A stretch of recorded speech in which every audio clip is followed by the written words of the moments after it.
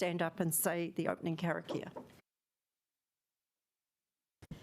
Whakataka te hau ki te uru, whakataka ki te tonga, kia mā kina kina ki uta, kia mā taratara ki tai. E hi aki ana te atakura, tia uka, hei Māori ora.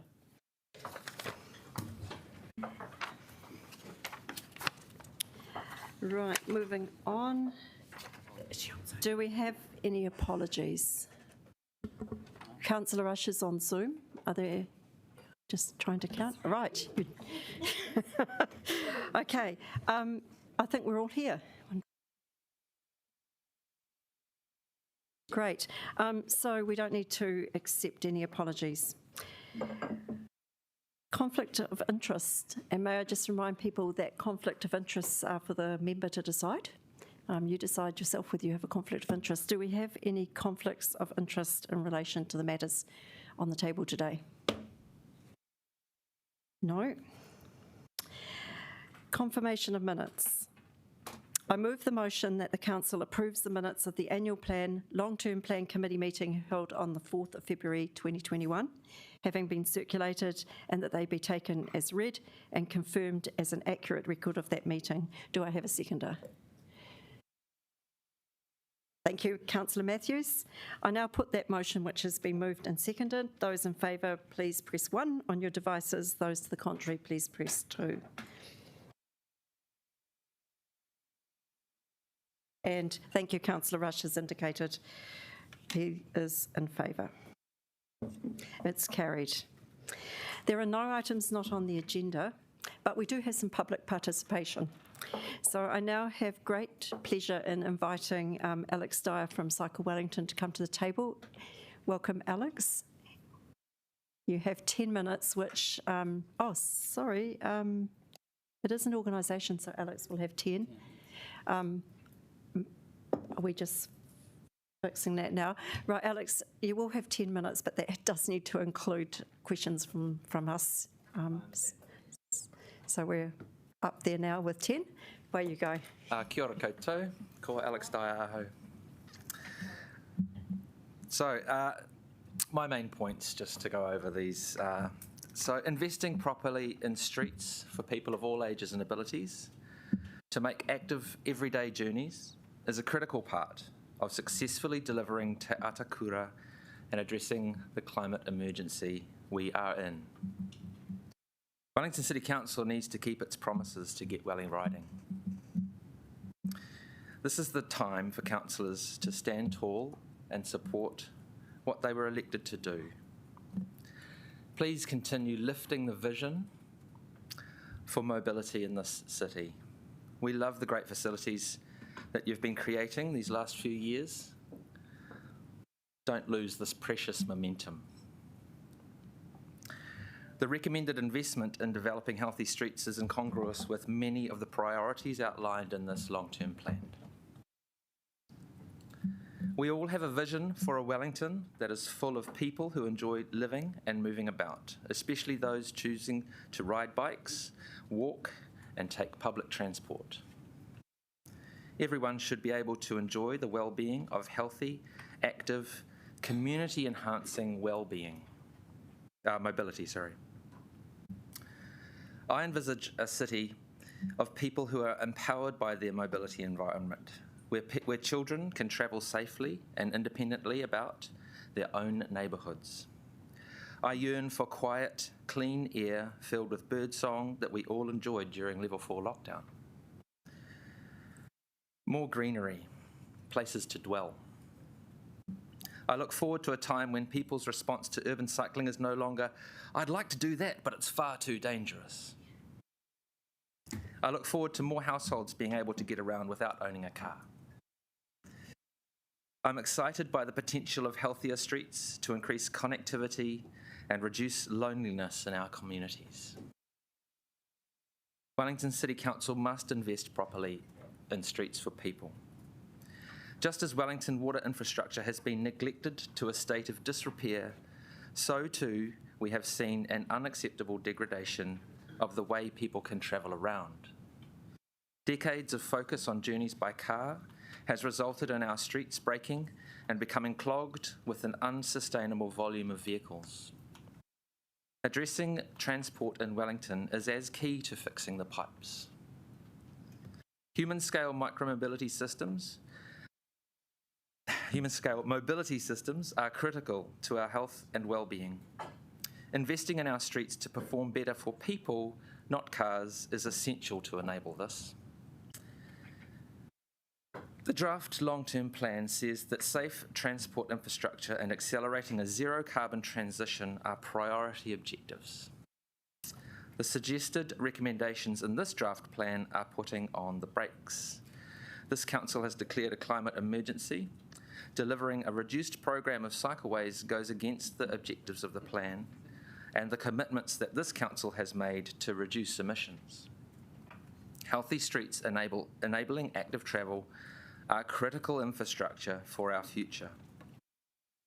This long-term plan aims to cut the important cycling corridors to get Welly riding significantly. That it does undermines the impression of an organisation prioritising safe, zero-carbon, waste-free, resilient, reliable, critical core transport infrastructure. Not funding the parade upgrade means that you are walking away from the consultation and commitments made to the people of Island Bay. Councillors need to respect that contract to maintain the council's social licence and trust that it will do what it says it will do. There are many residents and ratepayers in Wellington who are happy to pay higher rates to properly fund essential projects. Bike lanes are essential for addressing transport equity, climate change, public health, improving Wellington's appeal, and saving ratepayers money. Cutting bike lane projects because of rates pressure is compounding the problem for our children's generation who don't have a voice. I and many others feel this way as ratepayers and are eager to pay more to make our mobility environment healthier. Space that is safe for walking, cycling and other forms of active transport is one of the most sustainable economic developments we can invest in. Your own website lists evidence that every dollar spent on cycling by this council would save Wellington ratepayers $20 in the form of fewer injuries, reductions in emissions, health benefits, less spending on fossil fuels and more. More people on bikes means less money spent repairing damage caused by heavy vehicles, and we can't understand why such a valuable return on investment hasn't been utilised as part of the cost savings in this plan. What to do? So we think this draft LTP what should it look like regarding cycling? We don't think that a draft long-term plan put out for consultation should include options that are contradictory to the Council's priorities, climate targets and legal obligations such as those in options 1, 2 and 3 regarding cycleways. We think that the recommended option should at a minimum fulfil the entire program of works promised in previous plans and deliver promised improvements to the Island Bay Cycleway. Furthermore, we think that Wellingtonians should be consulted on the option of the Council delivering an increased and accelerated program. The consultation will not allow Wellingtonians to truly express their views if the best option they can ask for is that which has previously been promised. We consider that progress in Wellington is not being made fast enough and we are being left behind Auckland, Christchurch, and cities overseas such as Paris that have made transformative changes under visionary leadership. It's clear that Wellington City Council has the capability to deliver an ambitious long-term plan if you choose. This long-term plan prioritises the cutting of rates over cutting of emissions, and the same misplaced priorities left us to clean up the pipes previous generations should have maintained. We hope that you will make a choice to deliver on a long-term plan that ensures a Wellington and a world worth living in for our children and future generations. Kia ora, ngā mihi nui. Thank you, Alex. I have a question first, then the Mayor, and we do have some others if we have time. Are you aware of the fact that in our previous LTP we put aside 74 million over 20 years, and this LTP has 61 million over 10 years, plus the $220 million commitment to city streets, which will provide complete streets? And can you comment on that? Yes, that's a reduction in the pace of investment. Okay. Well, I've accepted. Mr. Mayor, it is your turn to speak. Yes, I was going to ask a question which is broadly along the same lines. So, Alex, in the current LTP, we've got 76 million over 20 years, so which by my maths is an average of a shade under 4 million a year. The current proposal we've got is 61 over 10 years plus LGWM. Now, I'm not quite sure exactly what proportion of LGWM will be in the cycling space, but it'll be really fairly significant. Now, even if the LGWM bit wasn't in there, that's 6 million a year, which is 50% higher than the existing bit. Has all this come out of the unfortunate, probably I would say, mislabeling of the options, saying one is reduced program, which is option 3, which funnily enough seems to be a more expensive option than option 2, which is a prioritised one. If we flip them around the other way, I suspect we might not be in the same place. But we're actually increasing by at least 50%, if not probably more likely 100 to 150%. Question. How can you come and say that to us? I think, with respect. Sure. With the concentration of effort, I think is a bigger issue for us, that there is going to be a contraction, if you like, on where this effort is going to go in terms of it's happening mostly in the central city. So the outcomes we're seeking is networks, connected networks, and I apologise if my numbers are wrong. I just think that the options are too timid and not aspirational enough, and we'd like there to be more options for Wellingtonians to consult on that they can truly express what they'd like to see happen. Yeah, and look, time's up, but I would have liked to, because obviously you don't know what's in the Mr. Mayor, I'm chairing the meeting. Thank you, Alex. And there were other questions, so perhaps you can, and they came from Councillor Pennant and Councillor Paul, so maybe if you are able to contact them offline to communicate. Yeah. Kia ora. Thank you. Kia ora. I apologise, but there was a little bit more meeting matters that I actually, with my eagerness to get started, skipped over. So I just want to note that the meeting's being live streamed, as is our normal policy. And for the elected members, if you could let me or Dem Services know if you intend to leave the meeting. And just a note for everyone that we'll adjourn around 11ish for morning tea, 12:30 for lunch, and 2:30 for afternoon tea if that's required. So moving on, I now would like to invite our second public participant, James Every Palmer, Lawyers for Climate Action New Zealand Inc., to the table. Welcome, James. As with the previous speaker, you'll have 10 minutes, which does need to include questions. Yes. Tēnā koutou katoa, ko James Every Palmer aho, and thank you very much for the opportunity to come here today and to introduce Lawyers for Climate Action New Zealand.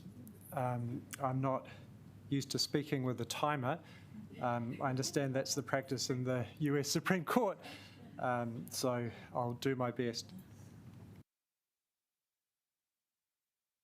I do have a PowerPoint. Is it? Thank you. So Lawyers for Climate Action New Zealand was founded 2 years ago. There were a group of like-minded lawyers who thought it was time to step up and do more in the climate action space. We advocate for legislation and policies to achieve net zero emissions as soon as possible, and we also provide free legal assistance to groups that are fighting towards climate action. We've tended to focus at the national level, so we've been quite involved in the legislation to form the Climate Change Commission and the emissions budgets, which are obviously going through at the moment, RMA reform, and also climate-related financial disclosures, but we completely understand that actually it's council decisions where the rubber hits the road on a lot of matters, and it's fine to have national policies, but they actually have to be implemented in many cases at the local level. And before I came here today, I was watching a live Zoom from Bill Gates launching his new book, and he's a technology optimist, so I think he's quite optimistic that we can make great strides. But he did end with the point that he sees 2030 as a key kind of time frame, and that if we don't get on track by then, he becomes a pessimist. And so in terms of council decisions around the long-term plan, it seems like a very important time to get on track in terms of climate measures. So we think it's the case that public decision makers that are making decisions over infrastructure or choices that are going to affect climate emissions, greenhouse gas emissions, that decision makers like the council are under a duty to take into account what's required to limit climate change to 1.5 degrees, the 2050 net zero target, and to take into account what steps they can do to achieve those goals. Now, the particular legal instruments that will apply will depend on the decision maker and the context, but they include the Paris Agreement with New Zealand's commitment to take all steps to limit temperature rise to 1.5 degrees. They include the Zero Carbon Act, taking into account the targets in that and the budgets that are set through that process. They include the New Zealand Bill of Rights Act, the right to life. We say includes the right to a sustainable environment is implicit in it. There's not much point in having freedom of speech if you don't have an environment that you can exercise that right in.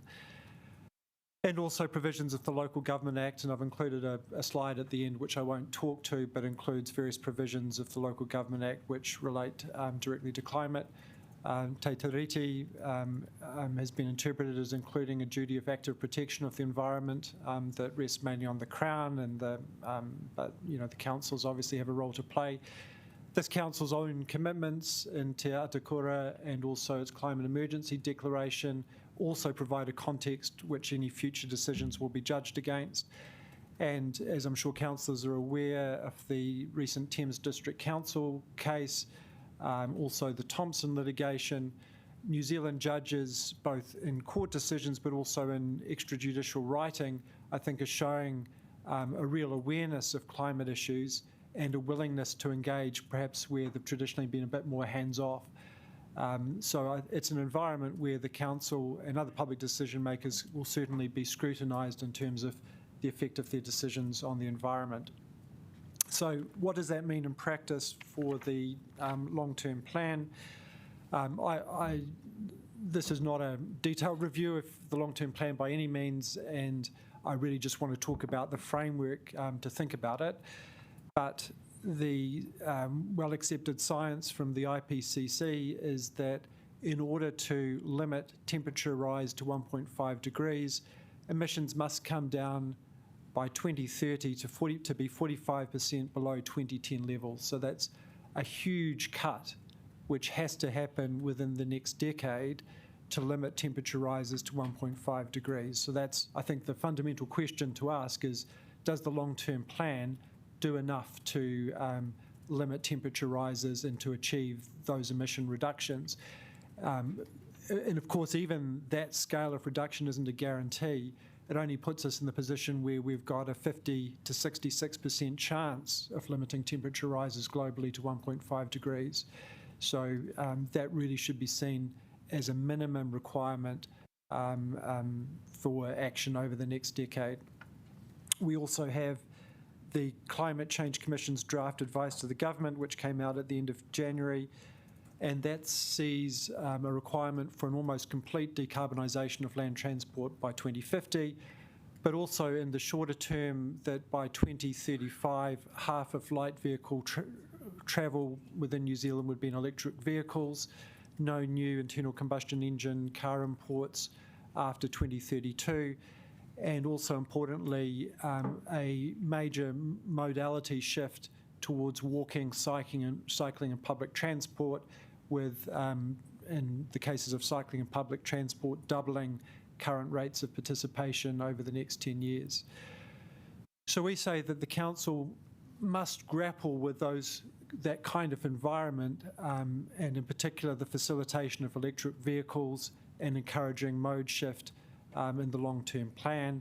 It must ask itself what progress has been made since Te Atakura was promulgated 2 years ago, and that was part of the climate emergency declaration, was saying that the most significant change has to come within the first 10 years, and 2 of those years are gone, and that the council must have an accountability framework to measure its progress and to obviously take steps if insufficient progress is occurring. So when we see the proposed reductions in funding for cycleways in Te Atakura, that certainly raises questions, and those will be issues that we think deserve scrutiny. And in our view, council inaction, or not the right actions, things that fail to meet the obligations or take properly into account these factors, will be unlawful and may result in orders by the court. Thank you very much. Now we do have some questions. Councillor Pannett, Councillor Fitzsimons. Oh, James, that was just wonderful submission. Thank you. And I love the fact that some legal action could be taken. So cyclists essentially could take us to court. Correct. So the kind of action would be a judicial review challenging the legality of a council decision, and the kind of framework would be a failure to take into account relevant considerations if the council hasn't properly grappled with the issues that I've been discussing, or an unreasonableness challenge where a decision just doesn't stack up against the kind of metrics that we've been talking about. And similarly on adaptation, if we decide that people can build in unsafe places, that could also be challenged? Yes. Okay, thank you. Councillor Fitzsimons. Thank you. And I just wanted to ask whether you think we're particularly opening ourselves up for litigation if we agree something which is different to a previous decision we've made. So you'll see in the papers that one of the options is to fund all the Te Atakura initiatives, which you mentioned, but the preferred option is medium investment. So do you think it would strengthen the case against the council if we agreed not to fully implement something, our own existing policy? Yes, you incur greater risk by not implementing an existing policy. Obviously, a council needs a degree of freedom to change its view and as circumstances change, but certainly pre-existing commitments can give rise to legitimate expectations. Often that's no more than an expectation of a proper process if you're undergoing a change of view, but in some circumstances substantive legitimate expectations can arise and will be enforced by the courts. And as I mentioned before, it is an area where I think the courts are keenly aware that democratic processes just struggle with dealing with climate change because they involve short-term expenditure and short-term costs when the benefits are for 20 years or 50 years' time. And I think there's a real willingness for them to play their role. Councillor Paul, I will allow a quick one. It's been up. Okay, and Councillor Calvert, in that case, if it's quick. Have you considered taking the government to court? Yes, so we came very close to challenging the Minister of Climate Change over the NDC, the national contribution under the Paris Agreement, but we thought we'd let that play through. The Climate Change Commission's giving advice on that. The government has been taken to court before in the Thompson case. It's certainly live for us. I mean, we I guess, for bodies like the Climate Change Commission, the Minister, the Council, you know, we come in peace, and in many cases we share goals, but we also prepare for war in a friendly way. Okay. All right.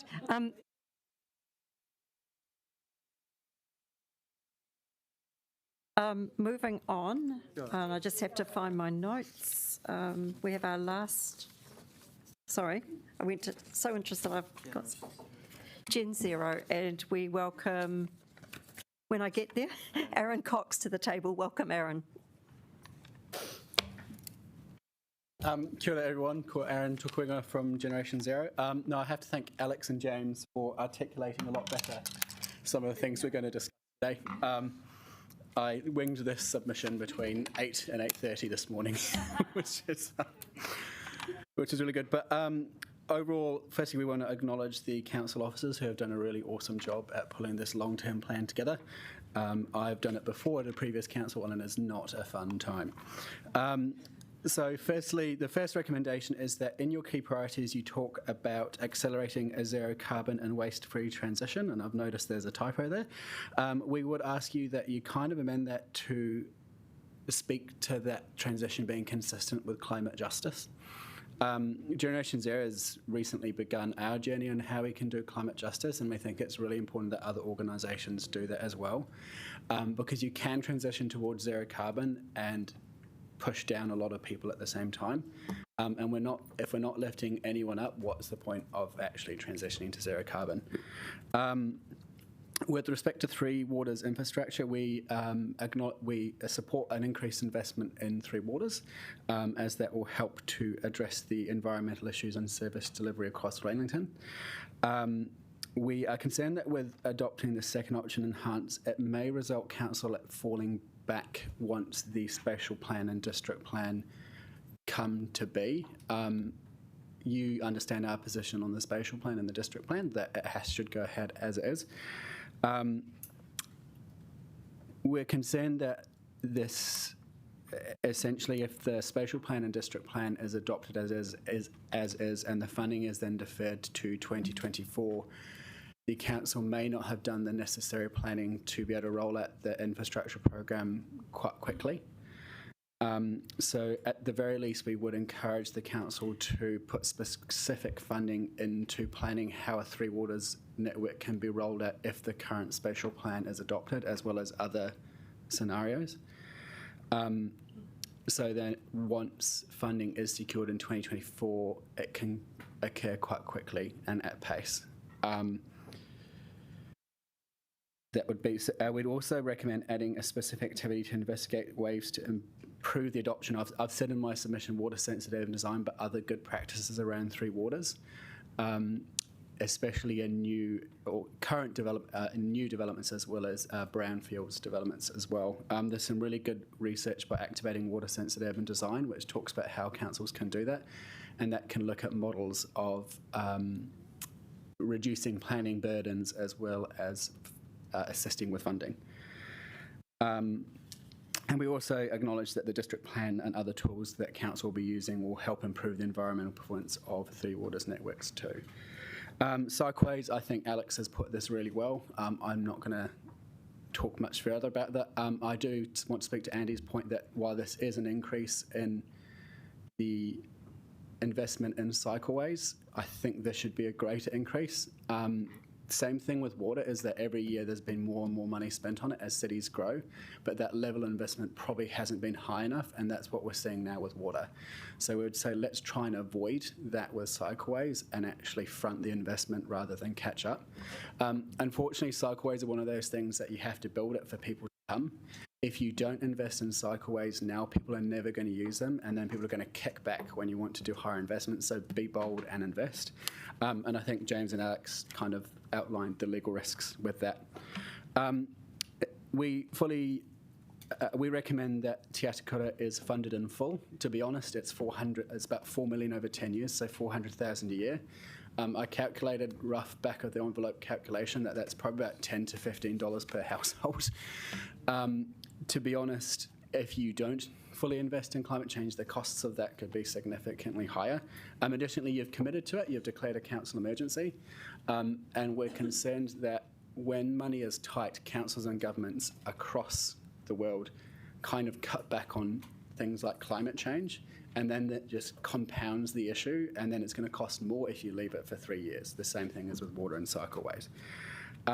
We also encourage you to consider putting funding towards how we can better support the community in understanding and adapting to climate change.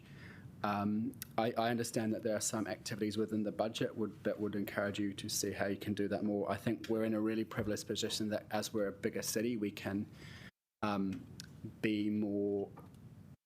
put more resource into thinking how we can have community-led action across Wellington. In terms of waste minimisation, we support this project going ahead. To be honest, we're not too concerned about the funding mechanism used. It'd just be good to go ahead. But what we would like to know is that if the funding for a special purpose vehicle wasn't provided, what would be the impacts on the long-term plan if this project was to go ahead through council funding? And I think that's an important decision to help the community know. We do acknowledge that it will have significant effects on reducing emissions from waste too, and we'd be more than happy to help write a letter to the Minister of Infrastructure to support providing funding for this. Lastly, probably the more controversial one is that we support divestment from the airport, bringing down the 30% stake over several years. We think that then the money from this could be used in two parts. One, to invest in infrastructure and services that facilitate a transition to zero carbon and resilience. Now, I use the word invest very deliberately. I really don't like when people say, what are we spending on climate change action? Because you're actually investing in the future. That's not great. The additional funding could then be used to invest in businesses around Wellington that are doing sustainable business, essentially, and facilitating that move towards zero carbon. I think it's fair to say that this could be an ethical for-profit investment vehicle, so that council is still getting some funds back that it is with the airport, but just in a more ethical way. And we think it is consistent with calls from a lot of people in the community and around New Zealand to divest in high emissions activities. And that is it. Thank you, Aaron. We do have questions. First up, Councillor Paul. Morena, thank you for your submission, you and Generation Zero. I just wanted to ask, at the beginning you talked about climate justice, and I've heard quite a few different definitions of that. Some people believe it's making sure that businesses aren't bankrupted by removing car parks, but anyway. Could you just describe some initiatives that we could undertake in order to give expression to that climate justice that aren't already included in Te Atakura? So I have to say that I probably haven't read I think one thing that we'd really like to see, and this is fully acknowledging that that Generation Zero hasn't done a good job with engaging with iwi and Māori, would be to consider how council can do co-decision making on climate change issues with iwi and Māori, as well as other communities that have traditionally been marginalised in decision making across Wellington. The other thing would be to support discussions with communities that are particularly at risk from sea level rise and other events from climate change. I think there's been some good work in Makata, but also around Wellington. And I think looking other ways is a lot of the work council's taking on itself, and to see how it can support community groups do that work as well. But we haven't done much thought on that. Would probably provide more advice in a full long-term plan. We do have a couple more questions. So, Councillor Rush, can you keep it fairly tight? Because Councillor O'Neill's would also like to ask one. Well, you know me, I'm always very tight. Hey, Aaron, thanks. Great to sort of see you. Very quickly, so a lot of these initiatives are just basic common sense and good for the city anyway. Where I'm most interested in your view is that the IPCC seems to think the heavy lifting in this space should be done by markets, and with a strengthened market and the Climate Change Commission giving us a trajectory through to 2050, I do wonder just how much we should be involving ourselves in the effort over and above what we are. I'm particularly thinking that Contact recently announced a $600 million investment in geothermal, and those are the sorts of things that will really drive down our emissions. Yeah. Should you make a comment on that? I think since probably about 2000, we've been relying on the markets to address climate change, and that hasn't happened. So it's probably time for now to government and elected officials to actually take responsibility and maybe changing the way that we've done things to date. Government and elected officials have a huge ability to influence, and I encourage them to use it. Thank you. One quick one from Councillor O'Neill. Thank you, Aaron. Real quick. Would you be prepared to pay for higher rates or take on higher debt levels to fully implement Te Atakura? So to be honest, I'm a renter, so I don't directly pay rates, but I pay rent to my landlord who pays rates. Yep, I think that the long-term costs for not implementing Te Ata Kura and other initiatives such as cycleways will be a lot higher if they aren't done. Right, well, that's perfect timing. Thank you very much, Aaron, and thank you for that presentation. Okay, so I'll just briefly outline the process of our first paper because we have put a bit of thought into it. The Mayor I'm going to ask Mayor Foster to introduce the paper.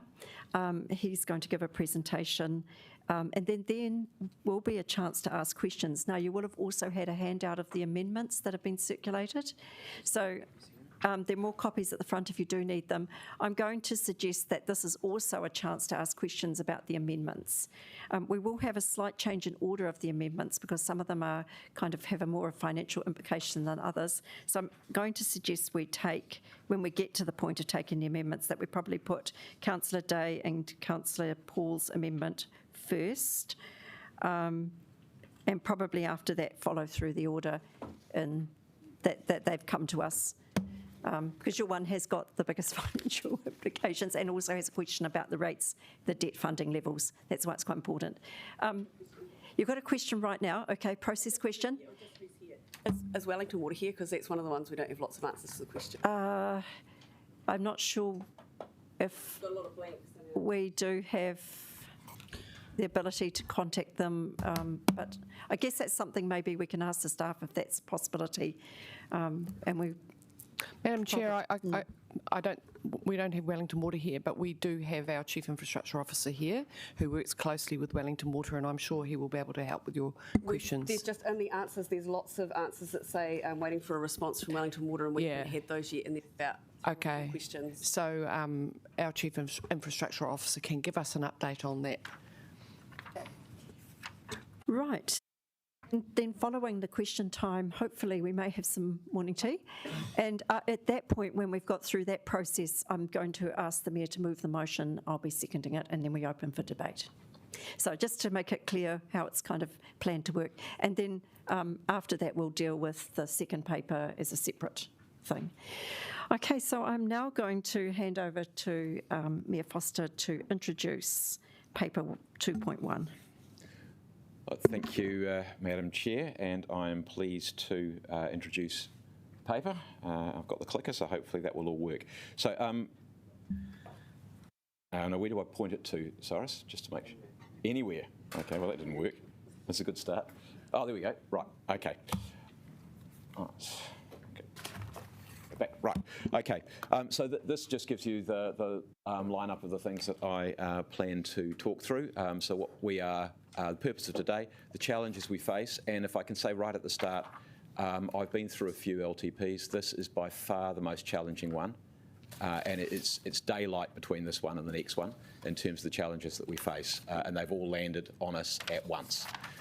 So it's a matter of some serious working through what is essential and what less essential and less important. Key issues driving investment in this LTP, what is in the plan, what's the plan going to cost, the assumptions around new funding tools for some particular parts of the budget, why do we need headroom, because that's a really, really important part of this, and what is changing between the process that we've gone through. So this has been an iterative process, and some things have changed as we've gone through as the numbers have evolved, and some things will continue to change until we actually land a final draft LTP consultation document on the 31st of March, and then finally next steps. Right, so introduction. The development of the LTP, as I said, is iterative. It started over 12 months ago and is still a work in progress. Today's meeting is additional to the normal process, and the reason we're focusing on the CapEx program is the next point. This is the first time we're actually over the debt ceiling. So we've had a debt ceiling for many years, which has been 175% debt to revenue. We are now looking to raise that level to 225% debt to revenue ratio. And if we had done everything that was in our capital program, we would have blown that to pieces. So we are way, way higher in terms of the capital spend program than we've ever been before. And that's why we're having this meeting in this order, because if we don't do that, obviously when you spend money on capital programs, it has an ongoing operating cost over the following years, whether it's depreciation or the operating cost of running things.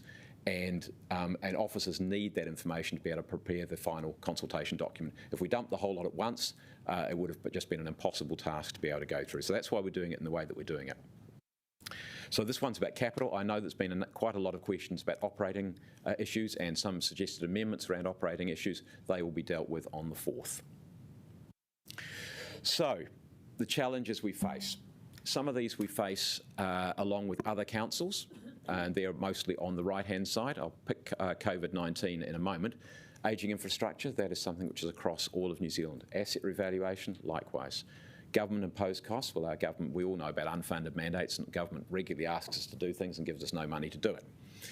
Healthy homes requirements, that's actually a bigger one for us than it is probably for, well, not probably, it is a bigger one for us than for any other council because we are a very large landowner or landlord. Community desire for more and better services, again, that is something, and in fact, you've heard submissions this morning, which are part of, obviously, what we will hear from some parts of our community saying we want more. COVID, I am going to take slightly differently from that because there are some councils which will have been hit harder by COVID than others, and it is particularly those councils which have significant non-rates revenue in their budget line. For us, there's a lot of user charges, but the obvious one is the airport dividend. That's the equivalent of a loss of effectively 4% of our rates budget. And it is going to take some time to recover. We all know that. So that hits us harder than, for example, our friends across the harbour and the Hutt. But there are also a significant number of cost drivers that are uniquely Wellington, and they are all at once. So we've had 2 substantial earthquakes. Well, 2 sets of earthquakes, 2013, a whole series of earthquakes, but 2016 in particular affected us. So we lost some of our rating base. It's also undoubtedly affected our underground infrastructure. It's also, the very fact that we're in this building is because of the 2016 earthquake. If we hadn't had the 2016 earthquake, we would be in Civic Square. We would not be paying rent on this building. We would not be facing the work that we are facing on the library. We would not be considering the demolition of the municipal office building, and we would not have a damaged civic administration building. So the earthquake has a significant effect on us in a way that no other council has been affected. Three Waters, that's an issue for councils up and down the country, but obviously ours has been spotlighted far more than any other council, and obviously government is also looking at reform in the water sector. Sludge failure, that may well have been related to the earthquake, but obviously we had the significant costs that were associated with the remediation, the fixing of the Mount Albert sewage tunnel, and we are going to have to pay for that. So we borrowed what was an OPEX type cost, and that is having to be paid back. That is on our debt line. Pop-up libraries, again, directly related to the earthquake. Social housing operations, again, we are the biggest landlord in the country after the government.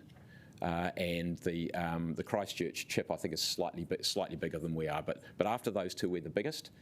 We know that we have a major challenge with social housing, and it is something which we have some levers to pull, but we are also working with the government to try and come to a solution that actually makes it sustainable and looks after our tenants at the same time.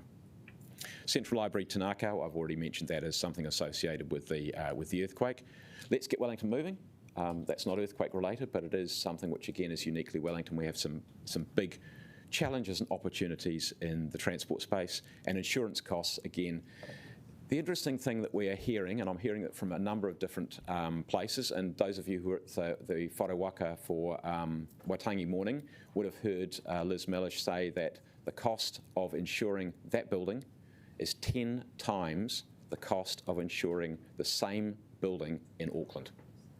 And that is the message that I get from our commercial sector as well. It is a major issue for Wellington, and it is something we are continually talking with the government about, saying we need a solution, because otherwise it is going to be a real handbrake on our city. And it is, in terms of council's budget, obviously our insurance costs have risen significantly, and our ability to get insurance is also a problem.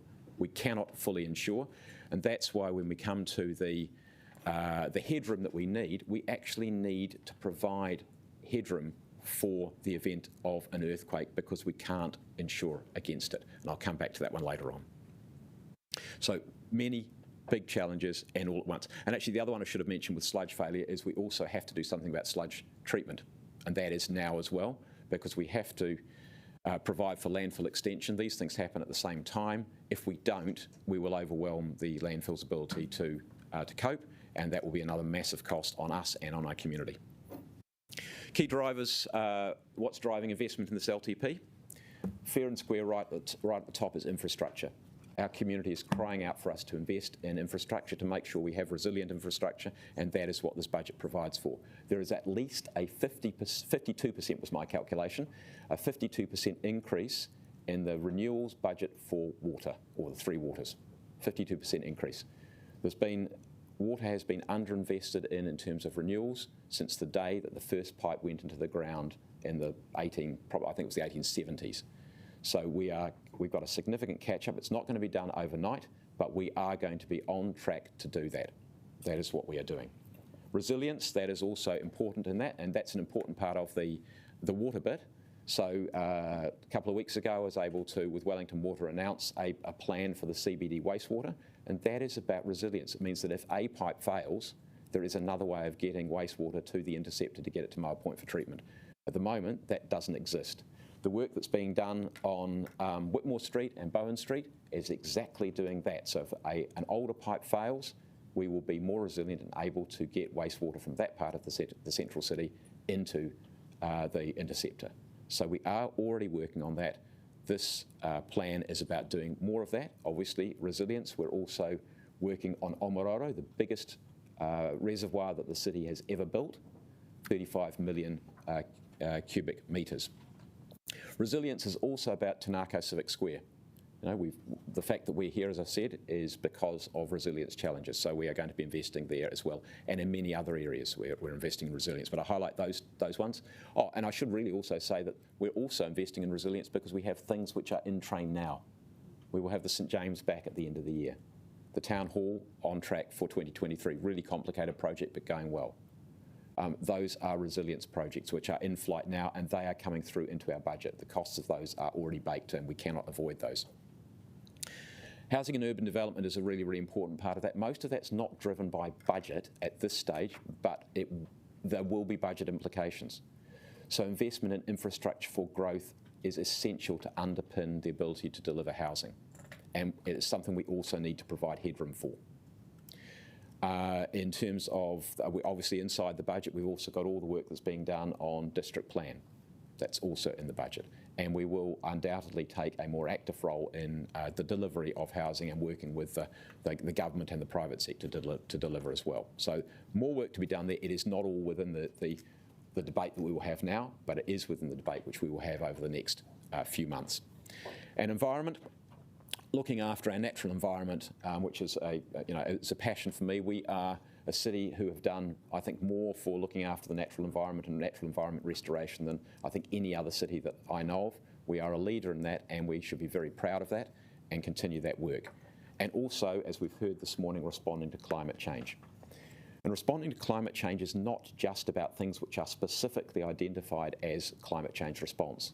Everything that we do in transport, everything that we do in urban form, they are the two biggest levers that we can pull. So the spatial plan, the district plan will be utterly critical in how we respond to reducing our climate emissions. So what's in the LTP? It is ambitious and transformational. And if I can give you a scale of the expenditure which we are looking at, and I think Alex said something along the lines of cutting rates, putting cutting rates over emissions. We're not cutting rates. In fact, this is the largest rates increase that is being proposed for a long time, but is about trying to have a balance between the level of rates increase, the ability to borrow money. We can't, if we frighten the bankers off too much, we won't be able to borrow money, we won't be able to do anything. They'll want their money back, and investing in the city. So there is a significant investment in the city, and we are going to go from the 2018 budget, which recommended $2.3 billion over 10 years. This budget recommends $3.4 billion. So that is a significant increase very significant increase in the amount of money that we are investing. Where's it going? Fixing critical infrastructure, repairing and revitalising Tanako Civic Square, reopening a new resilient central library, delivering investment in sustainable transport. And if I can pick the cycling one, you've got a sheet which has been circulated on the cycling one. Probably a little unfortunate that the original papers that went out said this was about reducing. It's not about reducing. As I said in the question to Alex, it is a 50% increase on the rate of spending. So the rate of spending we had before in the 2018 budget was running just under $4 million a year. The rate of spending which we're proposing at the moment is $6 million a year, excluding the cycling components of Let's Get Wellington Moving.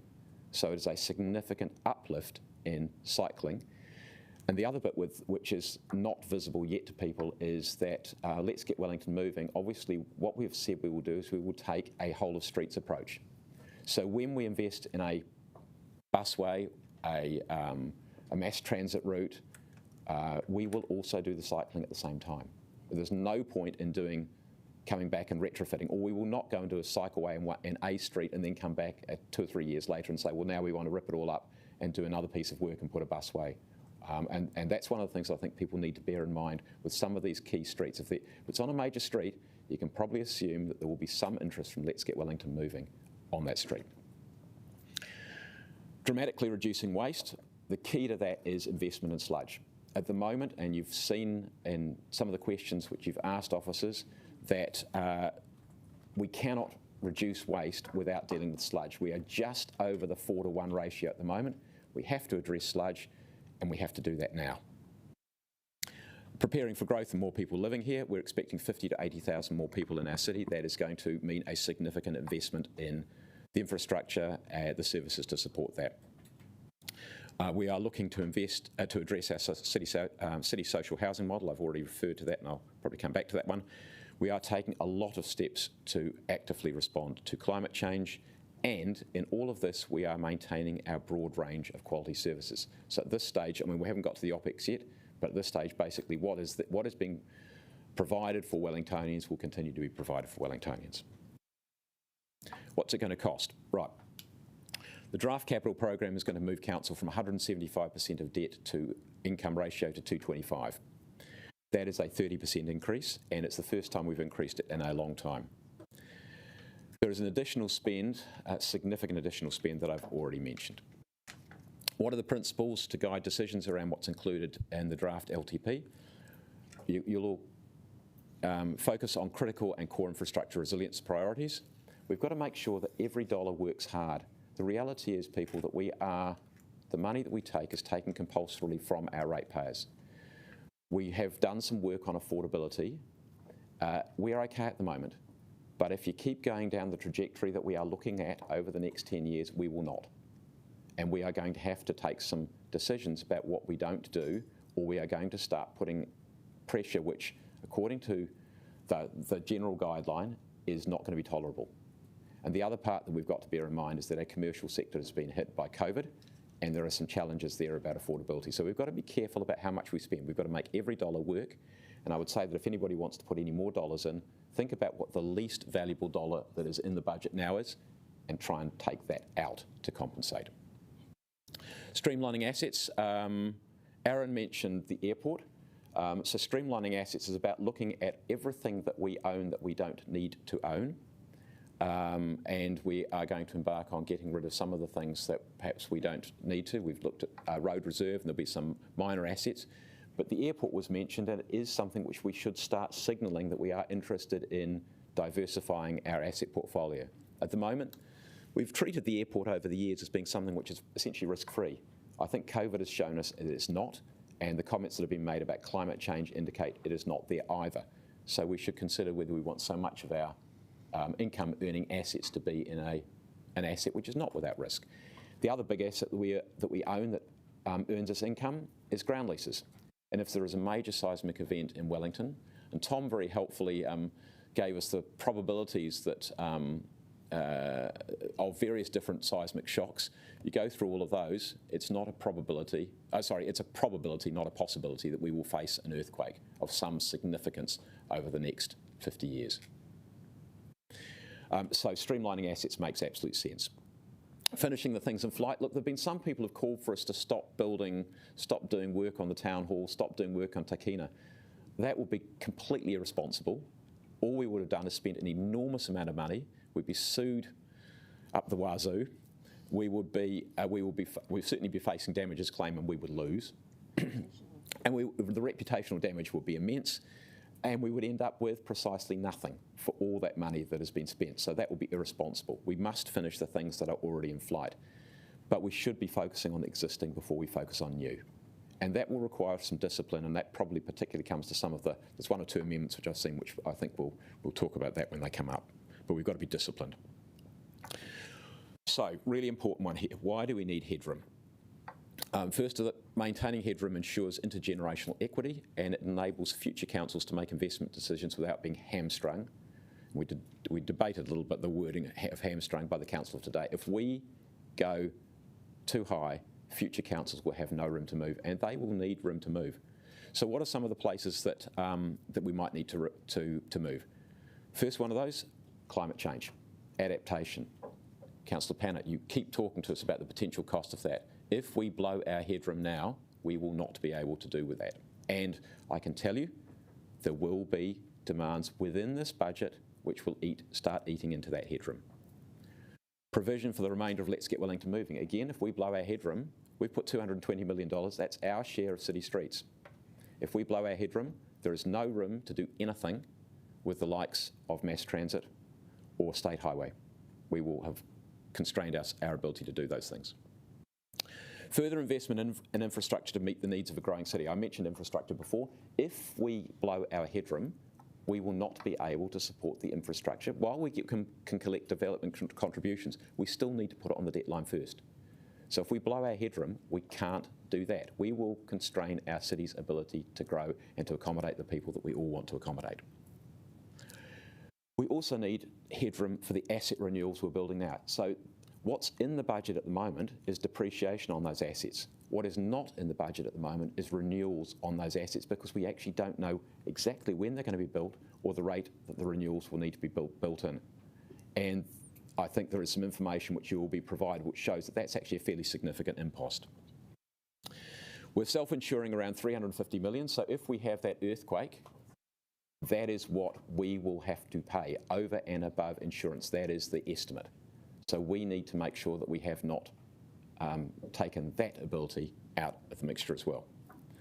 And we've also got to be financially prudent in case of the unknown, so anything that might happen. So if, for example, was a further pandemic, the first thing that happens is we reduce our income.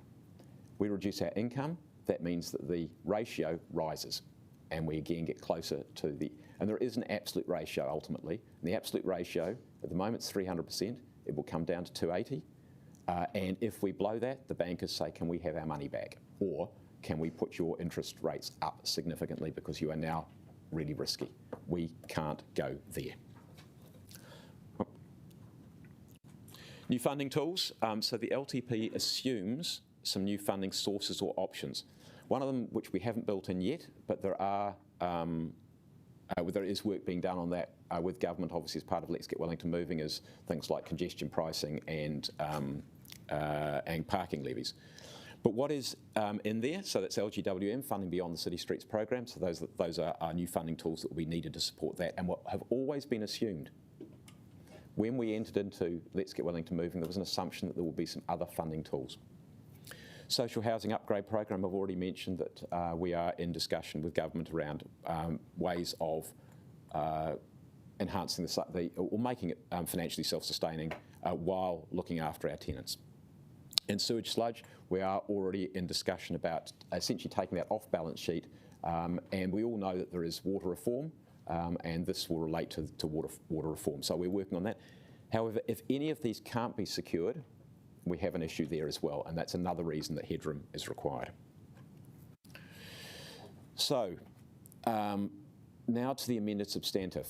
So we had a workshop, what was it now, 8 days ago, and then the papers came out on the basis of that workshop. At that stage, we still had a gap to find, which was in the original papers. That gap was $122 million to get us back down to the 225%. So this is what these refinements have been. There's probably one of them which I'm going to spend a bit of time on, but because I think the others are relatively straightforward. So first of all, this actually increases cost, fully funding all renewals. Originally we said we take a 10% reduction on renewals other than waters. So what we're going to do is we're going to keep all the renewals, so we're fully funding all of the renewals. We're adding back the renewals for Atari and the Botanic Gardens because in parks and gardens, a lot of these things, the renewals and upgrades are lumped together. They took the upgrade out, which meant the renewal came out, so it's putting the renewal back in, but the upgrade stays out for the moment.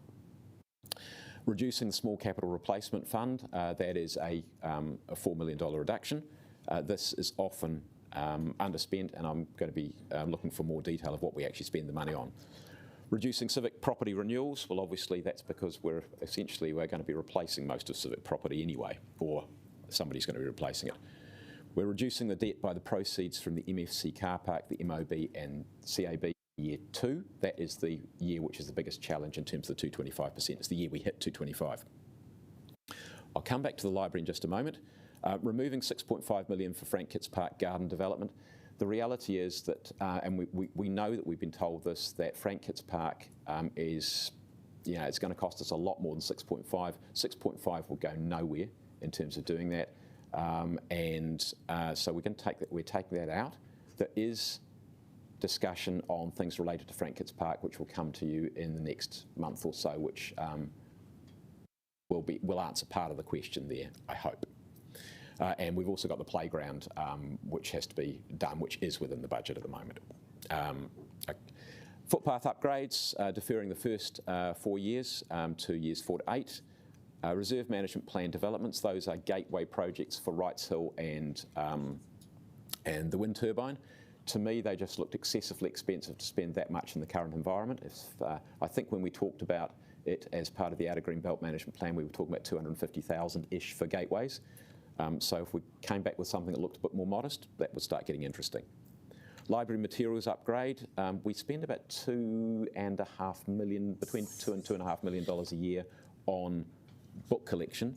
At the moment, of course, the issue with the book collection is we're storing it, the big bulk of it's being stored in Johnsonville at the moment. It doesn't seem to make a lot of sense to be doing that at the moment while we don't have a central library. But that will be renewed for the central library, so the central library has all the books when it reopens in 4 years' time. And then unscheduled infrastructure renewals, this seemed to be a little bit of an oddity, but we have removed all of that with the exception of some allocation for the town hall. So that saves us $25 million over the nine of the 10 years. I'll just go back to the library. In the discussion we had, and obviously you've actually seen some interesting media around this because that moved around a little bit. One of the levers that would have got us down below 225 would have been pushing the library out. But you actually would have had to push the library out a very, very long way to actually get us into a shape where we kept below the 225. So it's a matter of thinking creatively about how we fund the library, keep us below 225, and get the library open in the time frame that we want. And I'm going to get correction if I've got the two funding models which are being looked at.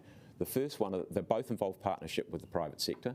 The first one of them is that we will partner with a private sector provider, that they would ultimately lease the part of the building which is not the library, the community facilities, etc., so the office part of the building, and that they would front end the payment. So they would start, the construction would start, it would be going on their balance sheet, they will be borrowing for it. We would ultimately end up owning the whole building and leasing back the office space to them or to a partner, but it's more expensive because our cost of borrowing is less than any private sector cost of borrowing. The other alternative is to partner right from the start, which is to say that that effectively we pay for the council bit, we pay for the library, the capital E bits, all of those bits, and that they pay for the other bits. Now, I hope I've got that right broadly, Sarah. We could be a bit clearer around ownership in the second model. So we own the ground lease and it's a shared ownership model, and so. Mr. Mayor, if you could wrap up. Yeah. Oh, sorry. I'll just get that's the one bit that I wanted just to be quite clear that I've got that. That's a shared ownership model. So we would own the ground lease, and we would own our bit of the building, but they would own, whoever it was would own the other part of the building. Yes, there wouldn't be a ground lease. We would own the ground and the community facilities, i.e. the library, capital E, and the portion of the building that is for commercial use would be owned by the partner, and they would receive the revenue from that part of the building. Right, and almost done now. Capital budget to debt income. So all of these things, when we do these, this means, and these numbers are important, year one, 222%, so we're just under 225. Year two, we are at 225. We start improving thereafter, but I can tell you that there are some things which are going to need to go in some of those out years which will ultimately lift those numbers, and they don't include things like Let's Get Wellington Moving. So there is upward pressure on those numbers. And finally, what's next? So we'll be having some more conversations before we get to the draft consultation document.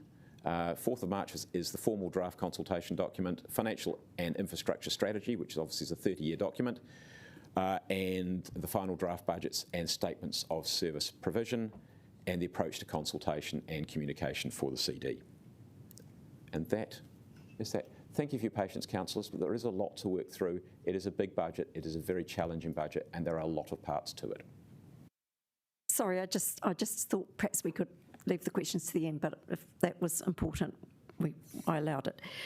But we are moving now into some question time. And sorry, and can I just finish with one other thing? Can I just also say my immense thanks to all of the officers who've been involved in putting this together.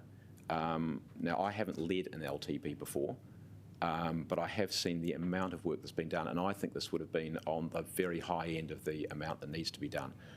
So it's difficult to single out people, Barbara, but if I can particularly say, Sarah, Steve and Baz, your team's an immense amount of work, and I just so appreciate what you've done, and also the creative thinking that's gone into this, because we do need to think creatively, we do need to think laterally in trying to get the balance between affordability and delivering the things that our city needs.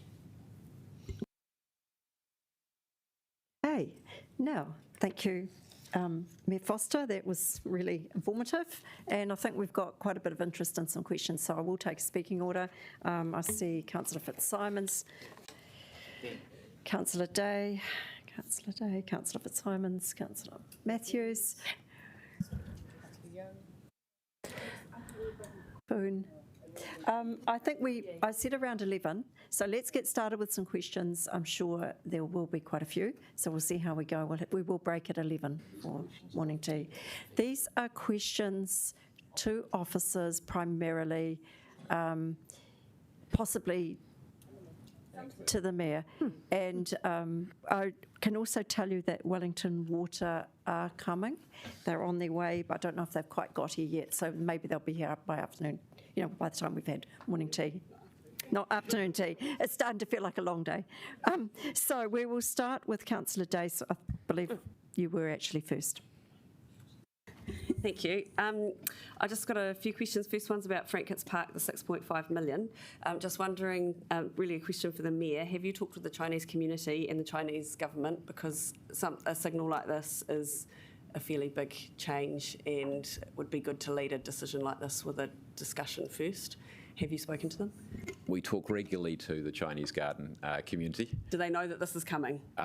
Look, I think they are aware that there are some significant challenges with Frank-Kitts Park. Do they know that this is coming? I'm not sure whether they do or don't. They will now. Okay, look, thanks for keeping that. Oh, can we keep it to 1 or 2 per person, because then we'll come back. So the library materials upgrade, that's not just books. Can we get some information from officers? I would assume that that's also other equipment that they use, but also when we get new books coming out, does that mean there's going to be no books for that period of time? So that is actually a level of service change? Yes, thank you. Claire? Mm-hmm. So it is largely... Am I coming through? I am now. Yeah. It is largely the collection, so it is largely the books and the resources for the library. It's not a whole, trolleys and other things aren't encompassed in that. So it's the collection for the library. But so we won't get new books for that period of time, potentially? So it's approximately a 40% reduction in the collection spend, so that will have an impact on how much can be acquired during that time. All right, Councillor Fitzsimons. First of all, will we get written notice of these amendments given they haven't been publicly notified or provided to us in writing before we are expected to vote on them? The last minute amendments you've just gone through. They're A, not last minute because you had some indications of those before, and B, then it's actually amended substantive. Yeah, but I want to see it. Yeah, no, that's fine. Can we get it? Yeah. Yep, we can put that out. Yep. And also, has the council sought legal advice on whether you can suggest this partnering approach, given that in only July we we passed a resolution that officers look at ideas and approaches to the building with a construction centre on the basis that council ownership is maintained, and then we ran a special consultative procedure on that basis. I was just considering whether I had to stand, but this isn't a council meeting. Look, it is open to the council to rescind that decision, and I think that's what the Mayor is proposing that you consider. That would need to be done formally, yeah. Mm-hmm. Okay, so we'd expect that to be in the amended substantive. Okay, and just I just want to ask about the debt levels. So we've got this very helpful chart in the answers that we were given, which is what the other sort of larger councils, what their debt to revenue ratio is, and it's in their last LTP, and Wellington's sitting sort of 9th out of 13. Do we have indications from LGNZ or from officers' discussions with other councils where our proposed limit will be sitting in relation to other proposed? It's helpful to have it for the last LTP, and it shows that we're got quite a conservative approach, but do we know whether that is maintained in what they're proposing in their LTPs, or is it sort of a bit too tricky to tell? Maybe Sarah Hay would like to answer that. Through you, Madam Chair, we do have some indication of what some other councillors are proposing through their current long-term plan, and the thing to keep in mind as we consider where other councils are at, where they are at in their growth journey as well. So comparing Auckland, Tauranga, Hamilton and Queenstown is a bit tricky. I would advise that you think that they've done a bit more of the growth than compared to us. But Tauranga are proposing 250% debt to income. Hamilton are looking at the LGFA covenants. Western Bay of Plenty, 180% debt to income. Whangarei, 175% debt to income. Christchurch, slightly different approach, but wants to maintain 400 million headroom below the LGFA limits, so that could be looking at 230% by 2031. Dunedin, 250% debt to income. Parent, that's at the parent level, not the group. And Tasman, 225% debt to income. Sorry, it's actually in the answer. I didn't read it. Sorry, my mistake. Sorry about that. Just finally, the island-based cycleway. So I see. I'm not sure what this document is that we've been handed around. It seems to be a chart with indicative cycleway priorities, but it also seems to be different than what was notified. Welcome, but different. And I just want to know. It says the parade upgrade length, total ROC, rationale. So what are we doing? What's the new proposal around cycleways? Including particularly around the Island Bay Parade upgrade? I think invite Vida Christensen to the table, Christella, sorry, to the table, or to the lectern there.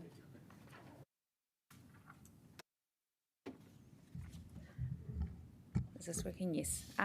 So can you, in terms of what is different, what precisely are you So the parade upgrade got taken out of the publicly notified documents, but I just want to know what this document is. So is it the Mayor's new proposal on cycleways, or it looks potentially like it's good news, but I just kind of want to understand what this chart means. Yeah. Okay. This chart is the background that was put together to make the 4 options, and over on the right-hand side, you'll see there's LTP options 1, 2, 3, and 4 down that edge. So option 3 is the preferred option, and it shows what is included. So it's not actually good news for Island Bay, from my perspective. No, okay. And so is there any kind of breakthrough or any kind of approach that the Mayor and Deputy Mayor have come up with to deal with the Island Bay? I thought that there was going to be some kind of, I heard that there was going to be something useful and positive to look forward to about that. Is there, I mean, we're allocating 600,000 spend, and then it seems like nothing after that. Can you please come up with a plan? Is there a plan?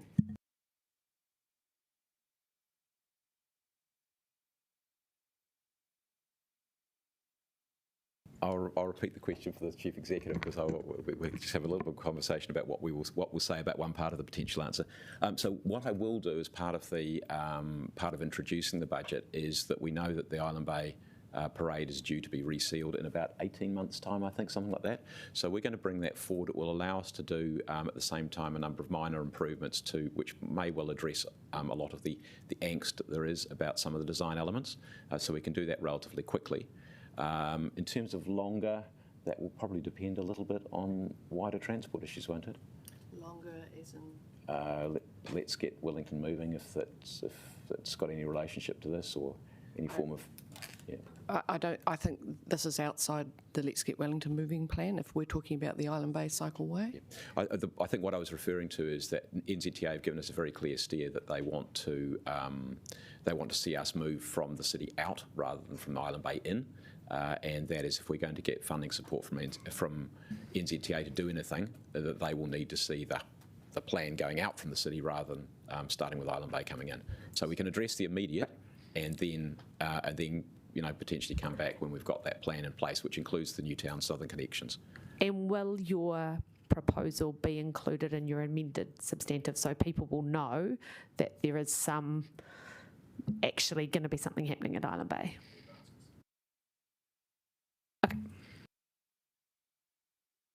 Okay, getting back to our speaking order. Councillor Foon, Councillor Rush, and are there anybody?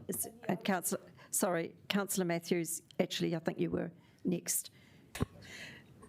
So my question is about the library, and I just want to understand the rationale why we have gone back to a public partnership model, given that we voted against it, and why haven't we revisited other things that we voted against, such as a lower level remediation? So I'll invite Sarah to answer that. Oh, is it more for the Mayor? Okay, all right. I think at the high level, the key was that we actually want, the key bit is I think people want a library open and operating. Now, think about it this way, is that part of the building will be the library and the capital E and all the other things that are the community-facing bits. That's what people care about. Then if we were thinking we're going to own the whole building and lease out part of that for office space to somebody, it's probably not particularly material to people who owns that bit of the building.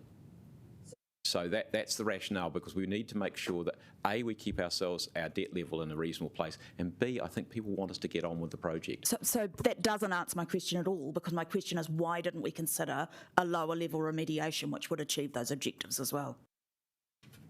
Because I think the very, very clear steer was that we want a highly remediated, resilient building, and that also is, I think, the responsible thing to do in terms of that's what we want. If we have, that's what the public said, and if we have a major event, we want to make sure that our library is still operating. I mean, if the most important thing is that you own office space to lease out to somebody else, and that's a higher priority than having a resilient library, please say so. But I don't believe it is. Could I just give a little bit of context too? So what we've been trying to do in order to maintain a prudent debt to revenue ratio is look at creative ways of funding key major capital projects, and that is why I think the Mayor has put this on the table, but it's open to the Council to agree or disagree. I think further it's something... It's probably worth highlighting what the implication will be of disagreeing.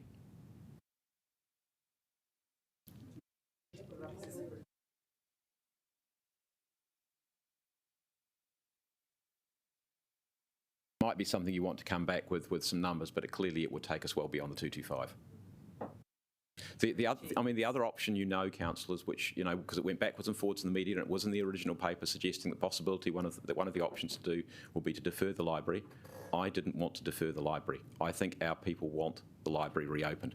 This is thinking creatively, practically about how to get our library open, how to make sure it is resilient, how to make sure it is a great public space for Wellingtonians.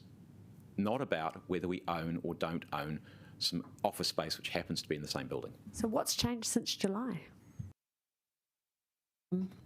I think it's also important to remember that we're discussing the draft consultation document. So all of this will be tested by the community and we can furthermore discuss it in debate. So I'm going to move on now to Councillor Foon.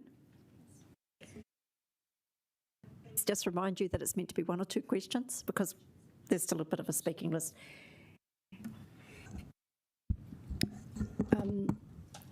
So 2 questions from me will be back to Frank Kitts Park.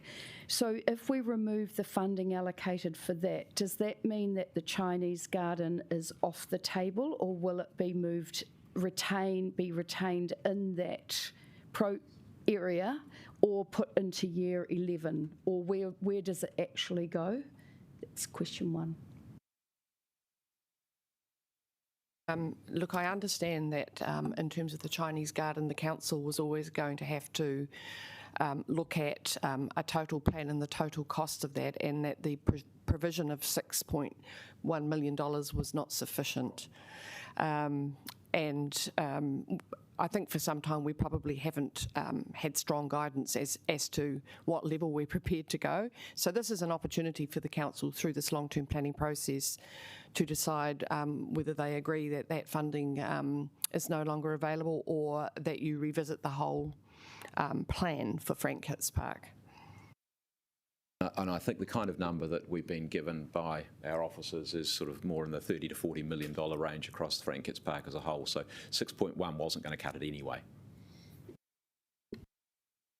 Okay, so I have one more. Just to clarify that if we wanted to see that continue, maybe at year 11, there is an opportunity to give direction on that. One of the things that the council could do, for example, is request a report back from the officers on the overall planning for Frank Kitts Park and the place a Chinese garden might have in that, because a number of issues have emerged since that decision was originally made, including the seismic condition of the underground car park and the need at some point to upgrade that, and so I think officers have for some time been suggesting we need to undertake an entire integrated planning process for that area. Yeah. Okay. And second question, just around, will we be able to publish documents from Let's Get Welly Moving on the plan alongside with our LTP so that the public can have faith in what is actually being done and will be done? So the long-term plan is going to try and articulate the stage at which Let's Get Wellington Moving is at, and ultimately the program for that is something that has been discussed between the 3 partners, particularly Waka Kotahi, who actually have the program managed within that organisation, Wellington City Council and the Wellington Regional Council. So we can make sure that wherever that process is at can be recorded in the long-term plan. Thank you. I think that would be really helpful. Thank you, Councillor Foon. Councillor Rush, it's Councillor Rush. Thank you, Deputy Mayor Freeze. So, I guess, Your Worship, I've got a concern around governance. This is an awful lot of changes. And whilst an email with almost incomprehensible text was sent out during the week, some of these things surely require workshopping. I came up early to the meeting this morning with a humble amendment for the folks of Lyell Bay, and Wellington, and having looked at the amendments, and I know some of my colleagues as well, I just do not see how any of this all fits together anymore. I think it's very complicated. I think we need to step back and understand. So, for example, you mentioned that you're going to fully fund the renewals now. I mean, most assets are made to exceed their lives by 10%. So, is there a debate to be had on that? What is MFC? I know the MFC car park, not sure, but I mean, your email started off by talking, removing the haircut. So I expected some more formality and some more background, and unfortunately, due to my own circumstances, haven't been able to be in the office. But I mean, the remove 6.5 million Franks Kit Park, is that the playground that we approved to go forward? It's just not clear. Not helped, I have to say that the slide pack you just went through wasn't actually available to me. So I've got real problems with being able to, I mean, some of these things I'm sure are well thought through, and I know that officers have worked them as well, and I know it's just for consultation, but I'm quite uncomfortable. I don't know if others feel the same way. Councillor Rush, do you crystallise this into a question? Because we are in question time. But we get the gist. Okay. Would you offer to lay the paper on the table, come back in a time after we've had a chance to really go through these amendments? So, Sean, or Councillor Rush, the reason for doing it in this way is because, and I explained that at the beginning, so perhaps you didn't hear everything, and obviously it's a huge disadvantage not being able to actually see the pack there, but because we're in the position which we have never been in before of the scale of the capital program taking us above the debt ceiling, we need to make sure we get ourselves back under the ceiling, and officers then need to be able to prepare the rest of the budget on the basis of what we've done. Otherwise, it means that they come to the final with so many uncertainties that if you think this is complicated, it will be much worse to be in that position. That's why we're doing it in this iterative process. Do you want to add anything to that?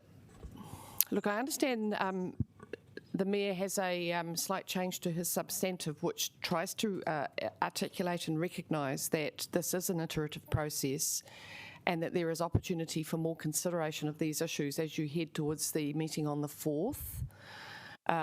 There is a statutory time frame that we need to adhere to. This is a very, very complex process, and is indeed the most complex process that I have been involved in terms of a long-term plan, simply because of the sheer number of challenges the city faces. Now, Stephen MacArthur has some comment to make on that. Yes, kia ora, councillors. I'd certainly recommend against laying the papers on the table, because I think we would miss our time frame for audit and the consequences that flow on. But I believe that the Mayor is going to incorporate into his substantive an amendment to number 10, which is agree in principle the draft CapEx budgets to be used as a basis for preparing the document, noting that these will be confirmed at the meeting on the 4th of March. So it, in effect, gives it allows the process to continue, because if it lies on the table, we're in effect kind of disrupting that whole process of building a draft consultation document and then that audit process that needs to follow. So I'd strongly recommend against taking that course of action, because it would really disrupt the process that we need to follow. Can I suggest that at least if we have the amended substantive, then we're in a better position to, like, I have some sympathy with what Councillor Rush said, but at least if we've got it. We will get that printed. We'll get that. Yep. Look, I think if we do need to try and put some framework around this, even if it's not totally set in concrete, because the reality is it's huge, this, and to get some idea of where we're going with the CapEx. So why don't we adjourn until we have the amended substantive? We will adjourn, because it's now 11 o'clock and we plan to adjourn anyway. So we will have a 15-minute break, because I think we all need a decent stretch and toilet stop and what have you. And we will be back, please, at 11:15.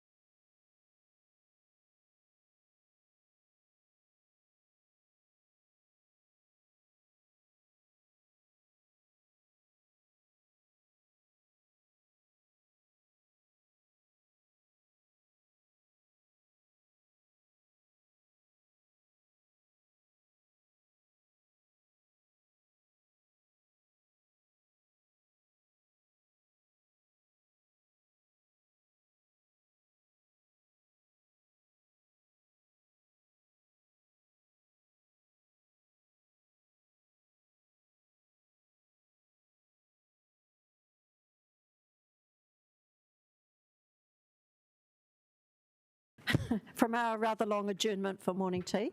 I'd just like to welcome Wellington Water. We've got Fraser and, is it Nicola, down at the, waiting to answer some of our questions.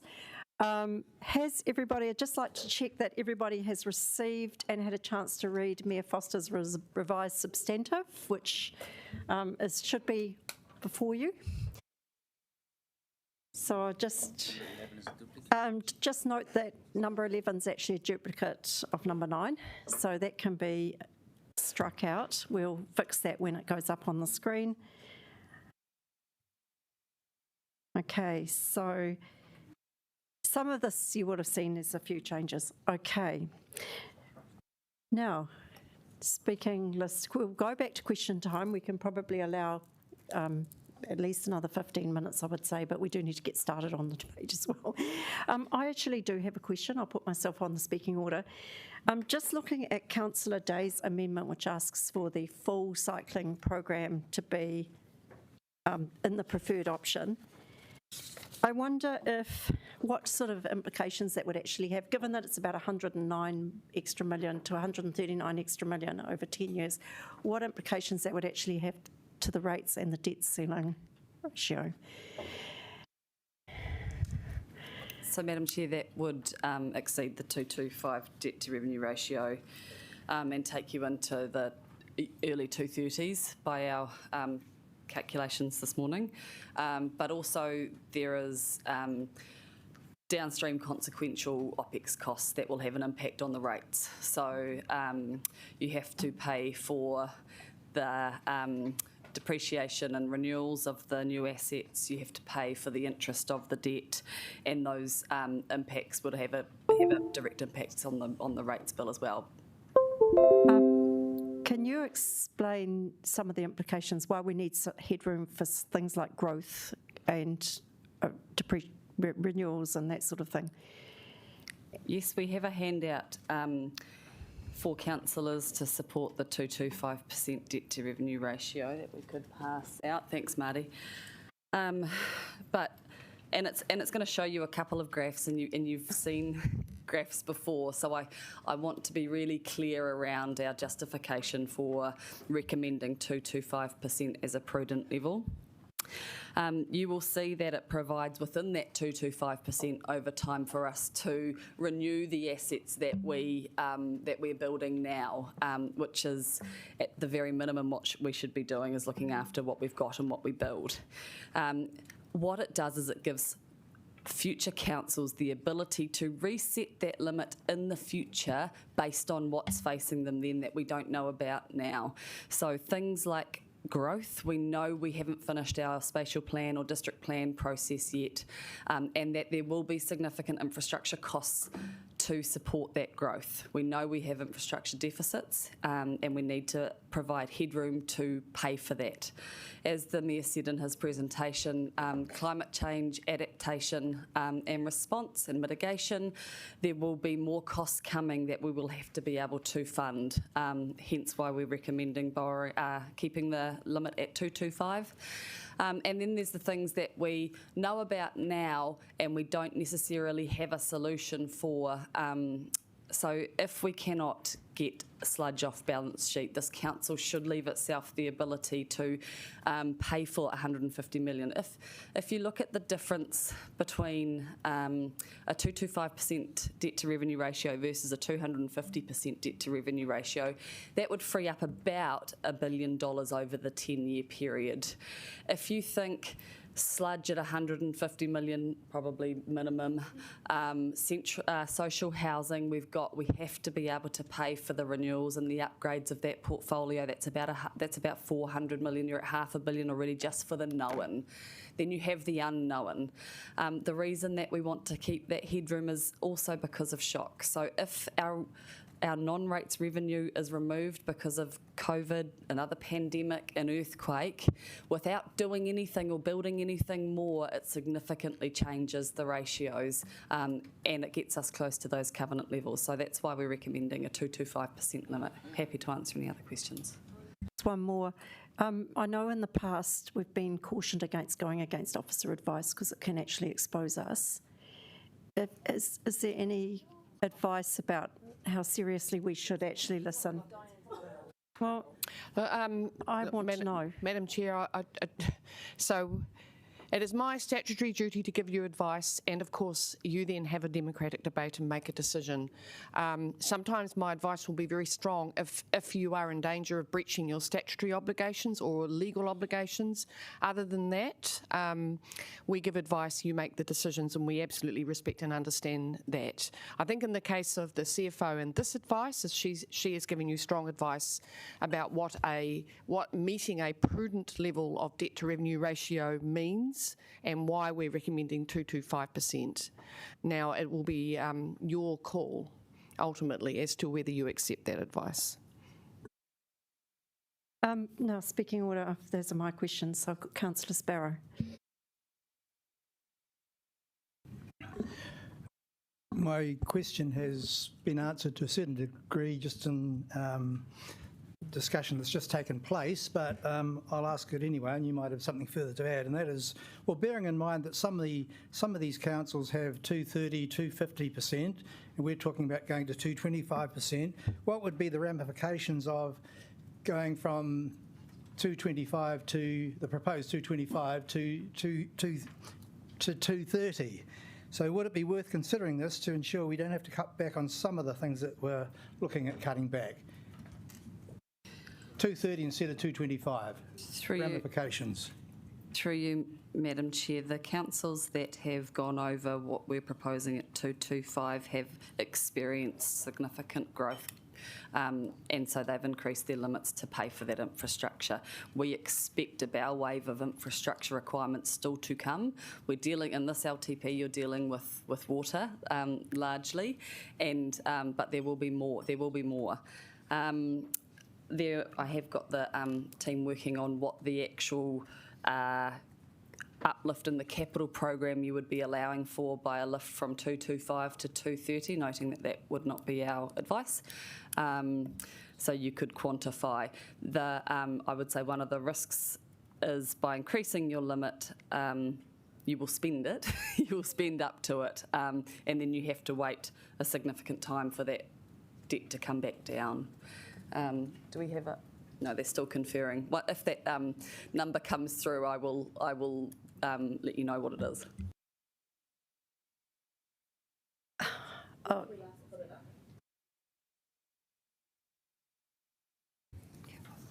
Marty, are you able to answer that question? When did we last increase the debt to revenue ratio? Okay, Councillor Day, can you ask questions through the chair, please? So the current format of the debt to revenue ratio was set in the first financial strategy that was a requirement, I think, of the 2015 LTP. And I think we set that at 150%. And then it was subsequently lifted, I think, in 2018, just from memory, to 175%. So before 2015, there was no requirement to have a financial strategy in the long-term plan, and there was no specific debt limit. However, the council operated a self-imposed limit on new capital expenditure that was funded by debt of $20 million. Are there further questions? We do have Wellington Water here, so, okay. So Councillor Fitzsimons and then Councillor Panner. So we've got the amended substantive from the Mayor, but still no island-based cycleway. But when I questioned you about it before, you said that you were going to add it into the substantive.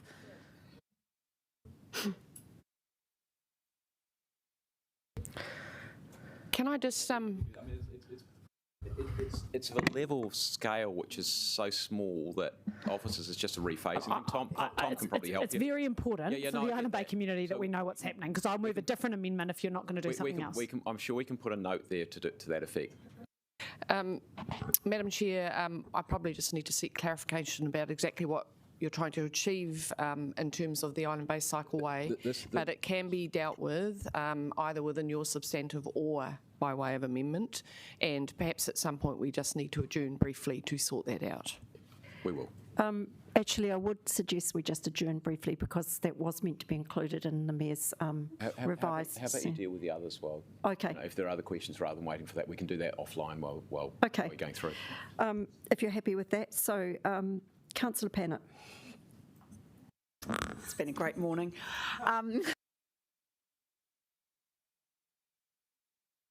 Of course, I love the Lawyers for Climate Change, basically almost encouraging us to take legal action. Have you looked? Yeah, great, but not before time. I will speak about this. I'll speak to that point later. I'm just wondering if you've looked at that advice and seriously considered how we are meeting our obligations, because I think people will take us to court. And I've personally done that before too. So look, I'd step back and just say, so there is a statutory process you're following to develop your long-term plan, which you must deliver by the 1st of July. Your obligation is to provide options to your community, to consult widely under a significant consultative procedure, and to then make your final decisions as a result of that process. Now, I am not a lawyer, but what I would say is normally a judicial review of a council decision is focused on process. And so if the council wish to understand the risks of judicial review for any decision it makes, we can provide you with advice through our General Legal Counsel, who is in the room, if you wish to ask her any questions. Yeah, it wasn't quite the answer anyway. I can follow that up later offline. I just want to talk about cycling too, just to get that clarity. So my understanding and concern is that essentially we're leaving quite a large part of the city without any cycling route for over 10 years. So the question I've got really is, are we going to be able to provide safe cycling for cyclists without having that network created? Because that's what it's about. It's not about putting a cycleway here and here and here. It's actually about joining them all up so people can cycle safely from A to B, not with a big gap in the middle. And I also want to know, in terms of our legal responsibilities around health and safety, to protect a vulnerable road user group too. Can I invite somebody from the cycling team to respond to that question?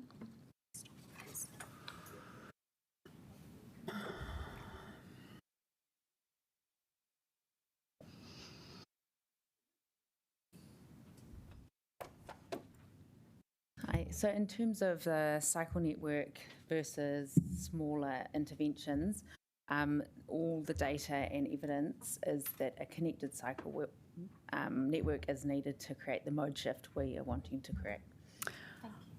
Thank you for that excellent answer. Did that answer your question about some areas of the city? Not, you were happy about that? Okay. Can I just remind people that we do need to hear the speakers in silence, so calling across the table will not be accepted. And if we can try and keep the side conversations to a minimum, but certainly calling across the table isn't going to be accepted. Councillor O'Neill.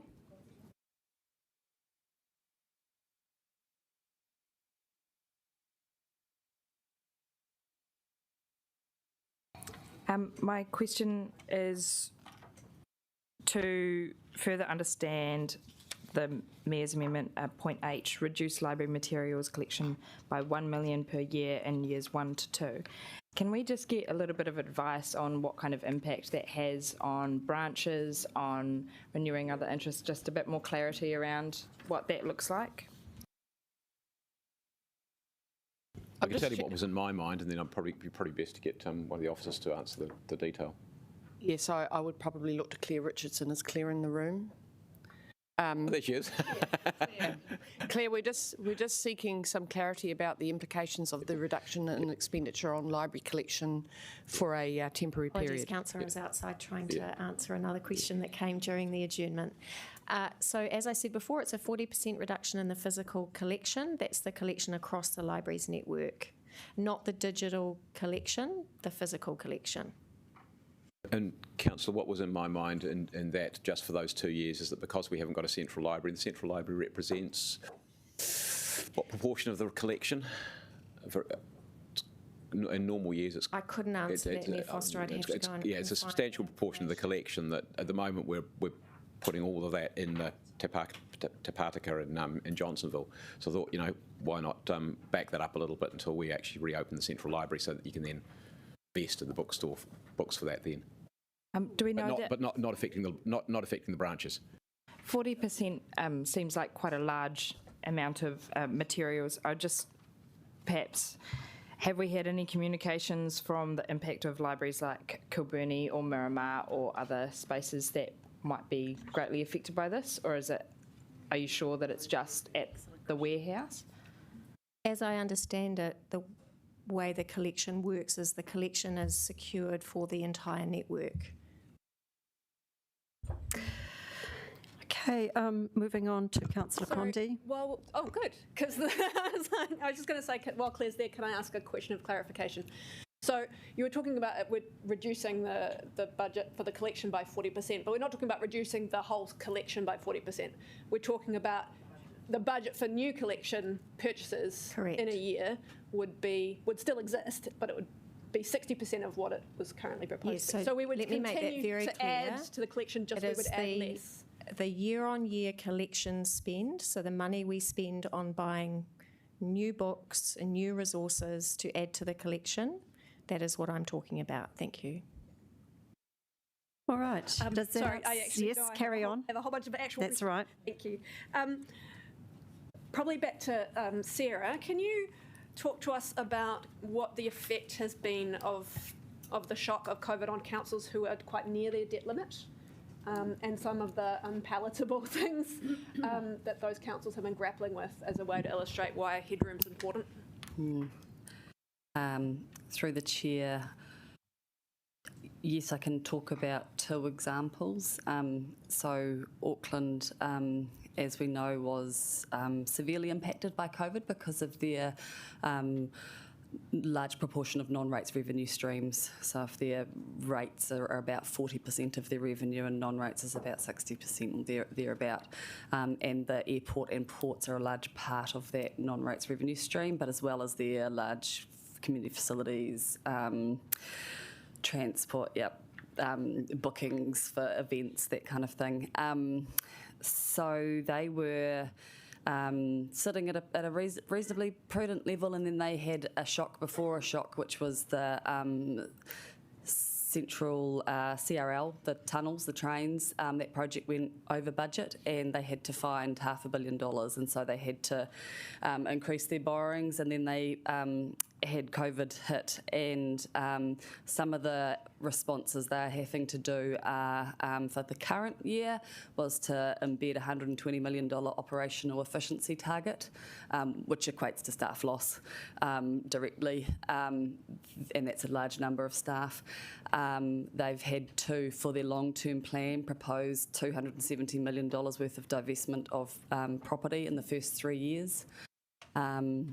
And other measures. Tauranga is probably another example who didn't need COVID, and you will see that they're coming out with a significant rates increase to increase revenue to help with the debt to revenue ratios over the 10-year period, and obviously other complications. I've got one question about the amendments from Councillor Pennant on green infrastructure, and just wondering if we can get some officer advice about a couple of these non-financial recommendations, which essentially seem to be more like policy recommendations than budget recommendations. I'm looking particularly at 6A 1 and 2, I think.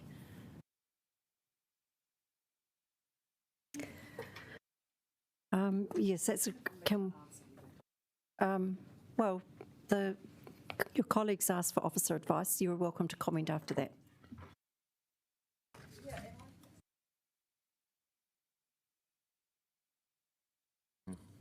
I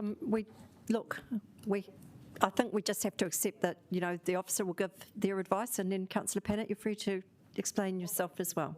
So can I clarify, are we talking about the green infrastructure amendment from Councillor Pennant? If this is the process we're going to follow, it's going to stop councillors from putting amendments forward before meetings, because we're talking about political stuff.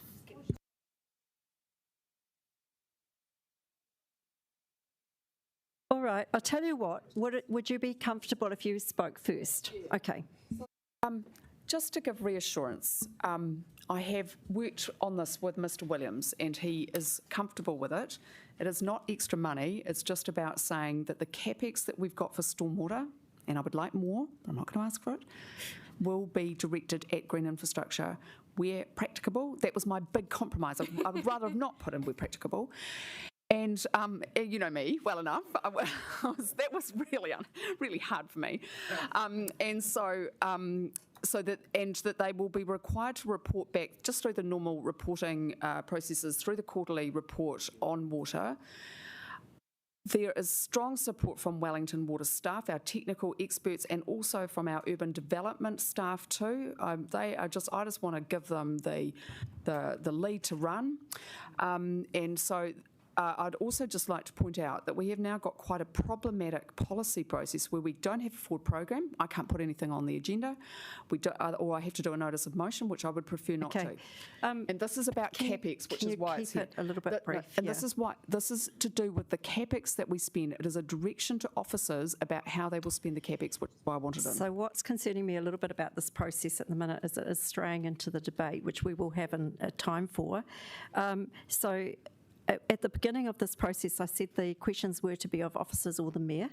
So I think it is a little bit problematic. I'm suggesting that we don't actually call out the person who's brought the amendment, but we just ask for advice on the actual amendment. But I'm also wondering how much more time we need to give to this, because we do need to, at some point, to start the debate. So I'm probably going to suggest we try and wrap up by 12. With the questions. Councillor Condi, you have one more? Well, I was just going to say that the final two questions I have are on the revenue and financing paper. Should we leave those for later? Yes, definitely. Great. Did you feel you had your questions sufficiently answered? Did you want to hear any more? Not really, because I didn't actually hear from an officer. So. Right. I do think we're allowed to hear some officer advice.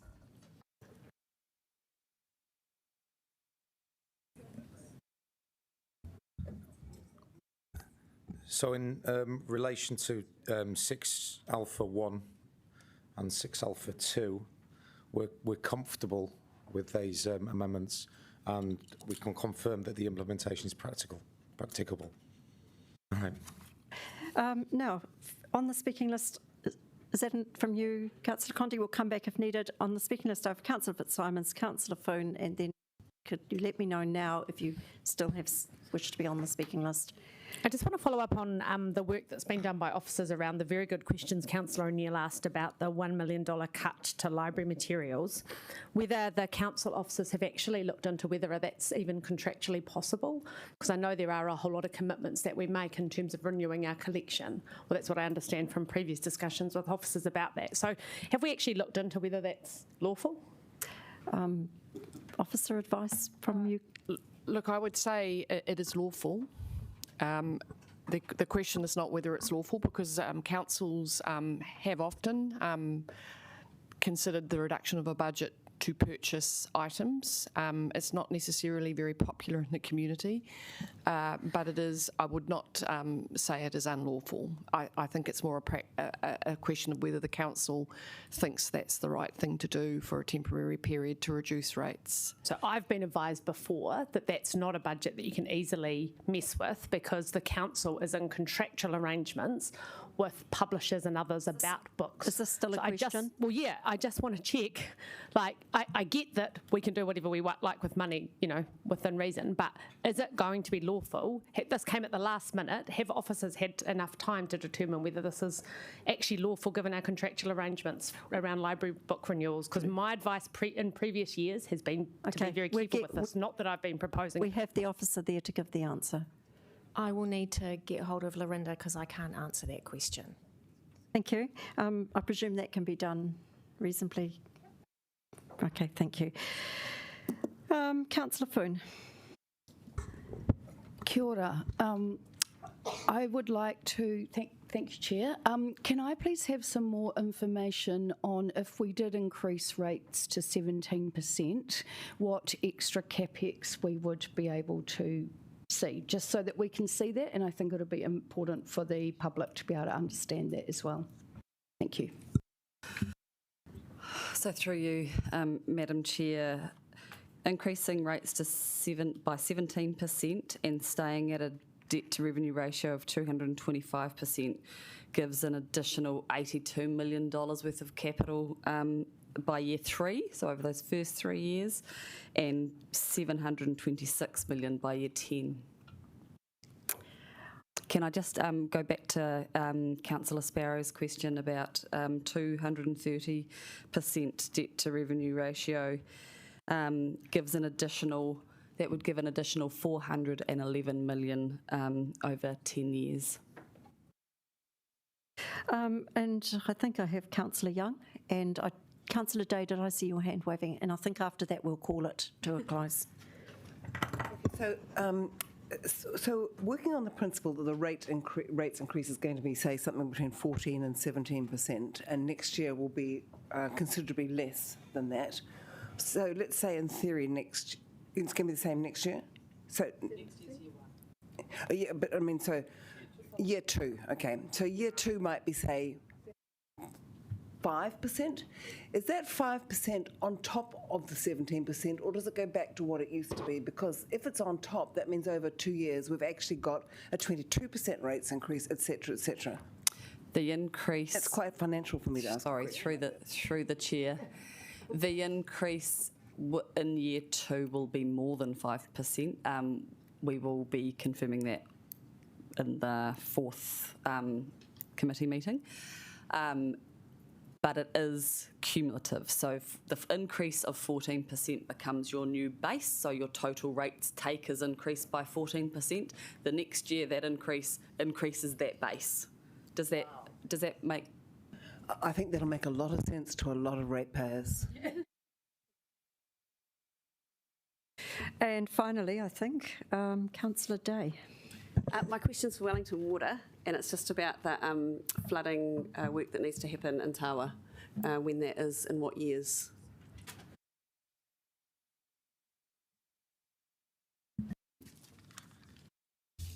So the work at Tawa is currently in the current LTP, so 18 million. And an element, I'll probably call Wellington Water up really to give you the granular on the cash, but an element of it goes into next financial year as a carryover. So it's going to be done like now, is it? Oh, cool. Awesome. Anything to add?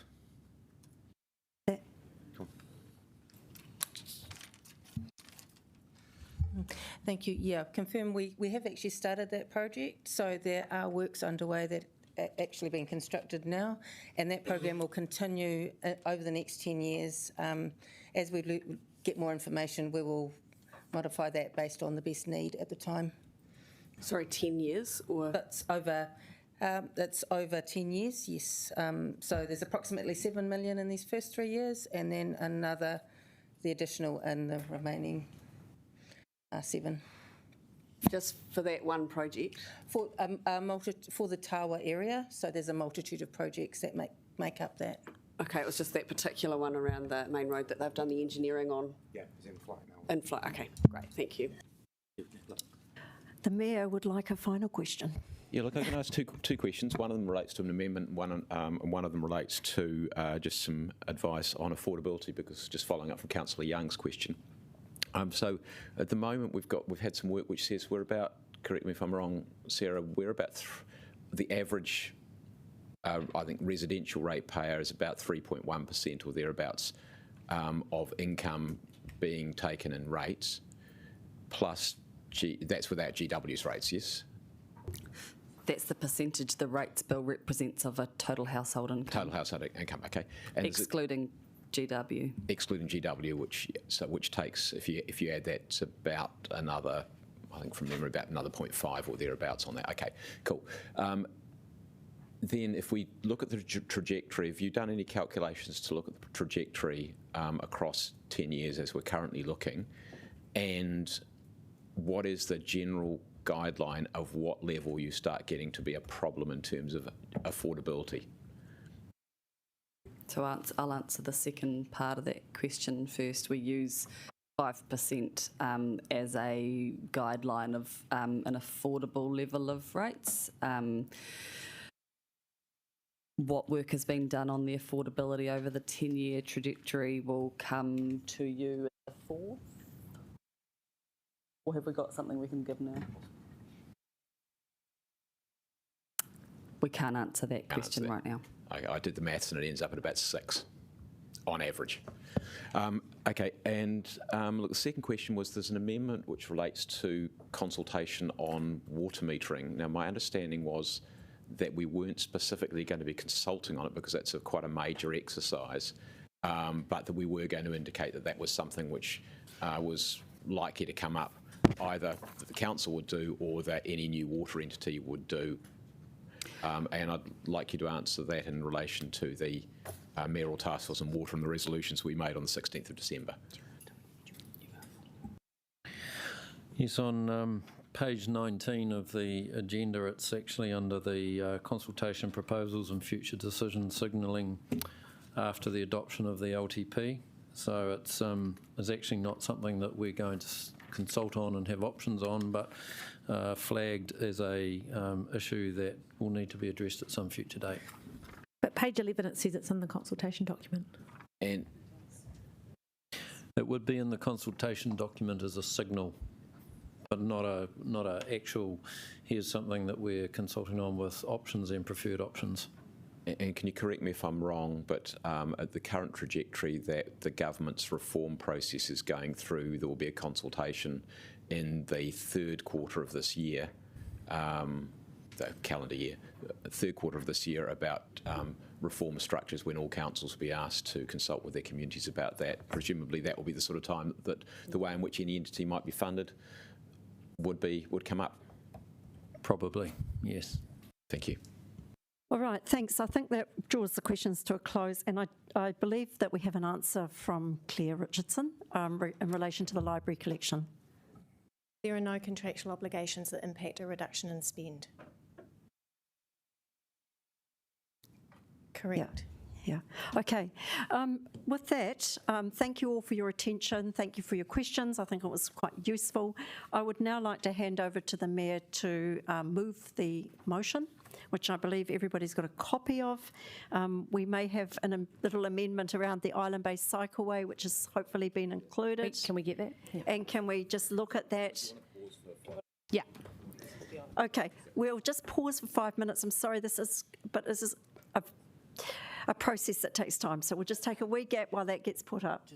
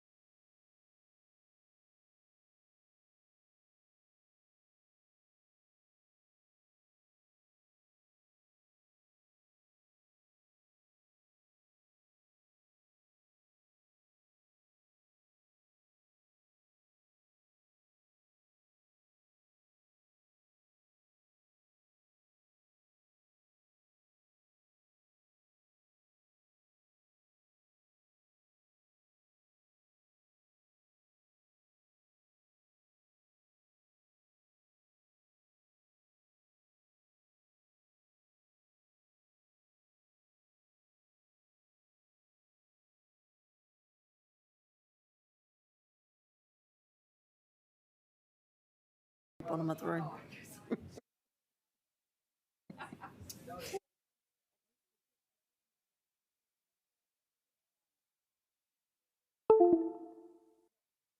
Yeah, no. All right. Can everyone please take their seats? We will begin.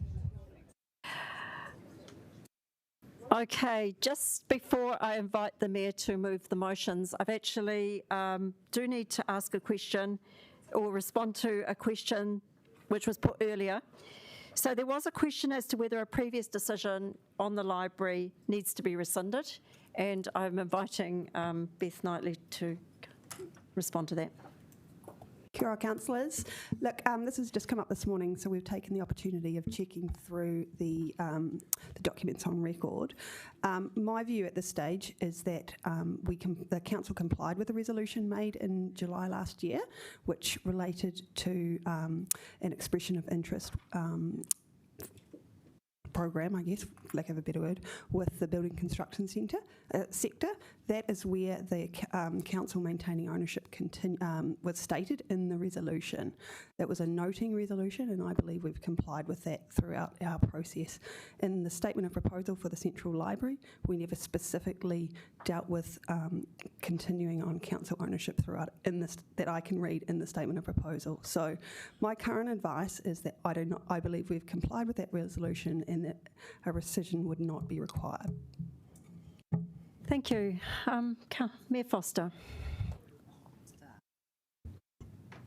Thank you, councillors. Essentially, I've already done the introduction by way of the presentation before, so I don't think I will add anything more to that at this stage, other than to say to you, this is a very big and challenging budget. We have to have a budget. We have to go through the timeframes that we've got at the moment. So we have to get through this week.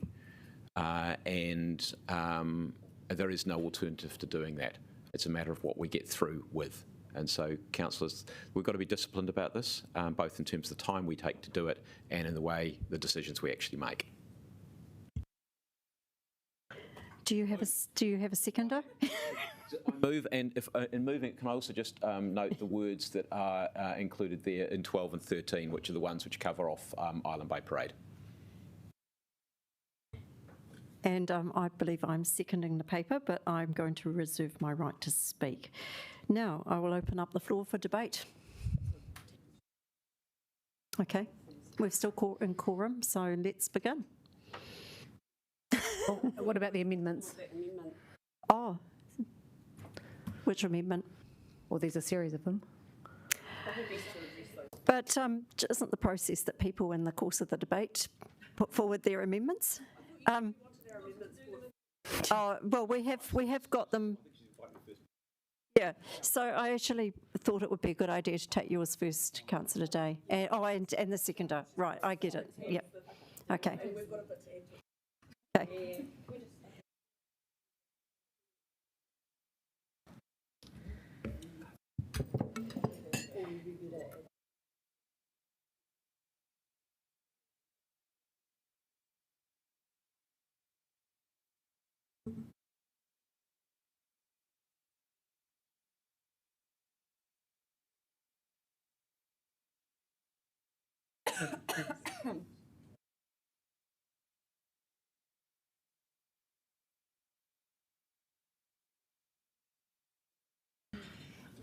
Okay, all right.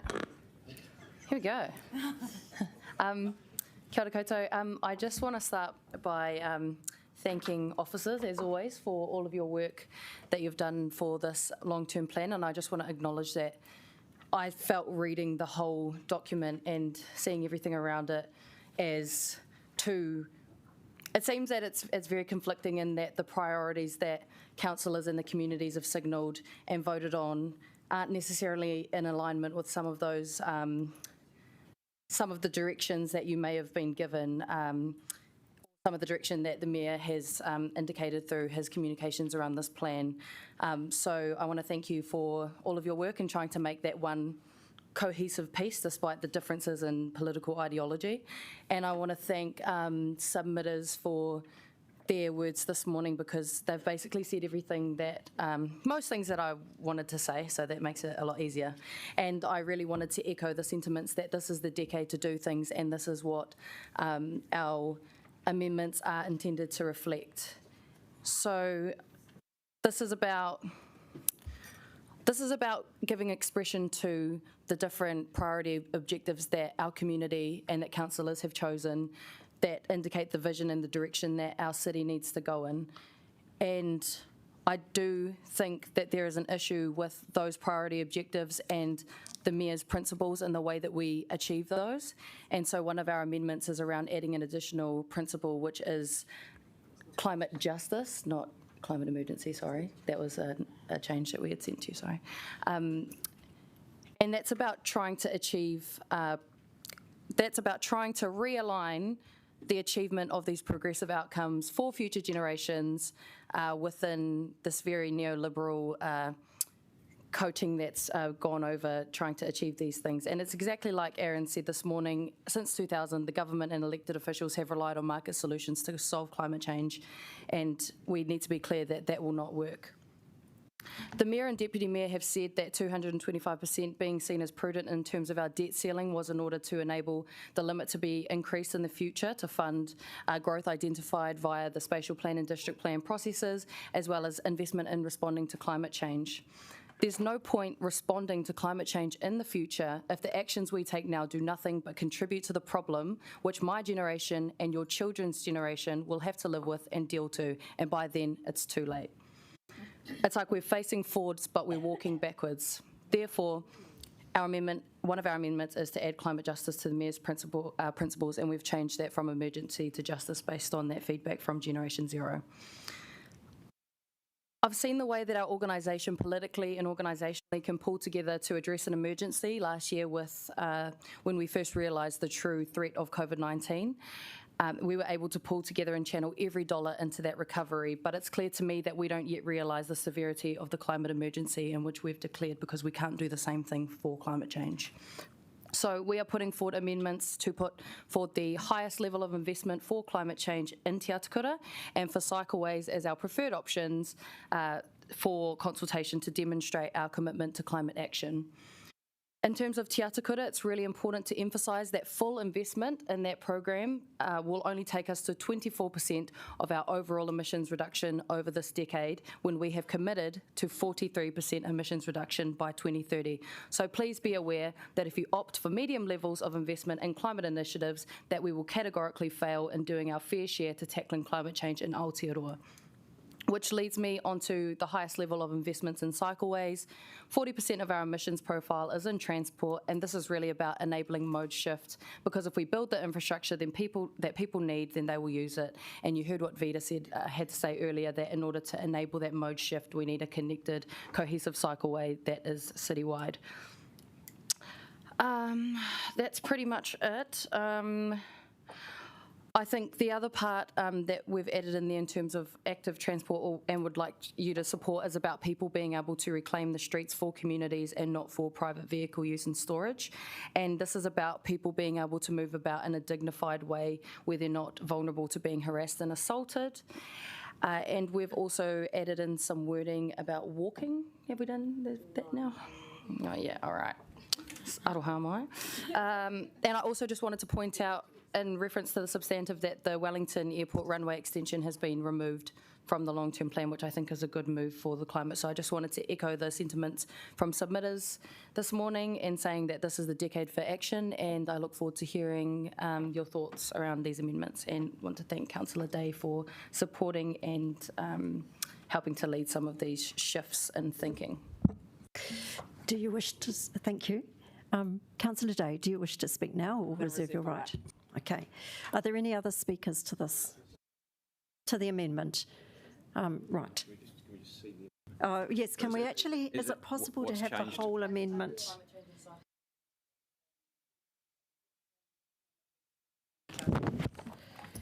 So it's the one you've got with the word climate justice. And is that the only, that's the only change?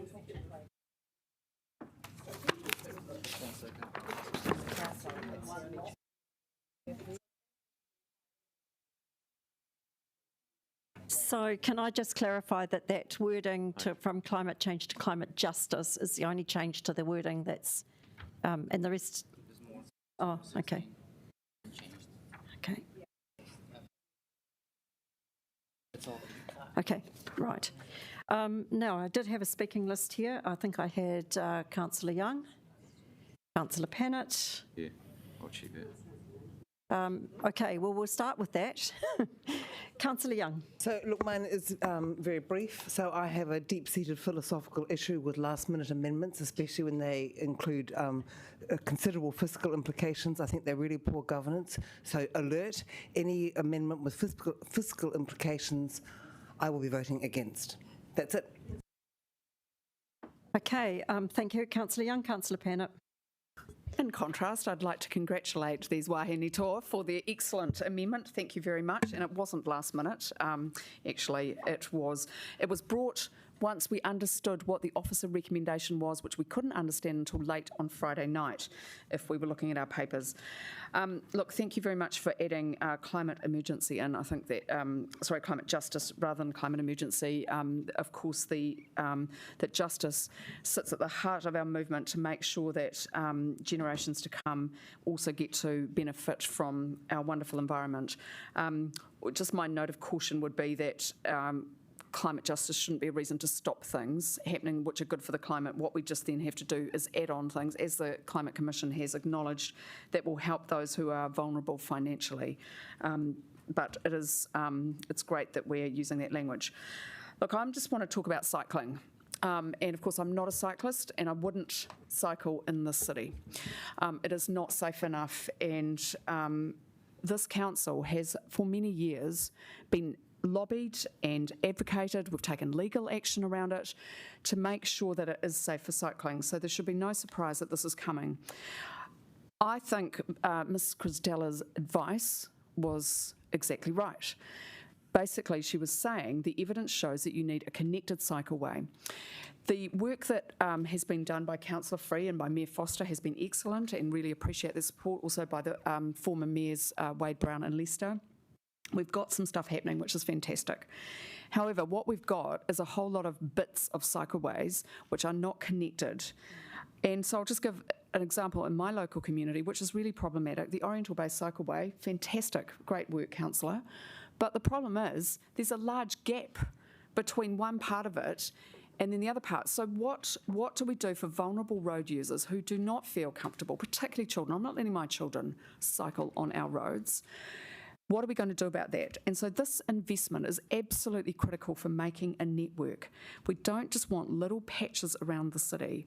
I know it is demanding, but the officer advice is that they can do it. It's just a question of the money. And this is absolutely critical as part of our spatial plan vision, which is to have a dense city, which I am in support of, in spite of what some people might think.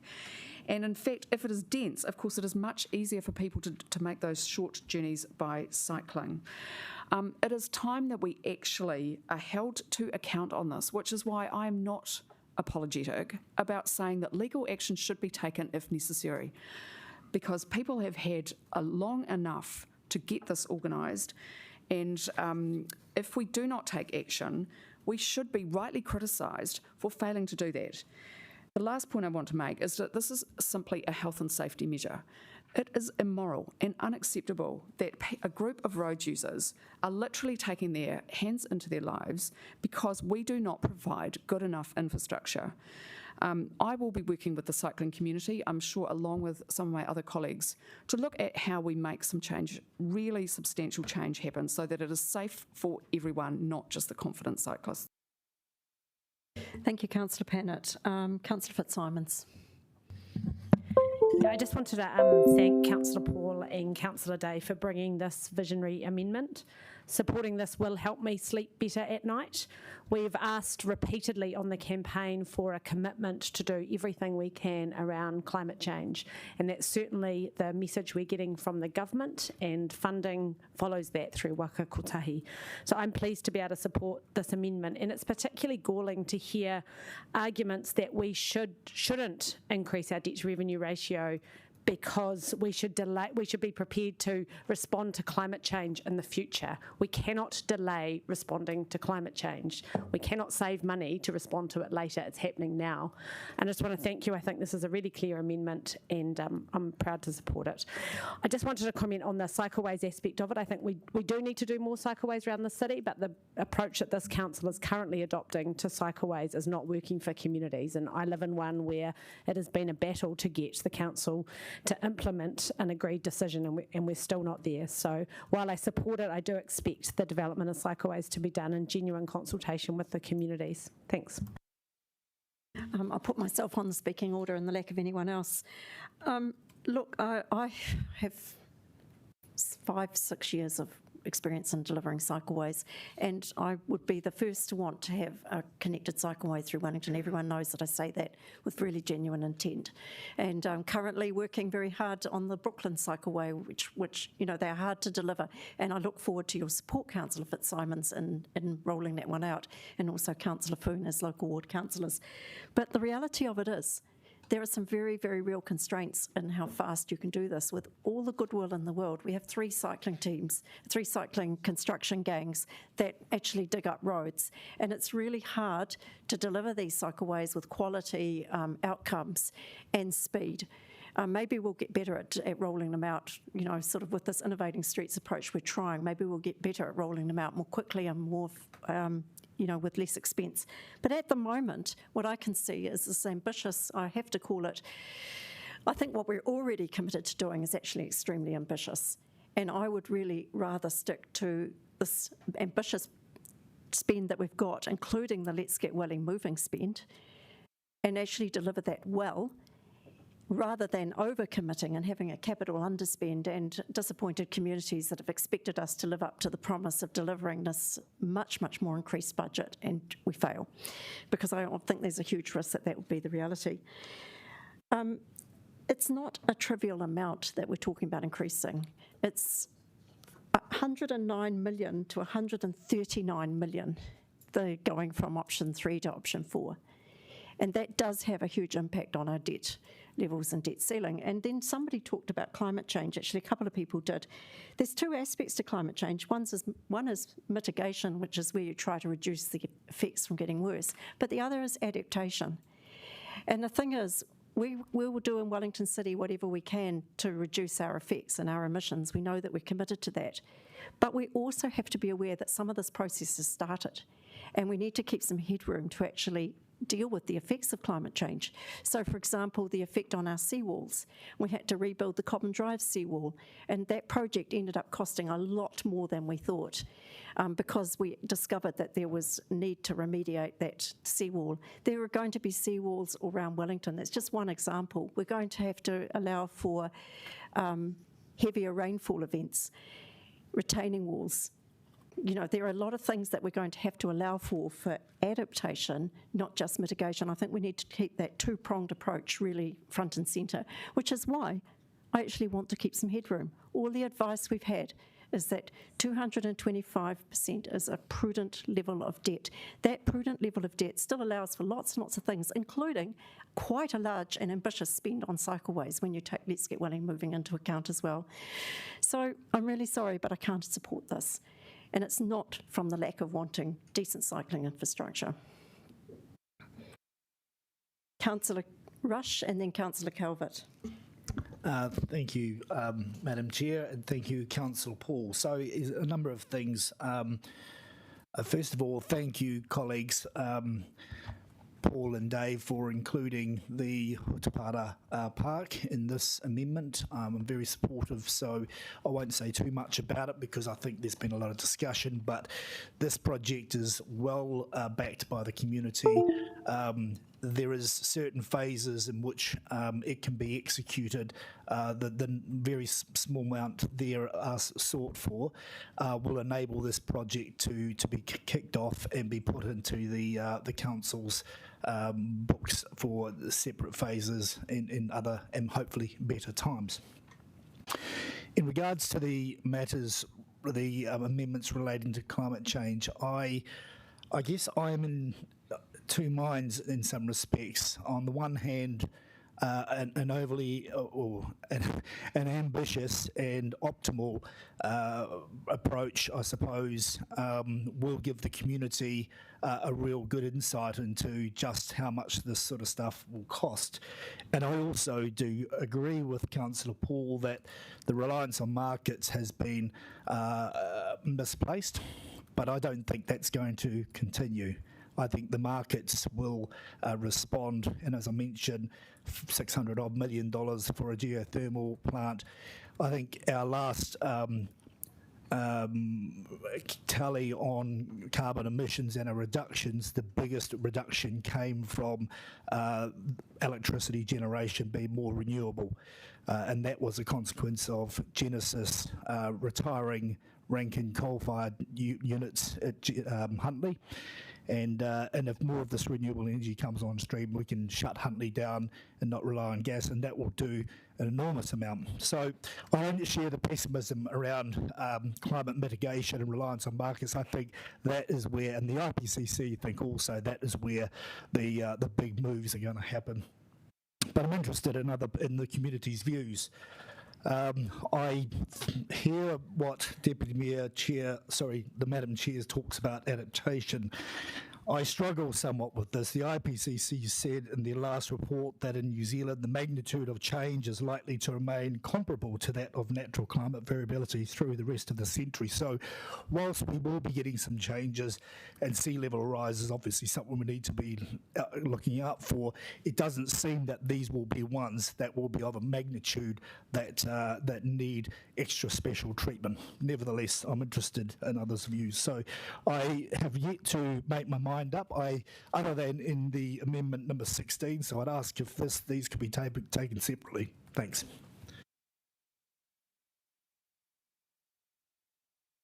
Sorry, Councillor Calvert.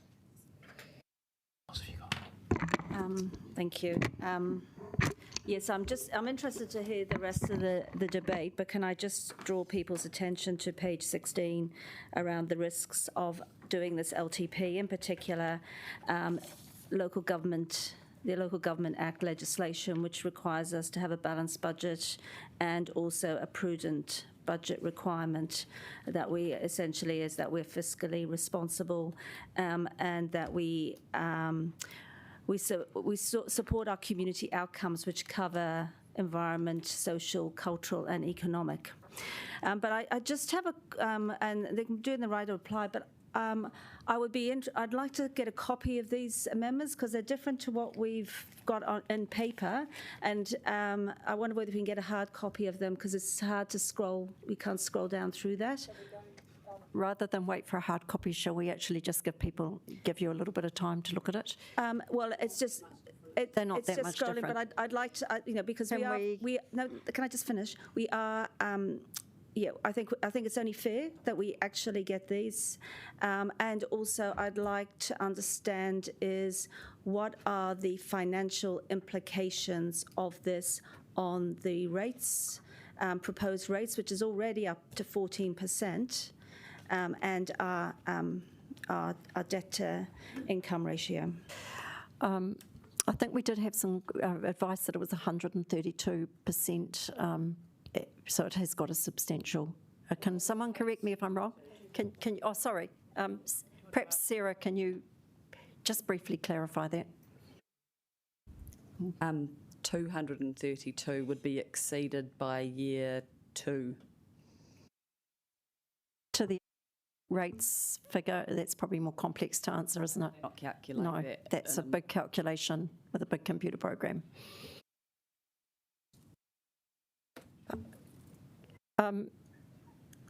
Councillor Calvert, do you wish to continue? That's it? That's it, okay. I have next Mayor Foster and Councillor Wolfe. Councillor Matthews. Yeah, look, I didn't raise a point of order when Councillor Paul selectively took from the list of things that we needed the headroom for. So it is not just for climate change, and what you're talking about here is climate change mitigation. It's also for climate change adaptation, and I can fairly guarantee you that you will face that in the very, very near future that there will be a number attached to that. It is also, I think you mentioned, housing. I think it was. We do need to invest in the infrastructure for the growing city. We don't know how much that is going to be, but you have had presentations from our team where the numbers run to hundreds of millions of dollars. You also know that Let's Get Wellington Moving is, we've got $220 million in there. The amount that was in yesterday's dollars, so last year's dollars, that was attached to Let's Get Wellington Moving for council was $1.2 billion. You also haven't, I also said we need to factor in the headroom for assets we are building now, and everything we've got in this budget, things like our town hall, Takina, St James, Omaroro, etc., etc., etc. They will all have renewals attached to them. And then there is also the risk if anything goes wrong with any of those discussions around sludge, around housing or social housing, and if anything happens. And actually, I wasn't really going to use this, but if you do the maths on the numbers that Tom gave us, would you like to hazard a guess at what the chances are that we don't have some major earthquake affecting us in the next 50 years, according to GNS?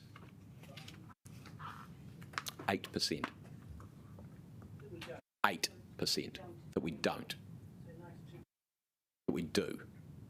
So the chances are we're going to need some headroom at some point in time to do some fixing things up. So it's not just those couple of things, it's a lot of things, and they are serious. Now, if you want to go to the extent of pushing the barrow out and you want something to go wrong, then look at Auckland, who we patted ourselves on the back and said we didn't have to go and cut services right, left and centre. We didn't have to lay off, I think, 1,600 staff that they've laid off, mostly casuals and temporaries, but that's what and contractors. They've had to lay off a lot of staff, and they've gone through a lot of things that they've had to cut in terms of services, and they've also gone through a significant asset selling, or they're going to go through a significant asset selling program to pay for OPEX. So that's what they're doing at the moment, and that's why you've had the strong advice from our management. It's not just, yeah, we think you should. It is strong advice to be prudent. This is about being responsible, and that, I guess, councillors, is the challenge. The second thing in terms of the main part of this is the deliverability of it.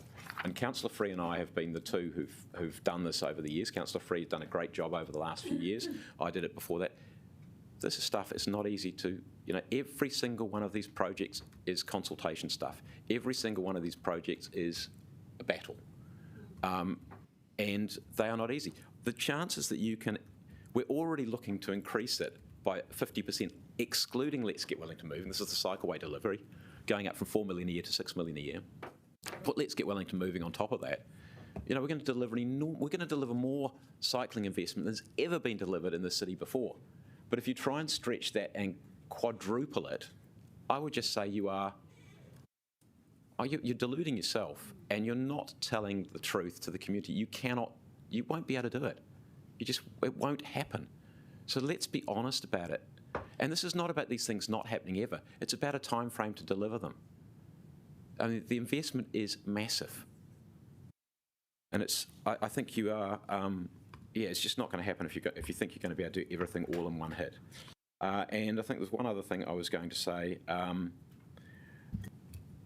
Just in respect of, still on cycleways, in respect of Island Bay, the agreed decision. The agreed decision, my recollection at the time was that we were looking at a $6.4 million project, and we were anticipating at that stage, we had the expectation that NZTA would fund that, so we were looking at about $3 million. Now we're currently in the 14 million category, with them giving us nothing. And so the clear advice is the best way to go is go from the centre out rather than from the outside in. But we've got in the substantive as it is at the moment that we will do some things to address some of those issues right up front. So, and finally, Councillor Rush mentioned that the market hasn't worked for emissions. One of the reasons the market hasn't worked for emissions is there's been an artificial cap put on it. And that cap is coming off. And I think you will see people starting to react. I mean, you look at our landfill numbers, where that emission, we're going to start paying that, it starts getting you thinking, now what do we do to get that number down? And the bigger that number is, the more that we incentivise as people to get the number down. So the market will have an impact because we will all start paying that in a big way. But that doesn't mean you don't do other things, but it does mean that you can rely on the market having a much bigger impact than it's been to date. Thank you, Mayor Foster. Councillor Wolfe. I'd just like to endorse what Councillor Young has said. We need to be prudent and pragmatic, and rates need to be affordable. They need to be affordable because if they aren't, we lose our cash flow. We actually have problems, and then in future years we will also need to repay our debt, and that's what worries me a truckload. I just think that we really need to just even things out, and it's the must-haves at the moment, not anything else. Short and sweet, thank you. Councillor Matthews. Kia ora koutou.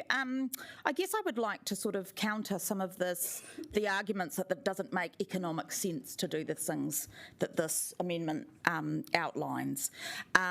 Because this plan, and particularly this amendment, addresses infrastructure that will last for generations. And it makes economic sense to borrow and invest in infrastructure while costs of borrowing are low, and to bring forward the investment now when it's cheaper to actually do the infrastructure. So the economic argument is actually to do things this way. As we know, these big projects will only get more expensive the longer that we put them off. And I would, this comes, for me, I'm seeking the advice of economists about this, and this is what every single economist says, that local government should borrow more. And I would also note that those same economists actually said that Auckland Council should have done the same thing, and that austerity was a choice, and that they could have borrowed more and not made some of those decisions. So I take their advice seriously, and that's why I think that we should do this in the case of this budget. I would also note that some of the scenarios that the Mayor outlined about what may happen, one of the biggest scenarios that is almost certainly going to happen is that the water infrastructure that we're budgeting for will not be a cost to this council and will be taken over by government. And such is the case that many councils are not budgeting for it beyond 3 years. So that's another scenario which actually changes, our ability to be more ambitious in these carbon reducing activities. I also just want to briefly touch on safety, because in my ward, if we don't keep moving ahead with our program of cycleways, we will never get to my ward, which is kind of already most of the things are not, within the next 10 years. And I know that cyclists in the Whārangi ward are having serious injuries now, and this is, not even all the people that are too afraid to cycle and are using other, more carbon-emitting forms of transport. But I want to do what we can to keep moving on to protect public safety. So that's why I'm supporting this amendment. Thank you. Thank you, Councillor Matthews. Councillor O'Neill.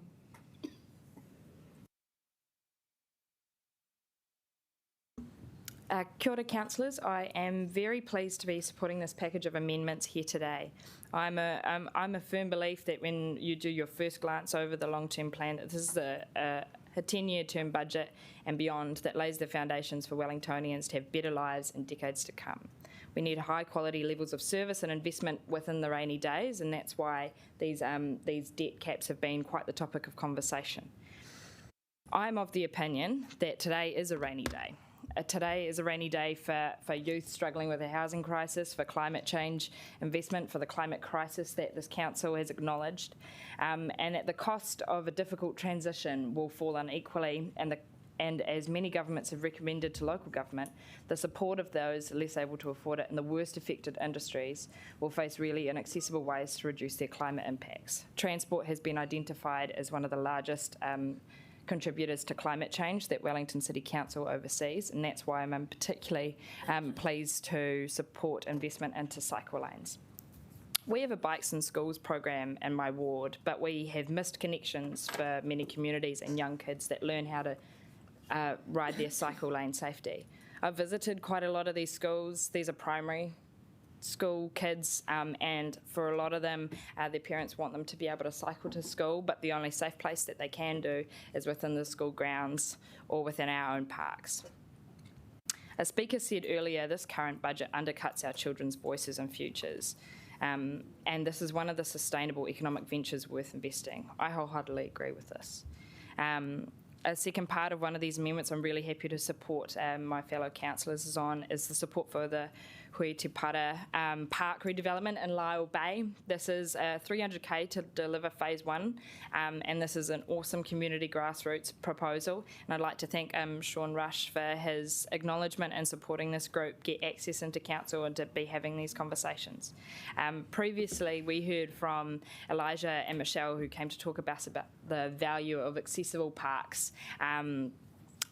Michelle's son Elijah is somebody who uses a wheelchair. Michelle does a lot of great community work for Predator-Free Wellington, and she regularly puts out bones for my dog when we go past her house. And so I am inclined, if you will, that I've been bought off by dog bones. But this is a really fantastic opportunity to make Lyle Bay recognise and support a lot of other community members, and I'm really, really happy to make that investment there as well. I'd lastly just like to touch on a couple of the arguments put forward.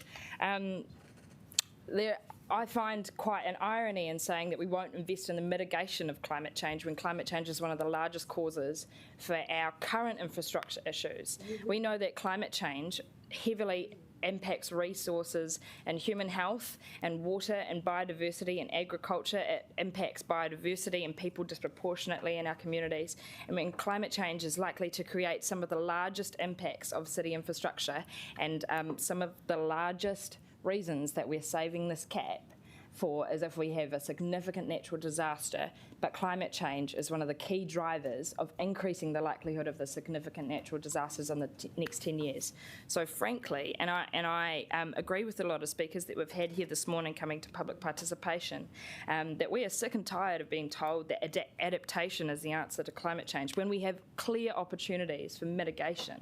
And we need that to be the focus. We need to be preventative before we decide that all we're going to do is, it's too hard right now, we're not going to use our current debt levels. What we're going to do instead is just pay for the ambulance at the bottom of the cliff. And that's why I'm supporting these amendments today.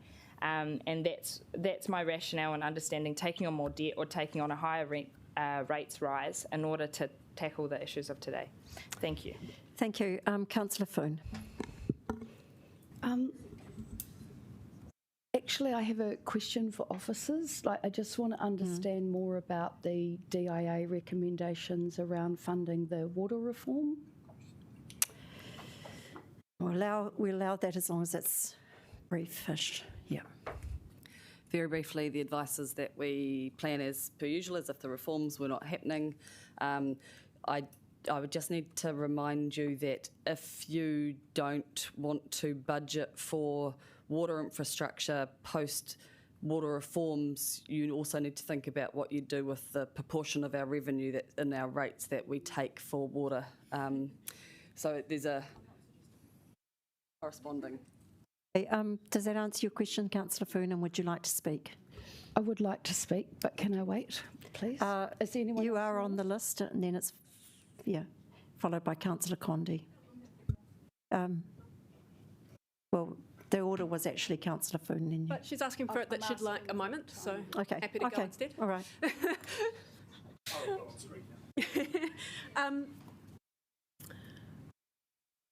I just want to say thank you to everyone who's spoken in support of this amendment. I think one thing I would like to say, Councillor Paul, you said that this long-term plan does nothing for climate, and I'm sure that you didn't mean it exactly like that. I think it does a lot, but I think it also does not enough. I don't think I said it does nothing for climate change. Okay, I'm sorry, but I can't remember, so I'm unable to rule on that. Let's continue. It definitely doesn't meet our goals. Which was what you said. I think that this long-term plan does a lot on climate change. There is a lot of money in the spatial plan. There is a lot of money for mode shift. There is significant investment in Te Atakura, but absolutely it's not enough to get us to the goals that we set in Te Atakura. For me, I think the key climate initiatives that we have at our disposal is actually the spatial plan and the new district plan. Because density allows people to live closer together, and it means that we can reduce our emissions in that way. But one of the key pieces of feedback that we had from our community around the spatial plan is, if you're going to densify, how are you going to pay for the infrastructure? We want to know that you're going to be able to cover it. And the growth infrastructure that is required in the spatial plan is not all built into this LTP now. There will be more. We don't actually know the full extent of what it's going to be. So one of the key reasons that I actually want to maintain headroom is so that I can look the community in the eye and say, when they ask me about the spatial plan and why I support it, that I'll be able to say to them, we do have enough, I've got enough headroom set aside to deal with the additional infrastructure that that's going to require. The other thing I want to talk about was kind of one of my experiences of being a new councillor and coming into the first meeting that we had on the annual plan when we first got here. And we came into that meeting and we were told that our insurance costs had gone up, the assets had been revalued, which meant the depreciation had automatically gone up, and therefore the rates rise was already in double digits before we'd tried to spend anything. And as a new councillor, that didn't feel great, right? As a new councillor, you're coming in, you want to know that there's actually going to be room for you to spend money on the priorities that you've made commitments to your community. So that's one of the other reasons I actually really care about preserving the headroom for future councils, because I think it is important that they have space to be able to deal with those things. I do not envy the new councillors at Auckland Council who are basically devoid of options at this point. And I think my time on the Three Waters Task Force also really drove home that whole principle that we have about looking after our existing before we go to new, and making sure that we do have the headroom to look after our renewals for our existing, for an increasing depreciation around the new assets that we're already committing to building. I wrote down this, Councillor Matthews, you were talking about economists who say we should borrow more, and I wrote down this quote. This was Ralph Manji, who on Twitter said, councils can easily take on more debt for core infrastructure investment. There's never been a better time, or something to those effects. And I think, yes, we can, and we are. This budget already is taking on significantly more debt in order to fund core infrastructure investment. And you said that every economist, obviously hyperbole. I'm sure I could find some economists who would, but I think let's have that conversation. Do you know what I mean? Like, I think that I'm open to that conversation. I think, yes, interest rates are cheap at the moment, but they won't be cheap forever. And council debt generally is perpetual. When we increase our debt, it's not like a mortgage that you then, but towards the end of your life, you pay it off. We maintain it because these assets last forever. So we do actually have to think about some of those longer term issues. And just coming back to Ralph Manji, one of the things that he also said is that the main driver of how much debt you can take on is affordability. And that's about affordability for this council in terms of our interest payments, but also affordability for our ratepayers in terms of being able to keep up with the rates requirements to continue to fund these investments in the future. So, I mean, all of that is obviously to say that I'm definitely open to this conversation. I think we should have a conversation in public about whether 225 is the right number. But based on the advice we have in front of us at the moment, I think I will be voting for 225 and not supporting this amendment. The other thing I wanted to say is that I'm absolutely open to spending more money on capital expenditure that would address climate action. But for me, it has to be within that 225 limit. And that means looking at how we might reprioritise within that. And it also means about addressing the issues around deliverability. We're talking about vastly increasing our capital program from current levels to future levels in very short periods of time. We have to know that we can actually deliver on that before we promise it to the community and collect their money to pay for it. Heaven forbid we collect money from the community that people are struggling to pay, and then we actually can't deliver the capital. We've taken their money, we haven't delivered it. That's a pretty significant concern for me. Finally, I just wanted to touch on the Three Waters reform, just to say that it's very likely that when that comes through, we will have to do an LTP amendment anyway, because Sarah's nodding at me if you can't see her. So we will have to do an LTP amendment anyway if, we can look at what the actual financial impacts of that are on our balance sheet at that time. And if we're going out to the community to talk about that anyway, we can go out to the community and talk about other capital expenditure at that point too. So I'm open to that conversation at a later point as well. that's all I wanted to say. I was just going to ask if we could take 7A separately, because that's the one that I can support. Thank you. Just to have some advice that Tauranga are actually collecting water rates for the water infrastructure for the full 10 years. So I think that's just to correct something that might have been a little bit of a misunderstanding. Okay, and also just, I think that it's worth getting some officer advice about the deliverability question that Councillor Condi raised. Other officer advice when people have asked for it. We haven't had lunch yet. People are getting hangry. All right, quick. I'm going to suggest we put this to the vote at some point. And I think we will only allow one round each, so we are getting to the end of the list. In delivering the Cycleways programme in its entirety, the 188 million, we do have some concerns about the deliverability and the doability of that programme in terms of the availability of materials, industry bandwidth and our own internal bandwidth. Moving on to the speaking list, I have Councillor Foon, then Councillor Fitzsimons and Councillor Day. To the vote. I'm just going to do some administration first. I just want to ask if we can take 14A and B separately, because I do support making option 1 funding for Te Atakura the preferred option. But the next one for me, so this is actually around cycleways. Oh, and I do have a foreshadowed amendment to bring, so maybe Cyrus, if you can help me navigate through that.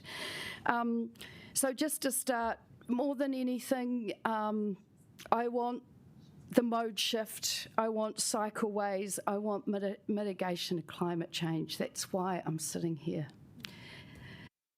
Every day I cycle the talk. I support my colleagues for their brave calls and the calls of the people that have come to talk to us today. And I really acknowledge your work bringing this to us. It's brave and it's bold and it's hard, so thank you.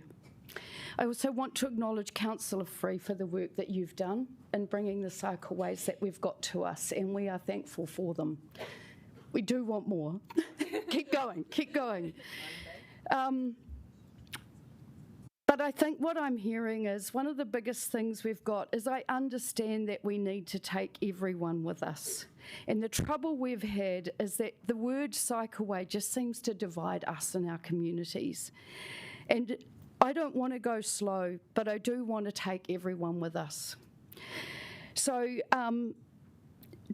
I've also just want to say I ran a business where I ran hard and fast at wanting to make big change, and I paid the price for that financially. It's really hard for me to bring that up, but I want you to know why I'm going to vote the way I will on this today.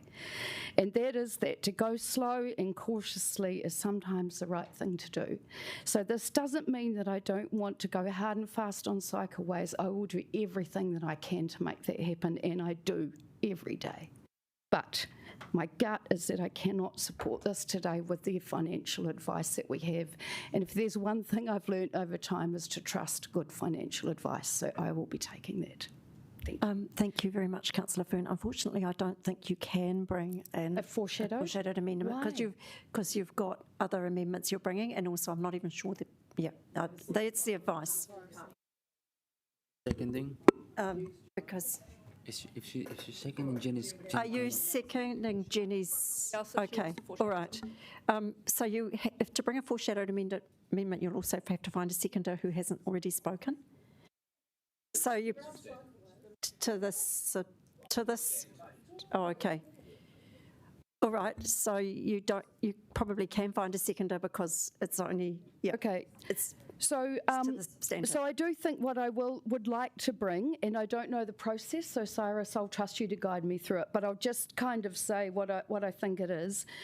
I do think that I would like to see more investment in cycleways in years 4 to 10 to bring it back up, which is 7 million per year, to bring it back up to a spend of 45 million from council. And I understand that this will be increasing rates, but I think it is fair to get that on the table for us to vote around.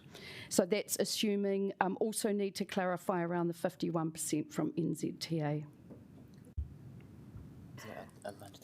I think we might actually need to adjourn for lunch. I'm really sorry. Do we want to quickly have Councillor Day and Councillor... Oh, no, we can't. We need to break. Can we?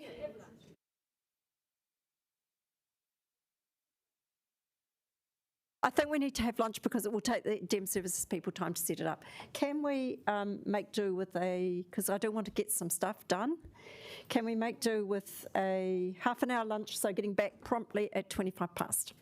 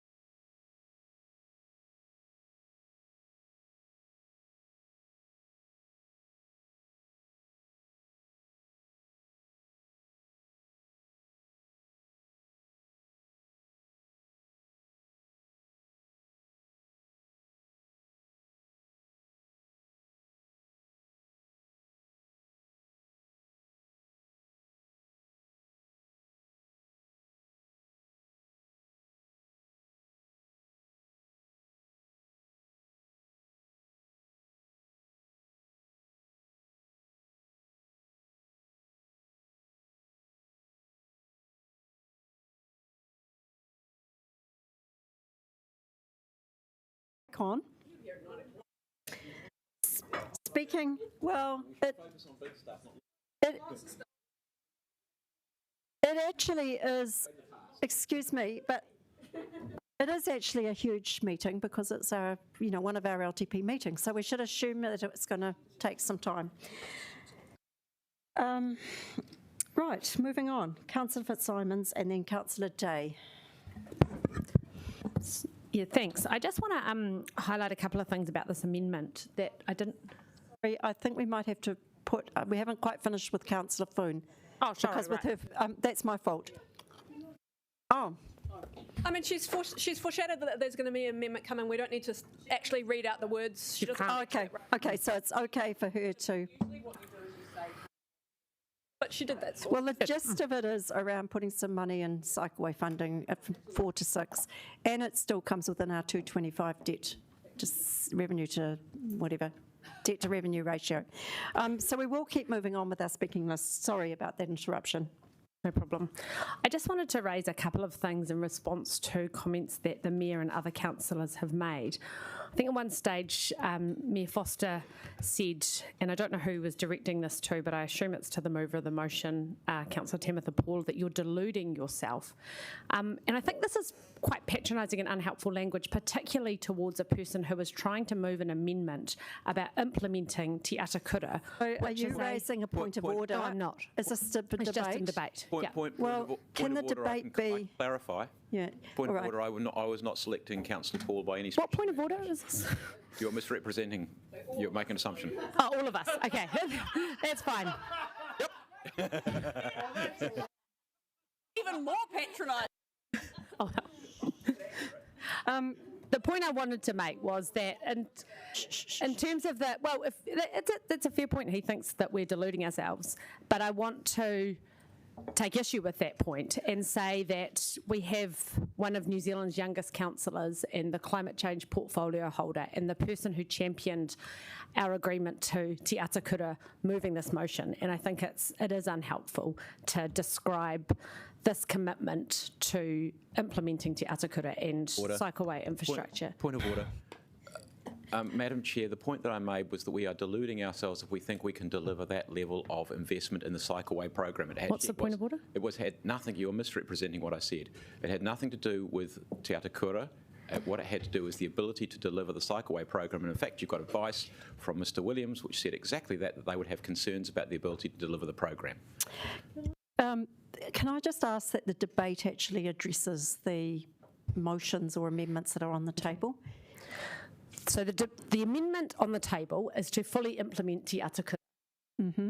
And I want to be really clear that voting against this is voting against a pre-existing commitment that we've made around this table. And that's part of the reason why I'm supporting it. Because actually... I'm not making a point of order. I'm in the middle of my... No, I'm just saying point of order because what you've just said about Te Ata Kura, we haven't signed off on the action plan, but you're saying we're going against it.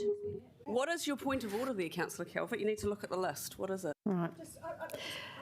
I've just said. Excuse me. I would like to move on. I'm not going to allow any further points of order if I don't have to. Can we please stick to the topic? Yeah. Sorry, I didn't think it would be that controversial just to talk about what the amendment is about, which is about fully implementing Te Ata Kura. That is the core purpose of this amendment. Yeah, and a whole lot of other stuff, but I'm particularly taking issue and talking about that one at the moment. And I want to just say that I think that given that this table did agree Te Ata Kura in the context of having declared a climate emergency, that we should now fund it properly so that we can implement it. And that's one of the reasons I'll be supporting this amendment. I also want to talk about the cycling aspect to this amendment, because what it does do is finally fix the Island Bay cycleway. So this amendment looks at option 4 on page 21. That's finishing Eastern Connections, Island Bay, $1 million for minor works. So this is our chance to fix the Island Bay cycleway by voting in favour of this amendment. And I thank Councillor Paul and Councillor Day for bringing this, because it is important to the community in Island Bay.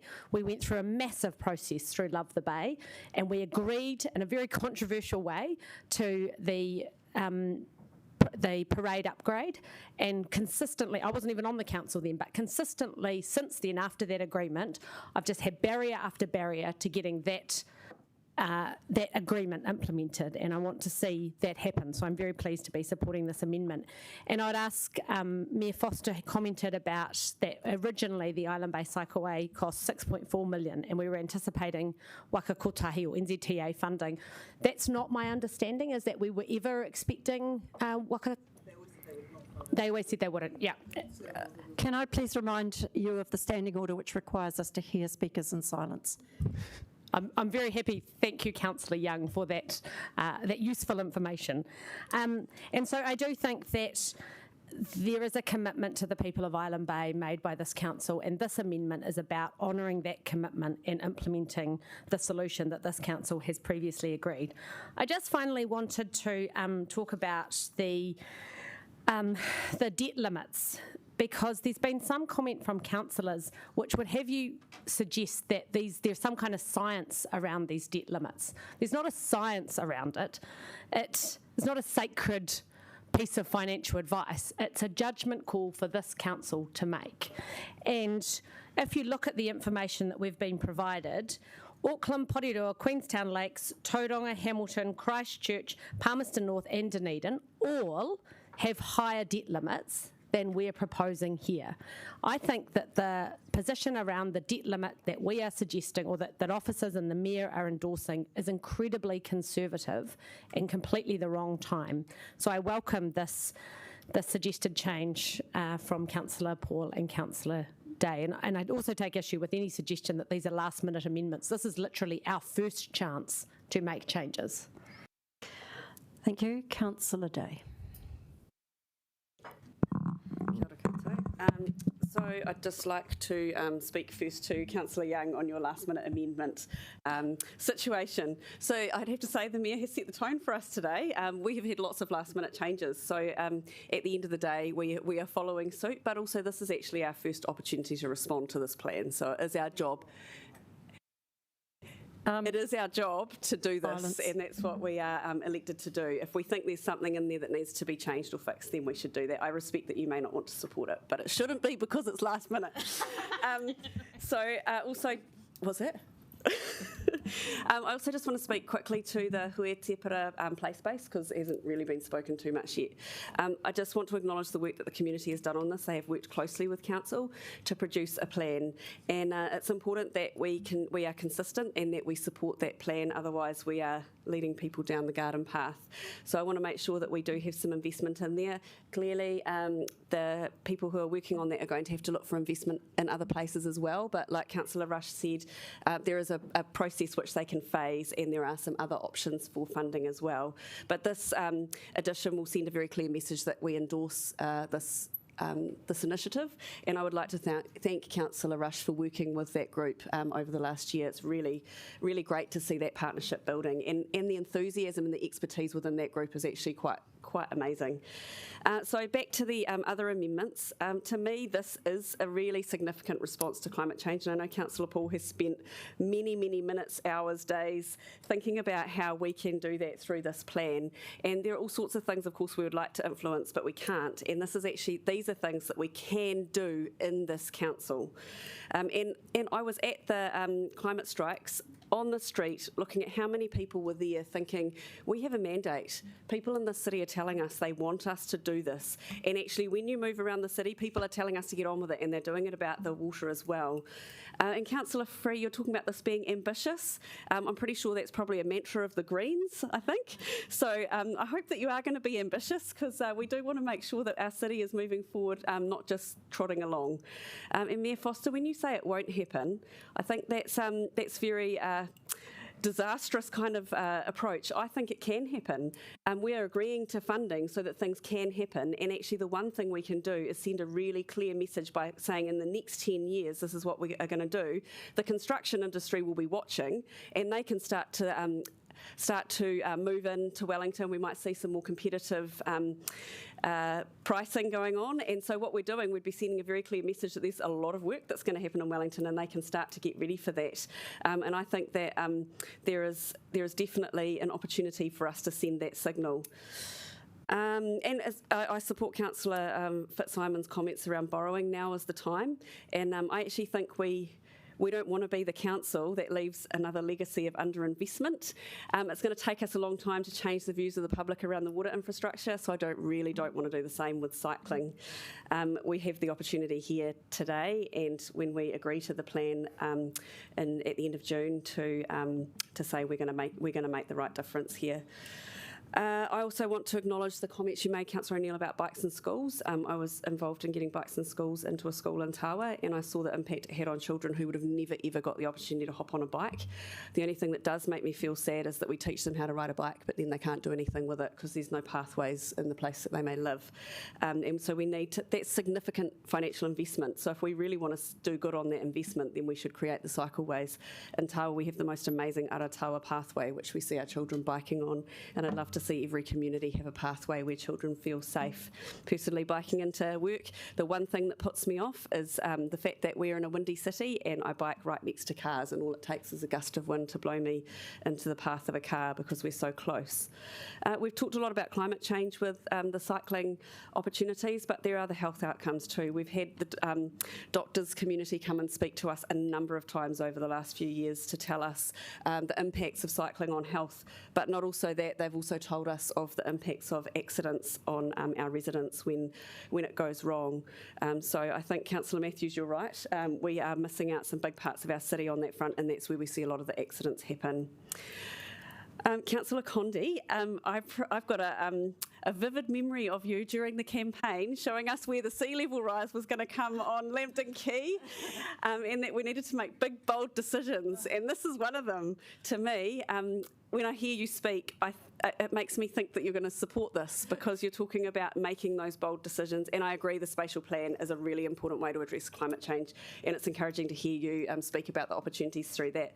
But I guess in the back of my mind, I know how long that takes and how long it will take us to see the impact of change through that, whereas we have some really quick change that we can make through the cycling network, which I just think will really transform our city in lots of ways, but also with regards to climate change. So I guess that the only thing that I can take from this is that this is just about what we're going to consult on. So I would really love us to go out to the community and be bold and see what people come back and say.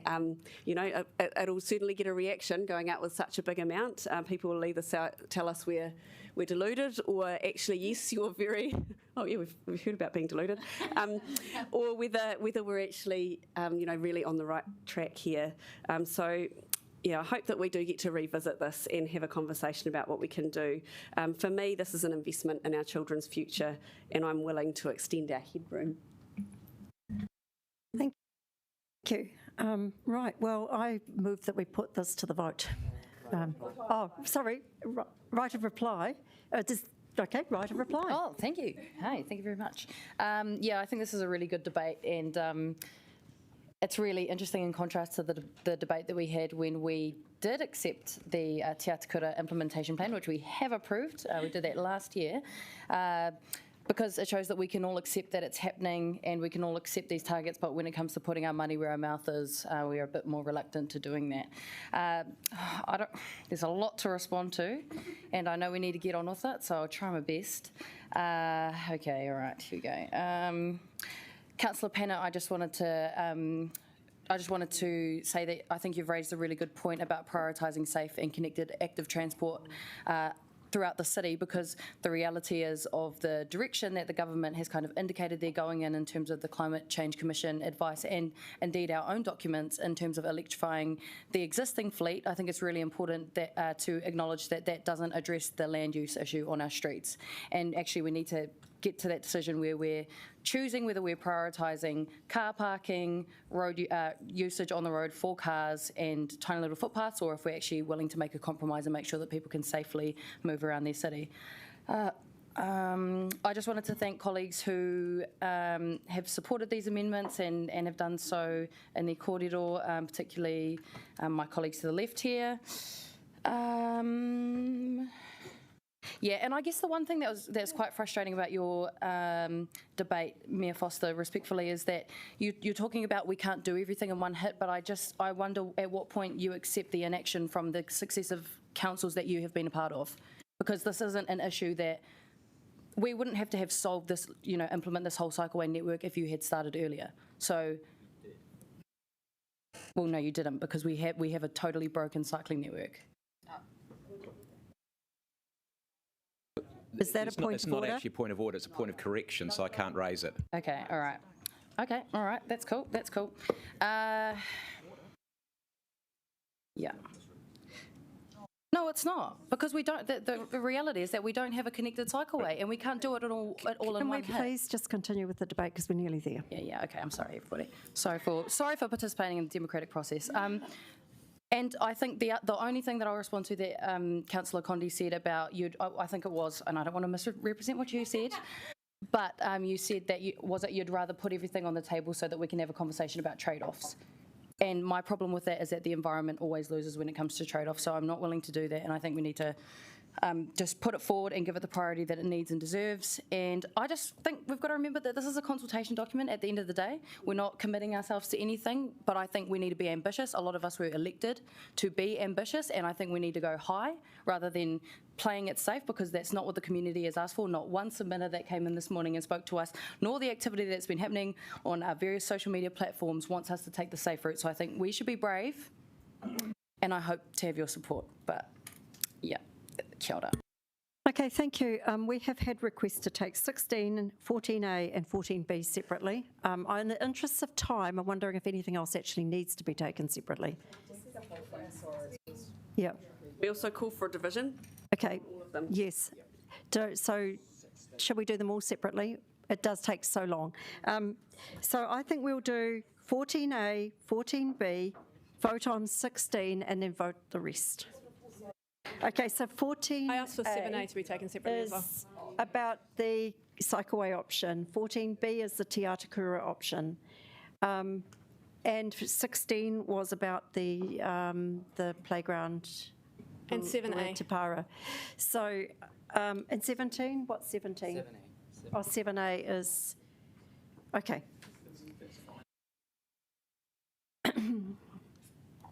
Nobody seems to have a problem with 7A. Well, it's not going to change anything. Alrighty, so let's go with 14A. Okay, 14A was about the cycling. Okay.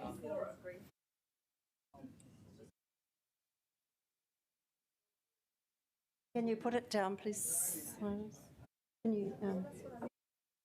Okay, 14A. This is just 14A.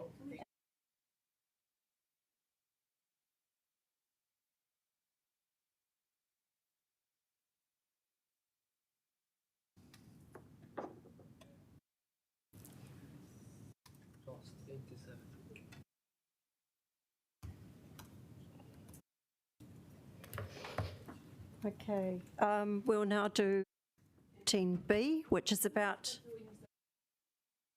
Okay, so that was lost. 8-7, and we will have a division, please.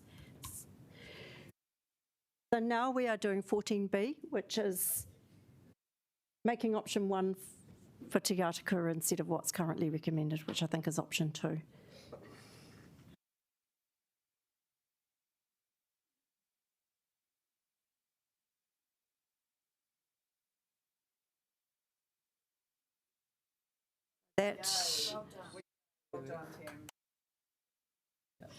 That's carried. Okay, now we will do 16, which is up there, nearly. There we go.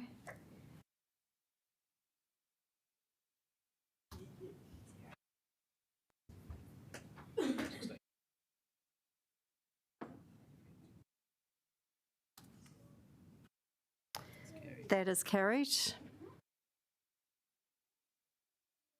Yep. And now we will take the remainder of it. Does anyone need to look at what's left? I don't have a problem with 7A, so why don't we take that separately? It's fine. I mean, we could probably just take it with the leave of the meeting at this point, but but let's vote on it separately. What would you like to take separately, Councillor Condi? Okay. Is 15 been voted on yet? is going to be separate. What's left includes, can we just go over what's left? What left does include the debt to, oh, okay. We'll vote it. Radio.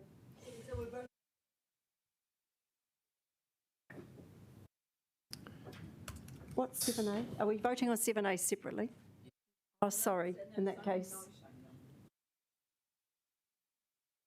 Okay, in that case, I'm changing my vote. Is that okay? Green?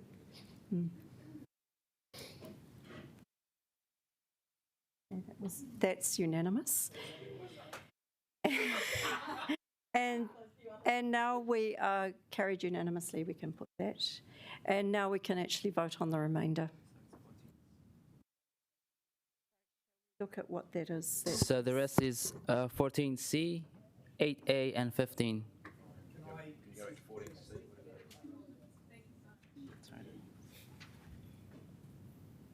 I'd like 15 to be taken. Too late, mate. Is that a serious request? We can pause the vote. Councillor Rush, if you like to take it separately, we can cancel this vote. Yeah, so I think some of the 14C is fine. Because it's not final. Do you wish it to take it separately, Councillor Rush? Yes. Okay, we will cancel the vote and we will take it separately. So which one is it? 14C. Is it 14C? Okay. Do 15 on its own, the other two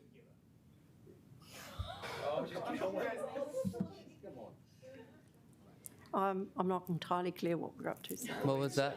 Okay, 14C. It's up there. Okay.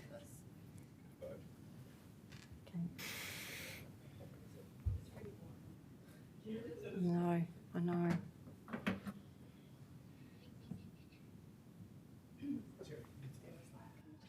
And Jenny? Did you mean to redefine what climate justice means? Because you used exactly the same. Okay. Sorry, there's no committee meeting before the 4th of March. You said How do we do it? the meaning of the word, but you Okay. Shh, shh, shh, shh. I think we. Okay. 15 now. Have we done the debt to revenue limit? We're taking all separately.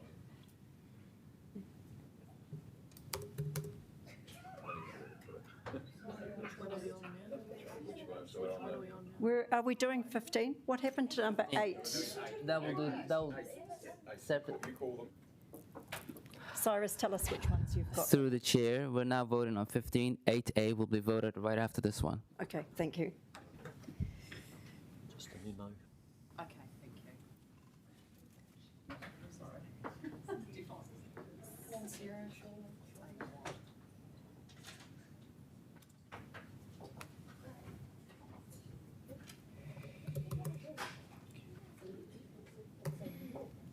Carried. That's carried. And lastly, we will do 8A.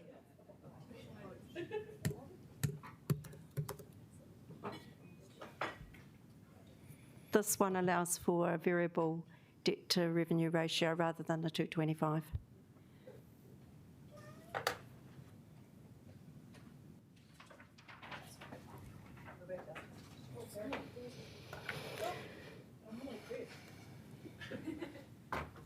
Carried. Carried. Did you mean to vote for an increased debt to revenue ratio? As far as I can understand, the proposal is that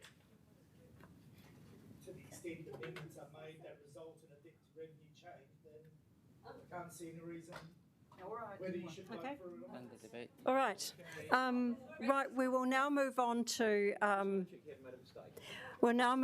Councillor Foon's foreshadowed amendment, given that the cycleway one. Rush. Oh, you're kidding.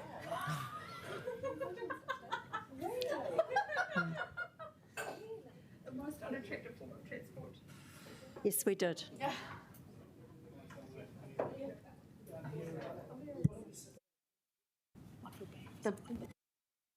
Okay. they've suddenly come back on, so you're actually fine here if you want to be.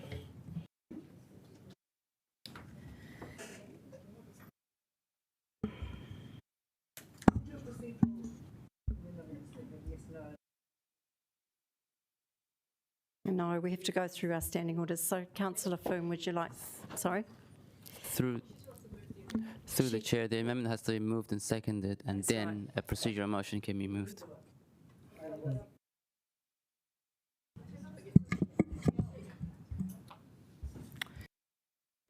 Okay, thank you, colleagues. As I think this amendment, and thank you, Councillor Rush, for seconding this. I can't believe we're now buddies. Well, but thank you. We won't go too far. I think this amendment speaks for itself. It's asking for increased spending for cycleways by 45 million over years 4 to 10, which will keep us under the proposed debt to revenue ratio.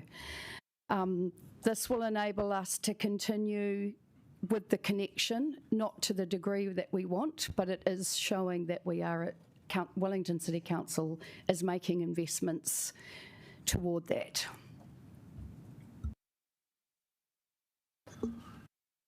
I'm happy to second. Okay, that was brief. I'll reserve my right. Okay, I have Councillor Day. I've actually just got a question, which is what will it cover?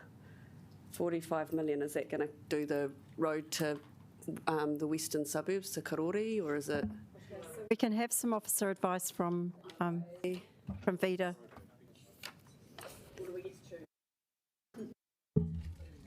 So if you look at the, this is how we have rationalised it and is looking at our cost-benefit ratios. And when we look at that, you'll get down to around the bottom 4, priority 4, for an extra 45 million.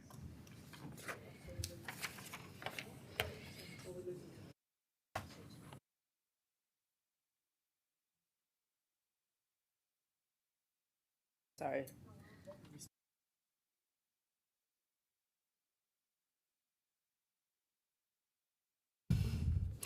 Okay. Yes. Do the same capacity constraints exist for this level of funding as they did for the previous amendment? Can we have some advice from Mr. Williams? Capacity or durability? Oh, well, maybe we're interested in both, so if you can quickly give us a view on that.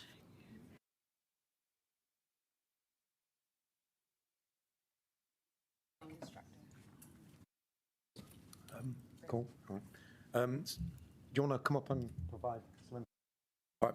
So in terms of the deliverability, again, there is concerns in our mind about the capability and bandwidth of industry and the depth of the market. I think the Deputy Mayor said earlier there's only 3 kind of gangs that are organic to our current contractors.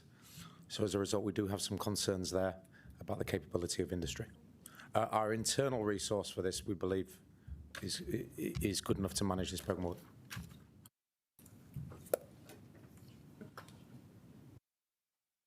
Financially, it peaks at year 4 at 222%, so underneath the 225% ratio, and stays under there from years 4 to 10. So are we into speaking? Right, so did you want to speak? Question? Yeah. Look, Councillor Foster, can you, Mayor Foster. Can somebody give me a little bit of feedback as to how this whole program relates to Let's Get Wellington Moving in terms of what may be picked up through Let's Get Wellington Moving as opposed to what gets picked up through Council Cycleway program?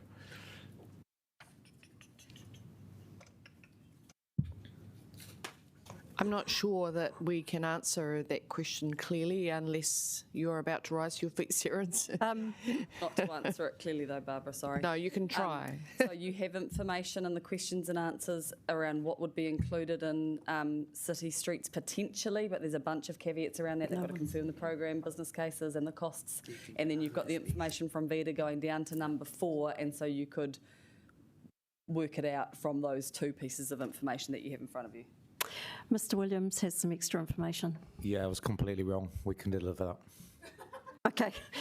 I misread Brad's frantic hand signals. I do apologise. Yeah, we can deliver the proposed increase. It is a lot of difference in money.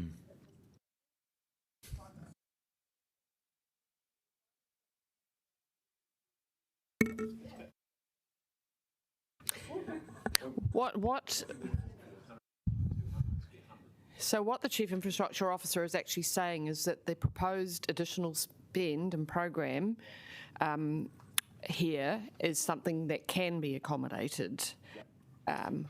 The advice earlier on was about the very full option. Yeah, the 188 million. What we're saying is this increased level of investment we can deliver. The 45 million can be delivered simply because it also kickstarts at years 4. So that gives us 3 years to try and grow the market and develop the market to get more resources in. So from years 4, at that reduced amount, we should be able to deliver that from years 4 to 10. Okay, speaking of what I think Councillor Young actually. So I'd like to propose a procedural motion that we just go yes, no, and get on with the next one, and the next one, and the next one. Knowing Councillor Pennant has to go. I will second that.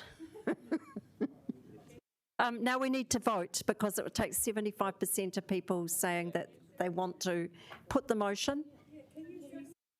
Ah, okay. Right. Malcolm, lovely. So we now have to vote whether we want to just put your motion and move on.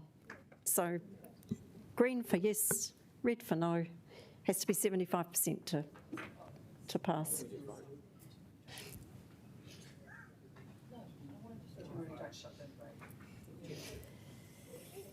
I'll do it back. Okay. I failed. Right, we'll continue. I've rearranged my life.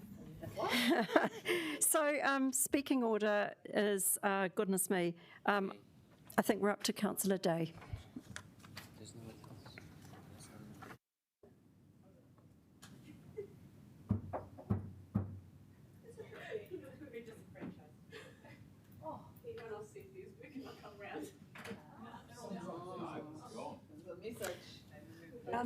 Oh, here you go.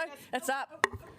So I don't need to speak long. I guess I just have to say I am disappointed that we haven't got the full thing, because when you see how much we spend, and yeah, it sort of doesn't make sense in my head that they can be that different, and that is a big loss to some really important connections. But of course I am going to support this, because I'm never going to not support more investment in cycling. But yeah, I hope that our community comes and talks to us vocally about what they'd like us to do. I'm putting myself on the speaking order briefly to say I will support this. I think it is it does allow us to send a signal that we're committed to improving cycling infrastructure, but it's actually achievable in my mind and doesn't expose us to a really big rates rise and debt rise. Councillor Fitzsimons. Yeah, I too will be supporting this, although I would note that there's a whole nother LTP to be done before this makes any difference at all. But I would also like to understand what it means for the Island Bay Cycleway, because on this chart we have here, that would be back in, I think. Does this help us deliver the parade upgrade or not? And maybe the mover of the motion, is that your intention? Or can we get officer help? So maybe we can ask for officer I advice. just really wanted to get this on the It's table. cool. I mean, I'm keen, but I would quite like to see it also include their parade upgrade, or at least know if it does or doesn't. Can we have advice, please, as to whether how much this would be set in concrete? Is there more work to be done to understand, whatever advice you need to bring to us at this point?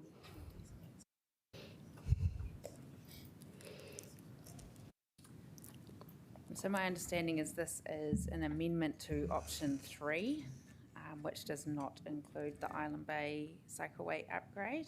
If you were to choose that, then of course we'd have to then take the other projects off to make that happen. So the budget goes from 61 million to 100 and maths. All right, thank you for that advice. the advice is that the way it's written now, it doesn't include the parade upgrade, but it could be amended to include it, is what I take from that, if the mover of the motion were so inclined. No pressure. Okay. Yes, I would like to put this to bed once and for all because I am so over it and it's holding us up. So if my fellow councillors will join me in seeking $45 million, I will put an amendment to say to include up to the first amended amount, the first amount at Island Bay. Can someone take that for me? Up to $6 million.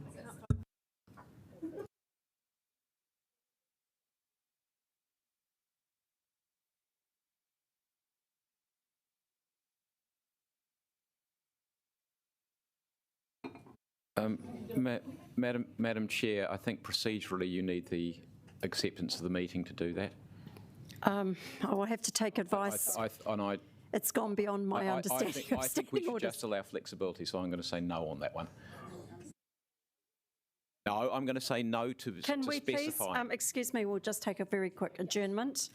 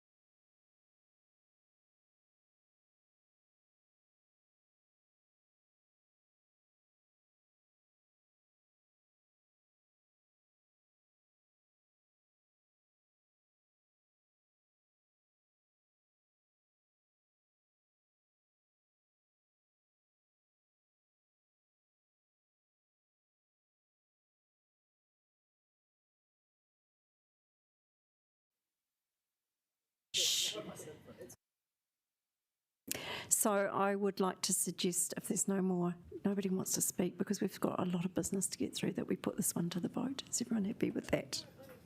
All right. Okay. I've got a right of... Madam Chair, yes. I did say that because it's already been moved, yes, and seconded, the original one, that if that means it's got to have acceptance of the table to change it. That's not what Cyrus told me. That's an amendment.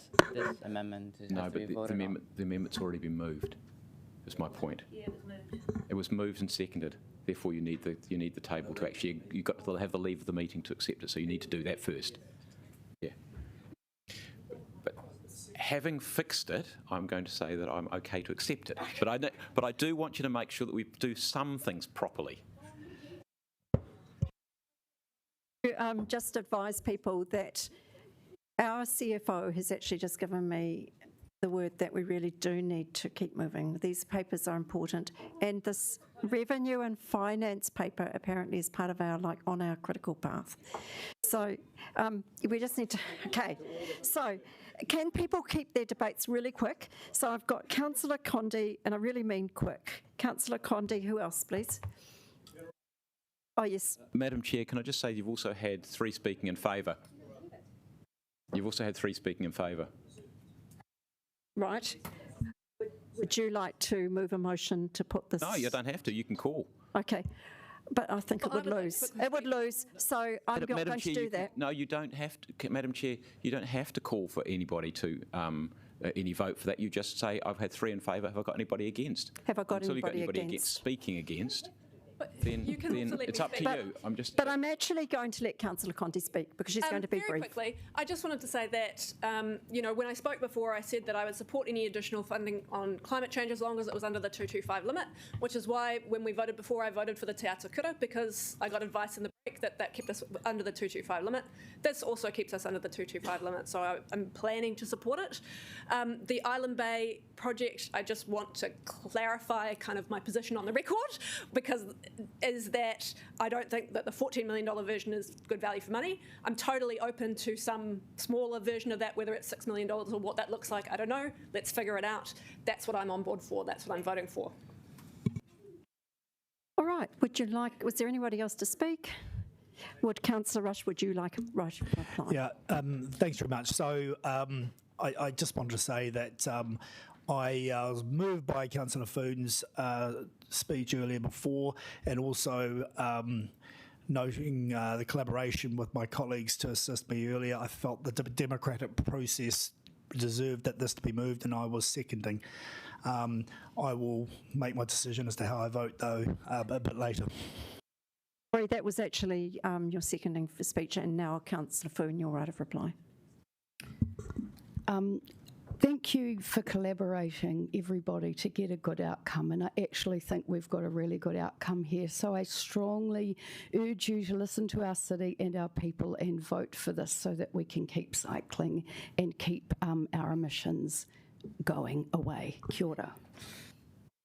All right. Having been moved and seconded, let's put it to the vote. All right. So we'll have 17.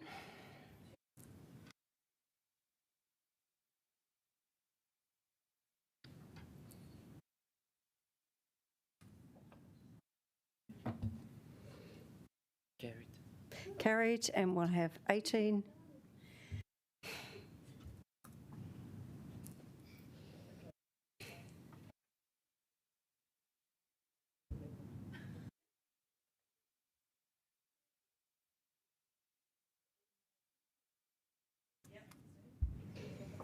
Carried. Right, we'll move on with the main to debate the substantive, and I believe there are some more amendments. Who is next on the speaking order? Councillor Pannett, would you like to bring your amendment? On the screen. Yeah, I had to. So, kia ora koutou. I'd also like to thank officers for their hard work. I know these papers were sent out at about 10 o'clock or 11 o'clock on Friday night, and it's obviously been months of work, so thank you very much. It is difficult. With due respect, I'm going to start by disagreeing with the Mayor. I don't think this is the most challenging LTP we've ever had, and it's certainly not going to be the most challenging. Because actually we have gone through a couple of earthquakes, we've gone through the GFC, and a lot of the issues that we now need to address we have known about. The only thing we possibly didn't predict was COVID and some of the building resilience issues around the library, but everything else we knew. What we have existed in is a neoliberal context where we think that rates are bad, debt is bad, and spending is bad, and so some of us would sort of fluster around for 100k here and 100k there, and obviously it hasn't been enough. I think it's great to have such a strong focus on infrastructure, so thanks to officers for listening to that. But I am slightly open-mouthed that people keep talking about how much headroom we've got. I just not quite sure what understanding people have of the world, because we are going to have massive climate change, which we are going to need to defend ourselves against. We will have more earthquakes. Waste needs serious investment. We have got a housing crisis on our hands. And so to be saying that we've just, with this headroom that we've got, that we can fund all that, I don't think is actually a very credible argument. We need to be talking about billions of dollars of investment needed for Wellington. I don't know, maybe 5 or 6. I'm very relaxed about these things. And so what we're going to need to do, obviously, is get a bit smarter about how we get that money. I also don't agree that the budget is entirely transformational. I think we have still got a long way to go before we can actually say that we are doing some amazing work in the housing, waste, earthquakes and climate space and so on. So a good start, but still a lot to do. Ratepayers have benefited for a long time from low rates and lowish debt, and we listened, and that's what people wanted. But now those rates are going to have to go up. There isn't much of a choice about that. And I have been influenced by my good friend Councillor Rush, even on the other side of the political spectrum, in the oil business, where investment was seen as being necessary. So I think that's been a helpful perspective to bring. I think we really need to be saying that rating people is good, taxation is good, it's not bad, it's good, but obviously there will need to be some other investment, and so the Greens have talked about bonds, and that's something that we need to do some more work on. The divestment argument I'm a little bit sceptical about. We don't actually have that much to sell. So if we want to sell stuff now, I'm just wondering what we're going to do for the next 20 years or so. And saying that, I'm very sympathetic to looking at divestment of the airport. It's in the wrong place and is obviously making a contribution to climate change. So we should probably look for other sources of funding. I think I'm overall frustrated that when we talk about a long-term plan, we consider that 10 years. Long-term plan should be generations long, many generations long, and if we don't take that perspective, of course, we don't do any of that planning. And I'm just not seeing, I guess, some of the thinking that I think needs to happen, so for example, around climate defence. Look, fabulous work from the Mayor and Councillor Fitzsimons on the library. It's just so great that we're going to be investing that, but I will not be supporting any privatisation of that. I also strongly oppose the extension of the landfill. I'm not going to waste your time by putting up an amendment, but I will not support that. We have got ourselves into this situation because we have not invested enough in waste. The laterals, I'm really pleased to be supporting this, but I would just like to warn colleagues that I don't think there's enough money in there.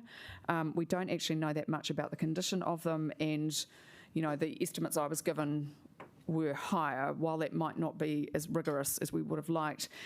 Given we don't know enough about the condition, I think we have to be really careful. Mayor Foster, I am a strong proponent of walking. I will not be supporting your footpath upgrade cuts. Walking is the most basic form of transport, and it's something that we actually need to put more money in rather than less. The Chinese garden, look, I've supported that, even though I think it's a bit problematic, but I think this is a bit of a slap in the face to a community which has suffered really without any. Yep, this is a substantive, and then I'm going to talk to my amendments really quickly. I find the debate on transport really difficult in the week that Let's Get Welly Moving has been judged to have failed. And so when I get all these assurances that we're going to have all this great stuff happening, I just hope it will this time. It is not that difficult for a city to build a cycle network, a pedestrian network, and a mass rapid transit system. Really, like the Chinese would have done it by now, and yet we have to spend like decades arguing about it because it seems to be a bit tricky. Just two last points. I think we're undercooked on earthquake strengthening. We've got 550 buildings which need to be strengthened, most of them in the next 7 years. We're not going to make it. Let's just be really clear about it. And this is the fault of government for putting in pretty prescriptive legislation without any way of funding it. So I do not support delaying investment in the Opera House. And I think we do need to put some money in at some point. Even if it's not done in the next 3 years, it does have to be dealt with. And the poor owners who are having to invest hundreds of thousands of dollars on buildings they can't insure need some more assistance. Right, so just quickly to the amendments. So green infrastructure has been my baby a little bit, and so I'd now like your support to make it a toddler. We are decades behind in stormwater management in the city. It is not radical. Lots of people do it. And so basically I just had a conversation with officers about making sure that when we've got CapEx for stormwater, that we use it to build green, and that they will need to come back with a justification if they do not. I have asked officers informally in the past to do investment in green infrastructure. It never happened, so this is why this amendment has come. As I indicated before, I think we've got some problems with our policy-making process because we just really don't have any mechanisms to get anything through. But this is coming because it is to do with CapEx. I hope that everyone will support this because it ticks every single box, green infrastructure. It should cost less money. It's better for the environment and gives you good social and economic benefits by having beautiful infrastructure which treats water at source rather than before it gets to the stream and pollutes our beautiful waterways. The wastewater, while this is obviously a bit tricky to reduce the amount of volume that comes through, there are some ways, like through water conservation, through regulating around what we are allowed to put into our wastewater systems, that can reduce reliance on them so much. They're horrendously expensive, and we need to start thinking about, can we treat at source? And I think, the composting toilets actually would have been a great thing. So these are, officers think this is practicable to do, and it will be a really good step to, in terms of our climate adaptation work as well, that we will do this infrastructure. It was, over 25 years that Megan Rate actually put some green infrastructure in. It's been that long, and the best we've been able to do since then is put a little bit of planting on the Civic Square. So we need to move on this. Look, I'm just also going to move, I don't want to have a big debate about it, but I would prefer that we didn't say that we're consulting on water meters when we don't actually have any information or the business case properly laid out. I have not been shy about showing my hostility towards them, not because I don't agree with the arguments around environmental management, but because I think if any smart business person will see this as the best economic opportunity on the planet. Being able to regulate and control our water will give enormous private economic benefit. We need to keep it in public hands, and the problem we've got here is that metering is a good way to make that happen. Lastly, I'm going to move something around waste. And look, this has been a great source of frustration to me personally, and I'd just like to thank Councillor Foon for the enormous amount of work and leadership again that she has done in this. So just to recap, colleagues, a few years ago I got money to have business cases put into two things. One was a proper resource recovery centre, not just a shop at the tip, proper resource recovery centre, and a mechanism to deal with the organic material that we will collect when we do when we have a proper system to deal with organic material. 18. So what it is frustrating to me that that work has not been done. You know, like it would have been good if we'd had that. But I think it's clear to Councillor Foon and myself that we will need CapEx to do some building work once we have got those business cases through. And if we don't put the money in now, we will not be able to build anything. And it is actually urgent that we get on with reducing the amount of material that is going into our landfill. It is bad for the environment. It is hard on our pockets because we have to pay these high ETS charges, which are going to increase. People have said that they want to do visionary and bold stuff. Moving to a zero waste economy is one of those mechanisms, and we need some cash to actually make that happen.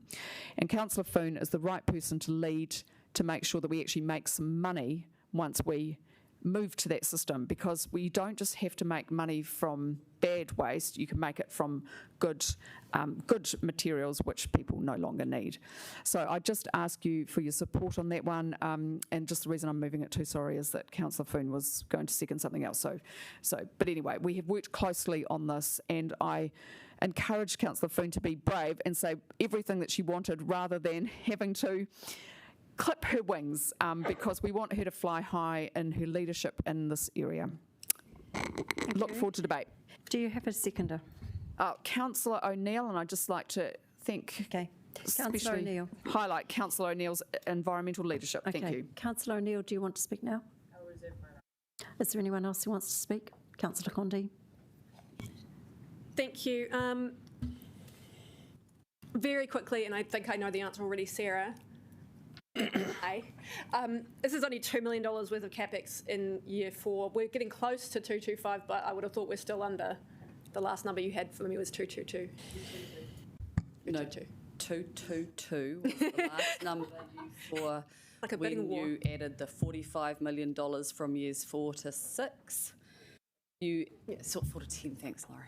Sorry, Councillor Foon. If you add another $2 million there, it will go up, and you're getting close.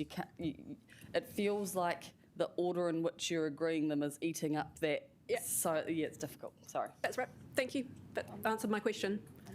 But I actually want to speak as well. Oh, sure, go. And so anything else, obviously, Sarah, anything else, of course, that comes on which we actually have to do as opposed to discretionary will eat that too. So this is an iterative process, isn't it? So it is iterative, but my understanding is the amendment passed that says the debt level will be set above where the decisions are made today. And so the risk is that you are going to just continue to keep pushing that up by adding more onto it. Yeah, I'm looking forward to Let's Get Wellington moving doing that. Okay, and just the other one, I just wanted to understand from an officer point of view, we're not proposing to consult in this LTP on water meters anyway. I just want to make sure that passing that, because that's just a statement of what we're doing, what we're not doing anyway, in this LTP, that doesn't in any way prevent us consulting when we actually do intend to and need to. Correct. We're not actually consulting with a full set of options. We've merely identified it as a signal for future decisions out in the distance. So it's actually telling us what we're already doing in this LTP.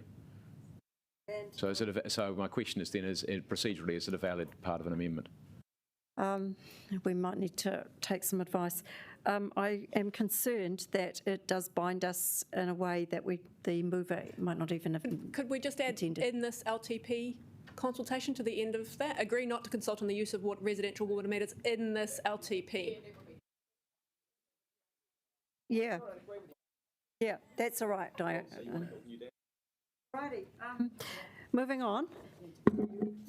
Can I? Yes. It's Councillor Condi, then Councillor Foster, Councillor Rush and Councillor Paul. Can I please beg you to be quick? It will be forever. Yes. Okay. Thank you. thank you, Councillor Pannett, for bringing this amendment and working with various colleagues to get it to the table. Based on the work that I did in the Three Waters Task Force, I'm going to be supporting this this amendment. I think that the task force was very clear about green infrastructure being the way forward, and I really like that this amendment is about how we leverage our renewal spending to then improve and build back better the way that we're doing. That's something that I think delivers really good value for money for our city. Even though it was a recommendation of the task force to look at water meters, I'm comfortable with agreeing not to consult on it in this LTP. I feel like we've got enough on our plate for this conversation with the community without adding that in there. But just to put on the record that I still stand by the task force recommendations and I'm still open to water meters. And I'm sure that we're going to be talking about water reform. We're going to be talking, GW are still working on that business case, but we don't have to have that conversation as part of this conversation. So I'm totally fine with that.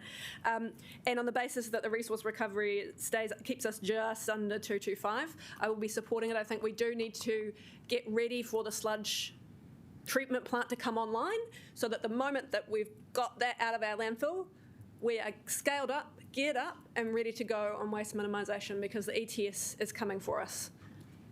Thank you. Councillor Rush. Thank you. You're next. These kind of do deal with my portfolio, I suppose, so I'm broadly in agreement with what Councillor Pannett has moved in respect to subparagraph 1 and 2. I guess that's the green infrastructure and all that sort of thing. It is the way forward and should have been the way back. But you do mention water conservation. It's incredibly important, and we do have great evidence to show that water meters are an important component of that, and that we do have a business case that has been prepared by independent parties for that, which is in the public domain. We have the Mayoral Task Force recommendations as well supporting. So I would hesitate in not consulting in this document on the implementation or the use of water meters, because we will simply duplicate cost at a later date. So I do think there's enough out there, and I recognise that your concern is that this is a road to privatisation, and I get that. I don't think it. There is no one on the Mayoral Task Force or anyone in this space that is thinking that this is the road that we're going on, nor is the government. And in fact, the government's embedding all sorts of restraints on that. What I would say is that if every time we improve our systems so that they become attractive and efficient to the private sector, then we will obviously be doing a disservice to our ratepayers were we to not go ahead with those adjustments in order to maintain an inefficient system that's not attractive. So I will not be supporting number 3. I'm going to keep it quick. I don't think the amendment to number 19 is prudent. Okay, I'm just going to quickly say that I do understand the intent of this, but I'm not going to be supporting it because I feel that it can be something that is looked at in an annual review, and also that there may be something more funding coming through from some changes to the fees that you're proposing that might mean that's possible to do it without voting $2 million. Oh, yeah, the $2 million towards the establishment of the resource recovery park. I will probably support the other things. Is there anybody else, or can we put this to the, okay. Just one thing I was going to say. No. Yeah, so I did have Councillor Foster. I'll put you on, Councillor Fitzsimons. Sorry, it is getting tiring. Mayor Foster, Councillor Fitzsimons, and Councillor Foon. Look, two things. I was just having a look at I was still interested in whether 6A3 is actually valid or not, given it's actually what we intend to do in the. It's saying don't do what we're already not intending to do in the document, so it seems a bit little odd to have it in there. Just with respect to 19, Councillor Pannett, you talk about all priority outcomes from the strategic waste review, and I think that's the bit that for me is interesting, because councillors may or may not be au fait with it, that we are actually doing a strategic waste review. And I think that's really good, because what's happening from time to time, particularly in the waste space, is this sort of almost thrashing around saying we've got to be seen to be doing something.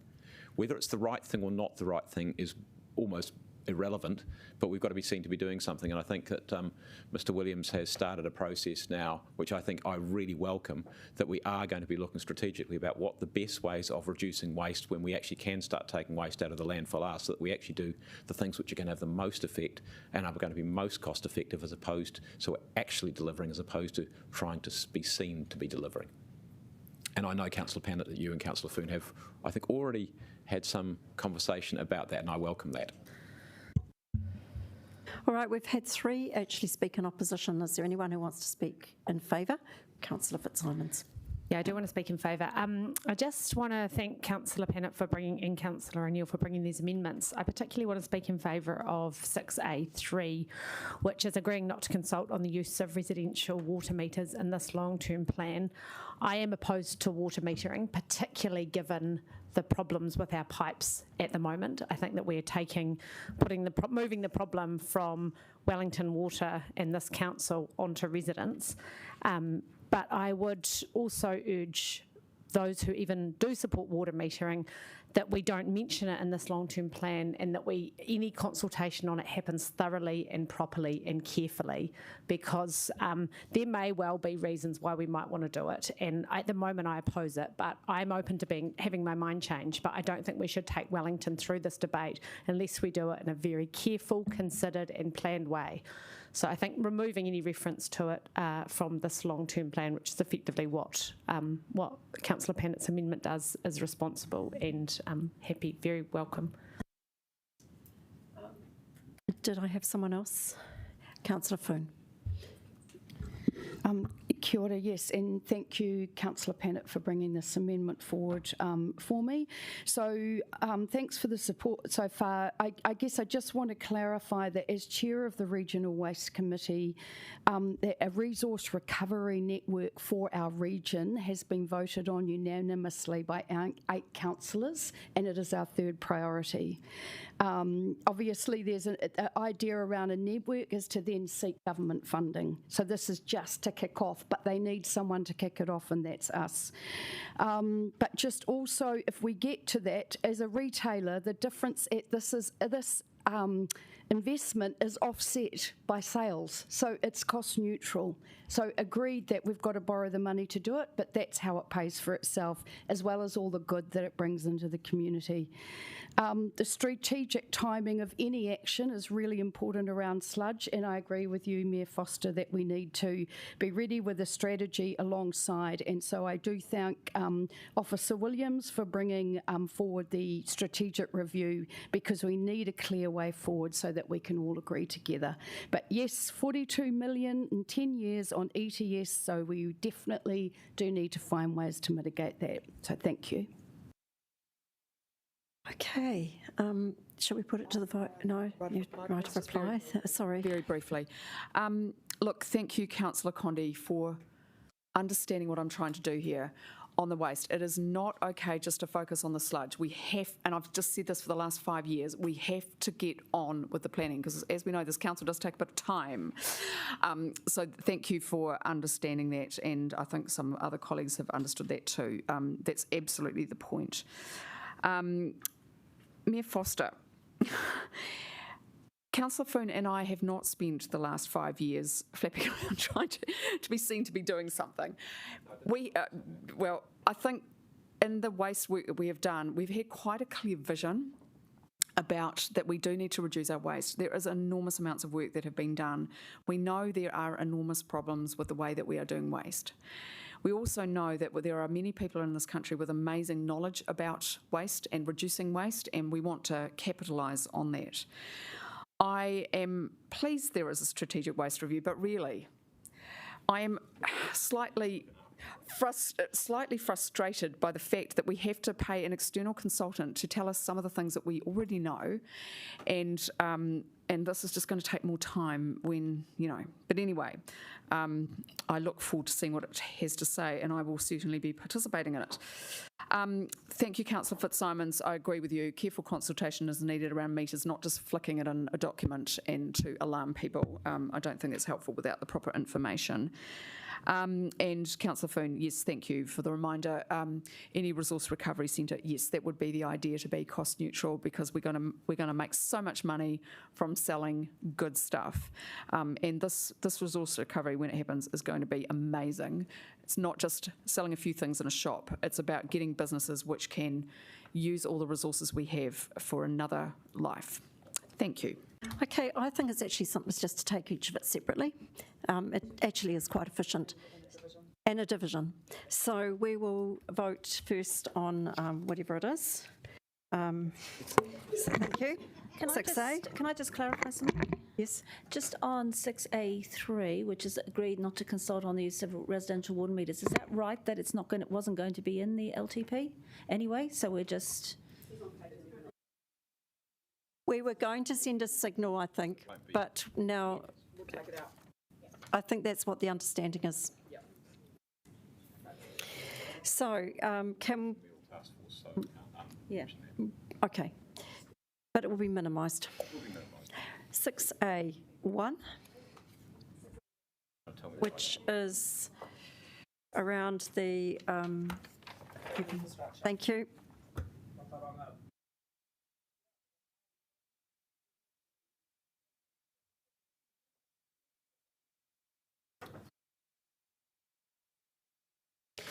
All right, that is carried. 6A2.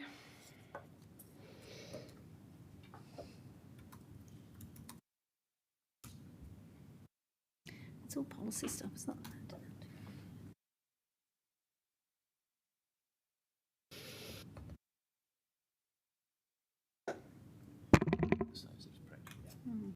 That's carried.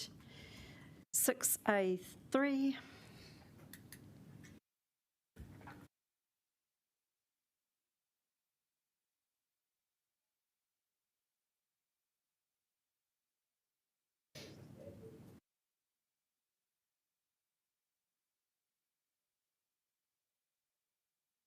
We can do it better. And that is carried. And number 19.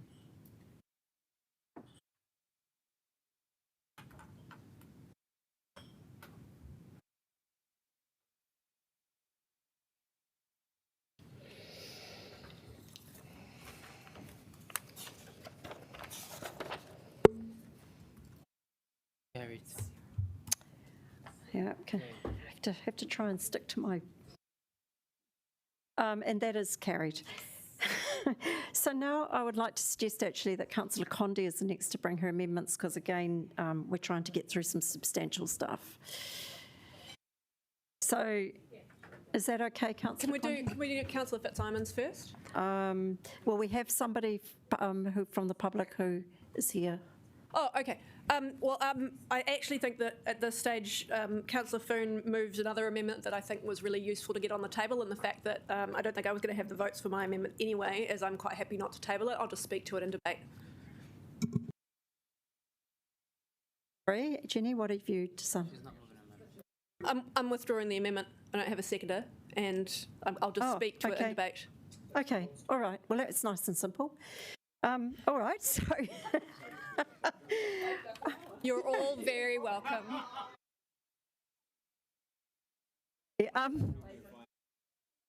all righty, so so we'll keep back to the order that's on the sheet then. So we're now up to parks, and have we've done that one, all of that. Councillor Day, it might be you with the RNF policy amendments. No, that's done. Councillor Fitzsimons. Oh. Oh, yes. Now, we've actually got some things that don't come into this committee's remit, so just looking through to see what else there is to consider for this committee, for this paper. So we're up to the rates postponement. amendment from you, Councillor Fitzsimons. Thank you. So this is something that I've been raising for a while, and I know there's lots of other councillors around the table who've been raising it too. Obviously, in this long-term plan, we are seeing significant proposed rates increases for the next financial year, but also after that. And what I want to do is get some advice so that we can consider implementing a rates postponement policy. Many councils around New Zealand have this, and I think the time is right to introduce this in Wellington too, because I think we can't shy away from the necessary increases in rates. That's been done for too long. But this amendment would set in place a policy that would allow people on low incomes or fixed incomes or in difficult financial positions to delay paying their rates. And it could be indefinitely. These schemes operate in other major cities like Auckland and Christchurch, and how it works is the rates then become a debt against the title or the estate. There's various ways that other councils have done it. They've done it in a way that you can't be more than, say, 80% or a percentage of the total equity that the owner has in the property. And there's requirements in some of the policies that residents get financial advice before they enter into this arrangement with their council. Usually they're payable on death or a change of ownership, and they become a statutory land charge on the title, and that gets registered through the council. So there is the statutory framework for this exists, and really this is just about saying that you are people on fixed incomes, you are going to be facing significant rates increases, and we want to look into providing an opportunity for you to defer those payments, potentially indefinitely, but obviously that decision is for once we get the advice. The other amendment, can we just bring that other one up? There's only one. Oh no, I've emailed you another one. When? From Liam.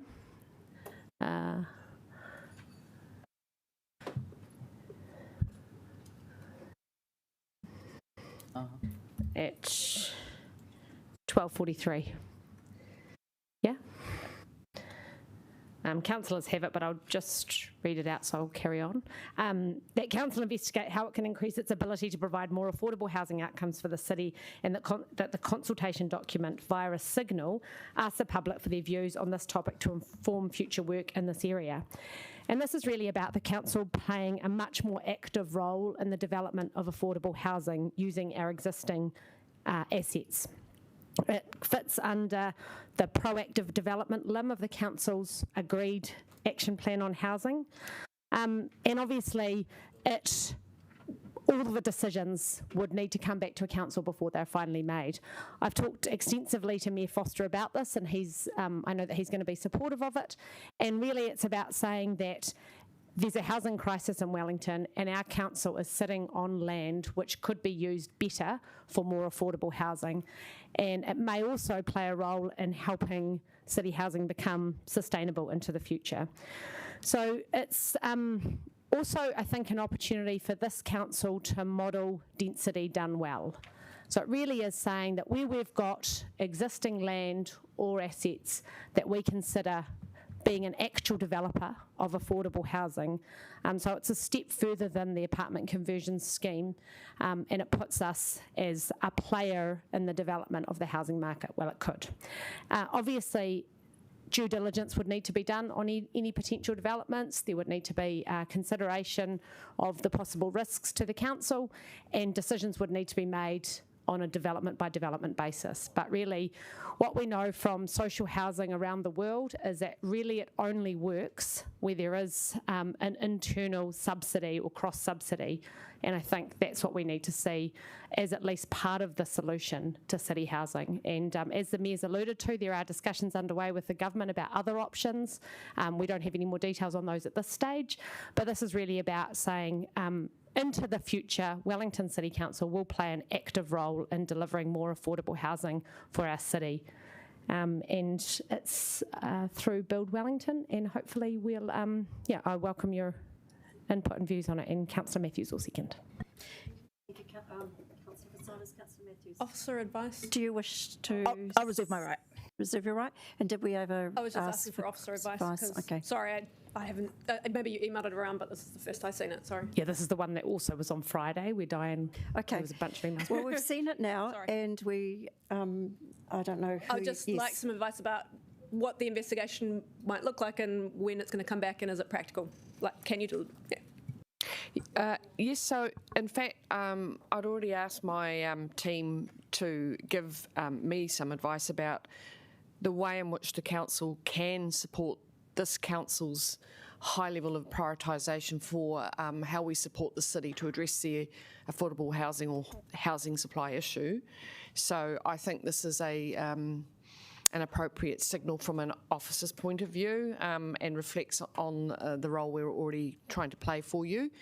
And it means that you're giving us the mandate really to come back to you with some advice on what that might be, which is fine. Okay. Councillor Conti, do you wish to speak? Cool, let's do it. Councillor Young, goodness, I'm going to have to write it down, sorry. Young, Pennant. Just very briefly, so recently in Mayor Foster, Councillor Spur. Okay. Yeah. Madam Sorry, Chair, just can I have taking your full attention because this is really for you. Young, I'm sorry, I was trying to get my speaking order down. Please start. So just recently in Mount Cook, super loans have arrived, a really pernicious way of taking advantage of the poor and vulnerable. And frankly, I regard rates postponement policy as being very similar, because it's a way of us saying, well, we can spend up large, but don't worry, when you're dead, we'll come and get it from you. And I think this is absolutely appalling. I will be clearly voting against it, because I think we should be cutting our costs rather than saying, hey, we've got a way of solving this. When you sell your house, when your kids think they've inherited your house and then suddenly find that there's actually very little money left on it because you were done over by your council. It's like a reverse mortgage, which I think is equally pernicious, so I'm completely opposed. Okay, thank you. Councillor Sparrow.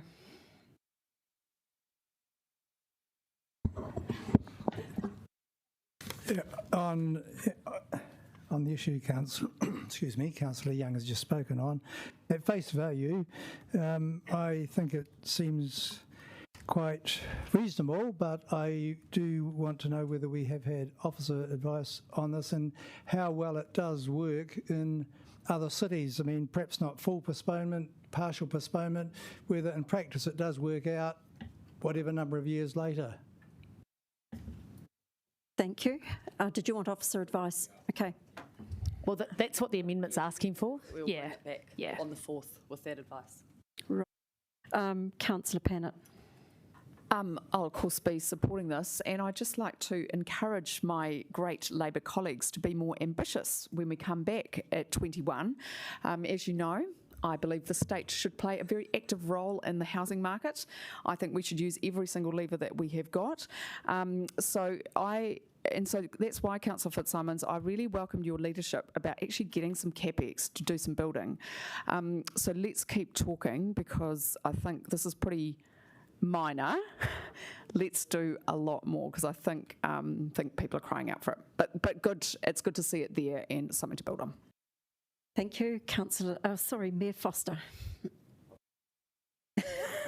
No, he's spoken. I'm going to vote for, well, the first one of them, I guess, is simply asking for advice.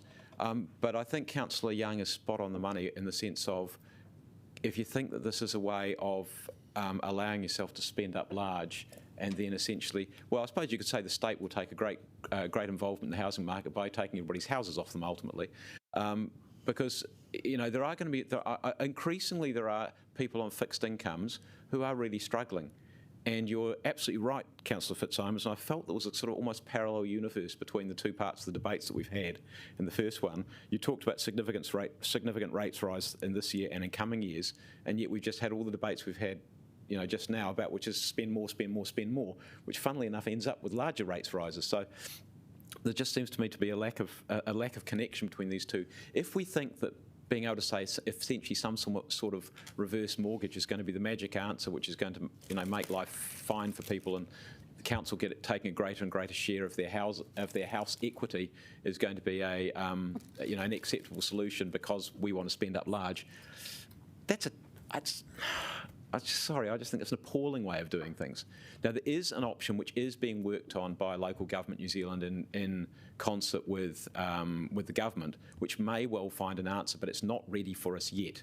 But it's not an answer which absolves us from this. It's basically one that gets you through the situation where you have a temporary challenge, and it might be a challenge which you need to earthquake strengthen your building. It might be a challenge which, that's their building, or you might want to do some work to make your building more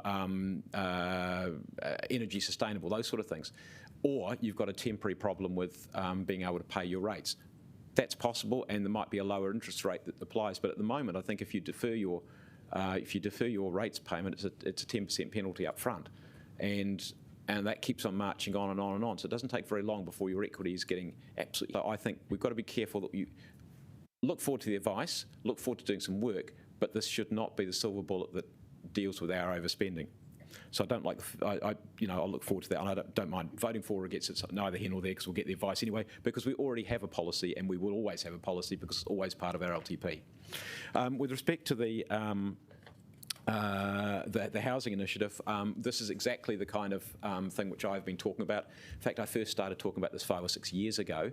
We actually consulted on it as part of our 2015 LTP, got good support for it, consulted on it again as part of our 2016 LTP, got well structured, got good support for it.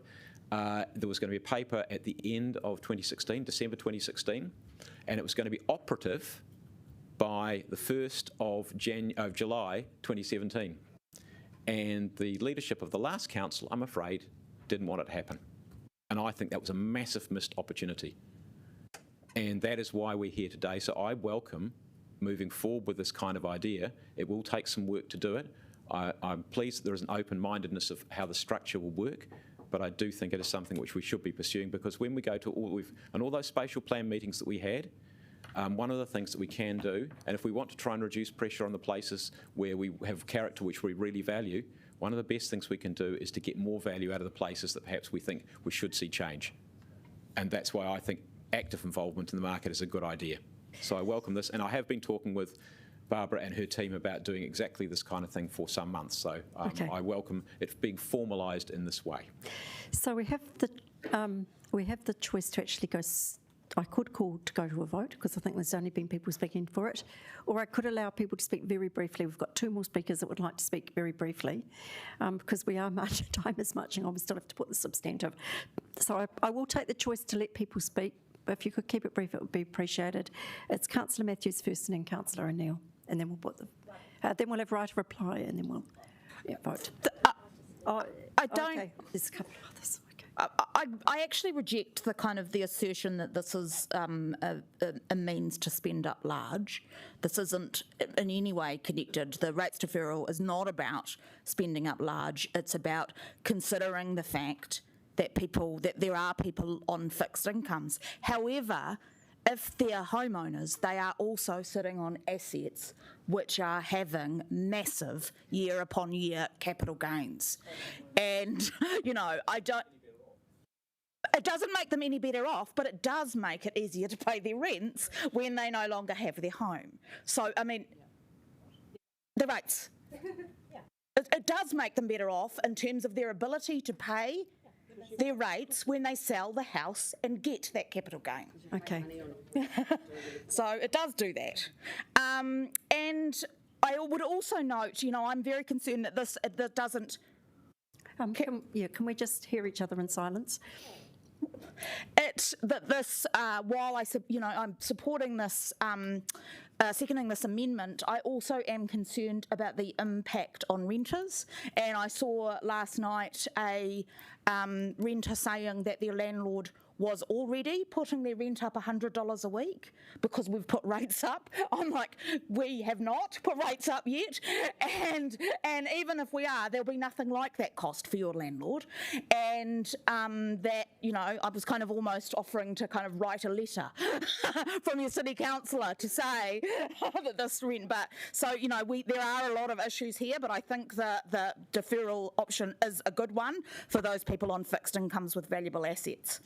I would also just like to talk about the housing issue briefly. One thing I would say, we are definitely, I've got no interest in declaring it a housing crisis or a housing emergency, but it is one. And so we do need to consider you know, being more creative, being bolder about what we can do to increase supply in the Wellington market. And I think that I'm also really interested in the idea of mixed development, so having more affordable housing. That's kind of the model, having affordable and, you know, market-based housing in the same place, and, you know, people mixing, not creating sort of separate communities. So I'm very interested in that, and I just want to say that it's very much in line with the consultation we did in the public and what they wanted us to focus on with this long-term plan. Thank you. Thank you, Councillor O'Neill.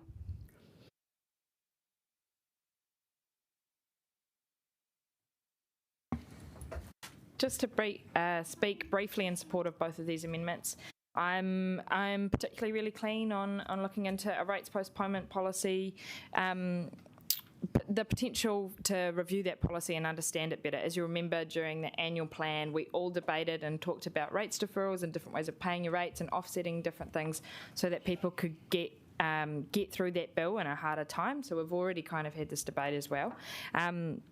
And I support that for this long-term plan.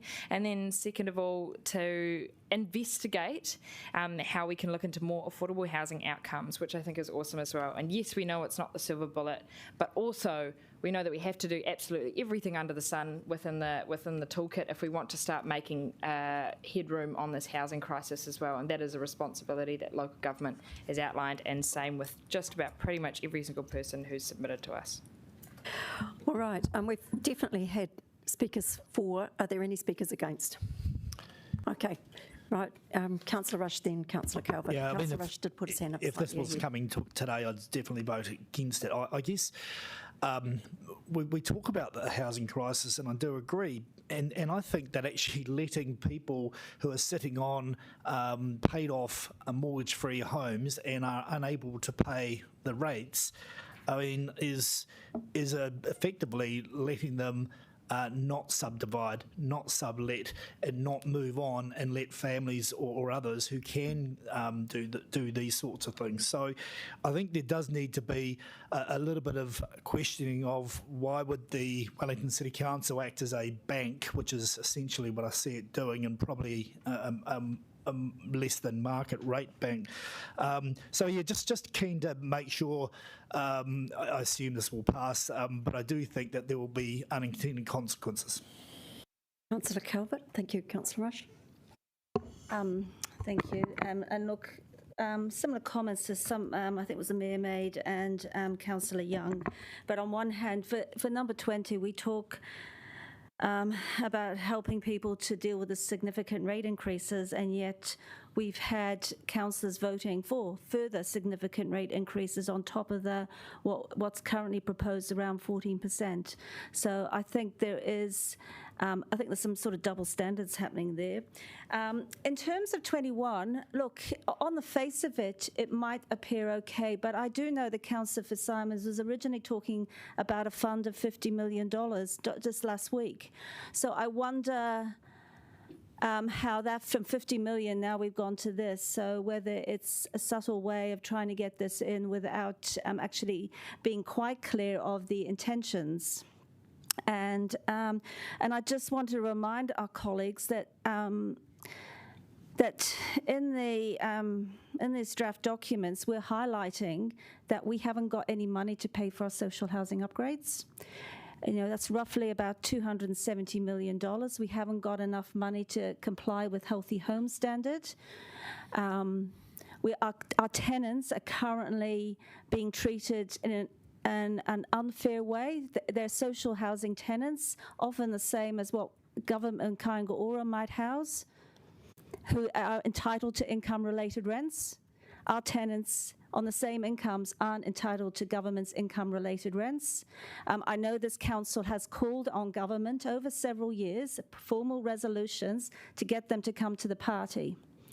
And I'm hoping that's, one day they'll see the social injustice happening and they will come to the party, because at the moment we can't sustain our social housing. And so we're talking about we haven't even solved that problem yet, and we're talking about another aspect. And I really would like to see my colleagues put as much pressure as they do on this council's finances onto the government to actually do something in this space.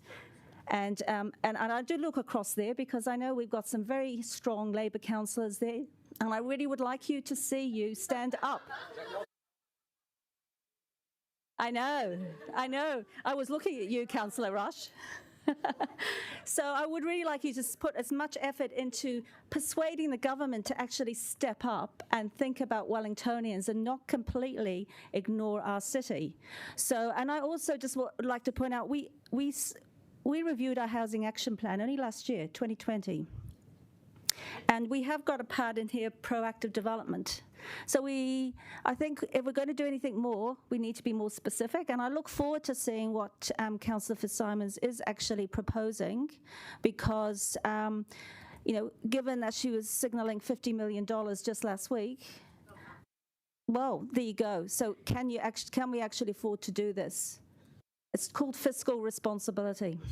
Okay, I'm now going to return to Councillor Fitzsimons for a right of reply. Well, thank you very much, everyone. I'm just a bit astonished by the position of the Mayor and Councillor Young, because particularly the Mayor, who's brought a 14% rates increase to the table, then claiming that trying to mitigate the impact of that rates increase on low-income people is somehow counter to their own interests, seems bizarre to me. No one is... There's a point of order.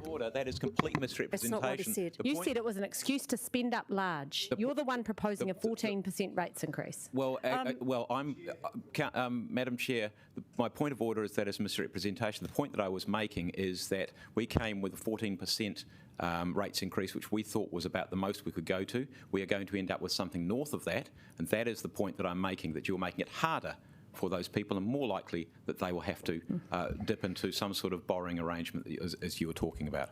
I am going to actually uphold the Mayor's point of order, because I also heard him say he was considering supporting this. So he's trying to... I know he's supporting it, but what he's saying... Councillor Fitzsimons, would you please withdraw what you said about... Which bit? Oh, just the bit where you sort of accused him of not supporting the amendment. Oh, I'm happy to withdraw. I'm pleased he's supporting. Well, I don't know if he is, but... But you presume from what he said that he wasn't, and I didn't get that at all. No, I got that too. But I guess the point I'm making is that this is actually a compassionate and humane approach to people on low incomes who are going to face significant rates increases. No matter which way you look at it, they are going to be facing significant rates increases. And I don't hear each other in silence and let Councillor Fitzsimons finish so we can... I don't accept at all that it's about taking advantage of people. It's quite the opposite. It is meaning that residents can stay in houses, and I accept the point that Councillor Rush has made, actually, that maybe sometimes it might provide a perverse incentive for people to be in houses that are too big for them, and that's something we'll need to factor into the policy. In terms of the second point, Councillor Calvert said that I... might have been being too subtle. I've never been someone that's been accused of being too subtle. I absolutely was talking about $50 million before, and I'm not even sure that will be enough. We need to build more affordable housing all across the city, wherever the City Council has the land and ability to do so. And I want to cast a lens over every possible asset, ground lease, housing, land that the City Council has to determine whether it could be a place for affordable housing in the future. And this will be a key way that we ensure the sustainability of city housing going into the future. And I think Councillor Matthews is right. What this is about is building mixed developments. I don't think it serves anyone's interest to have only social housing living on particular sites. We're much better to be creating mixed communities of social, affordable, and even some market housing to make sure that city housing is sustainable in the future. And it also may have an impact on rates as well. If we do this well enough and create enough affordable housing across the city that we own and run, we may be able to reduce the burden on ratepayers as well in the future. So I think that this is not only sensible, but it's necessary given the current housing crisis that Wellingtonians are facing. All right, thank you, Councillor Fitzsimons. I think we will now put it to the vote. We will take them separately and have a division. So we are now voting on 20? Yes. We're on 20 now. 20 first.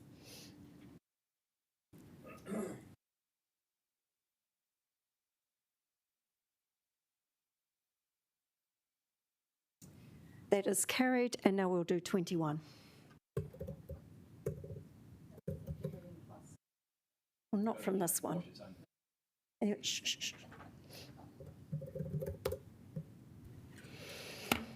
Oh. Oh. And that's carried, and now we can return to the substantive.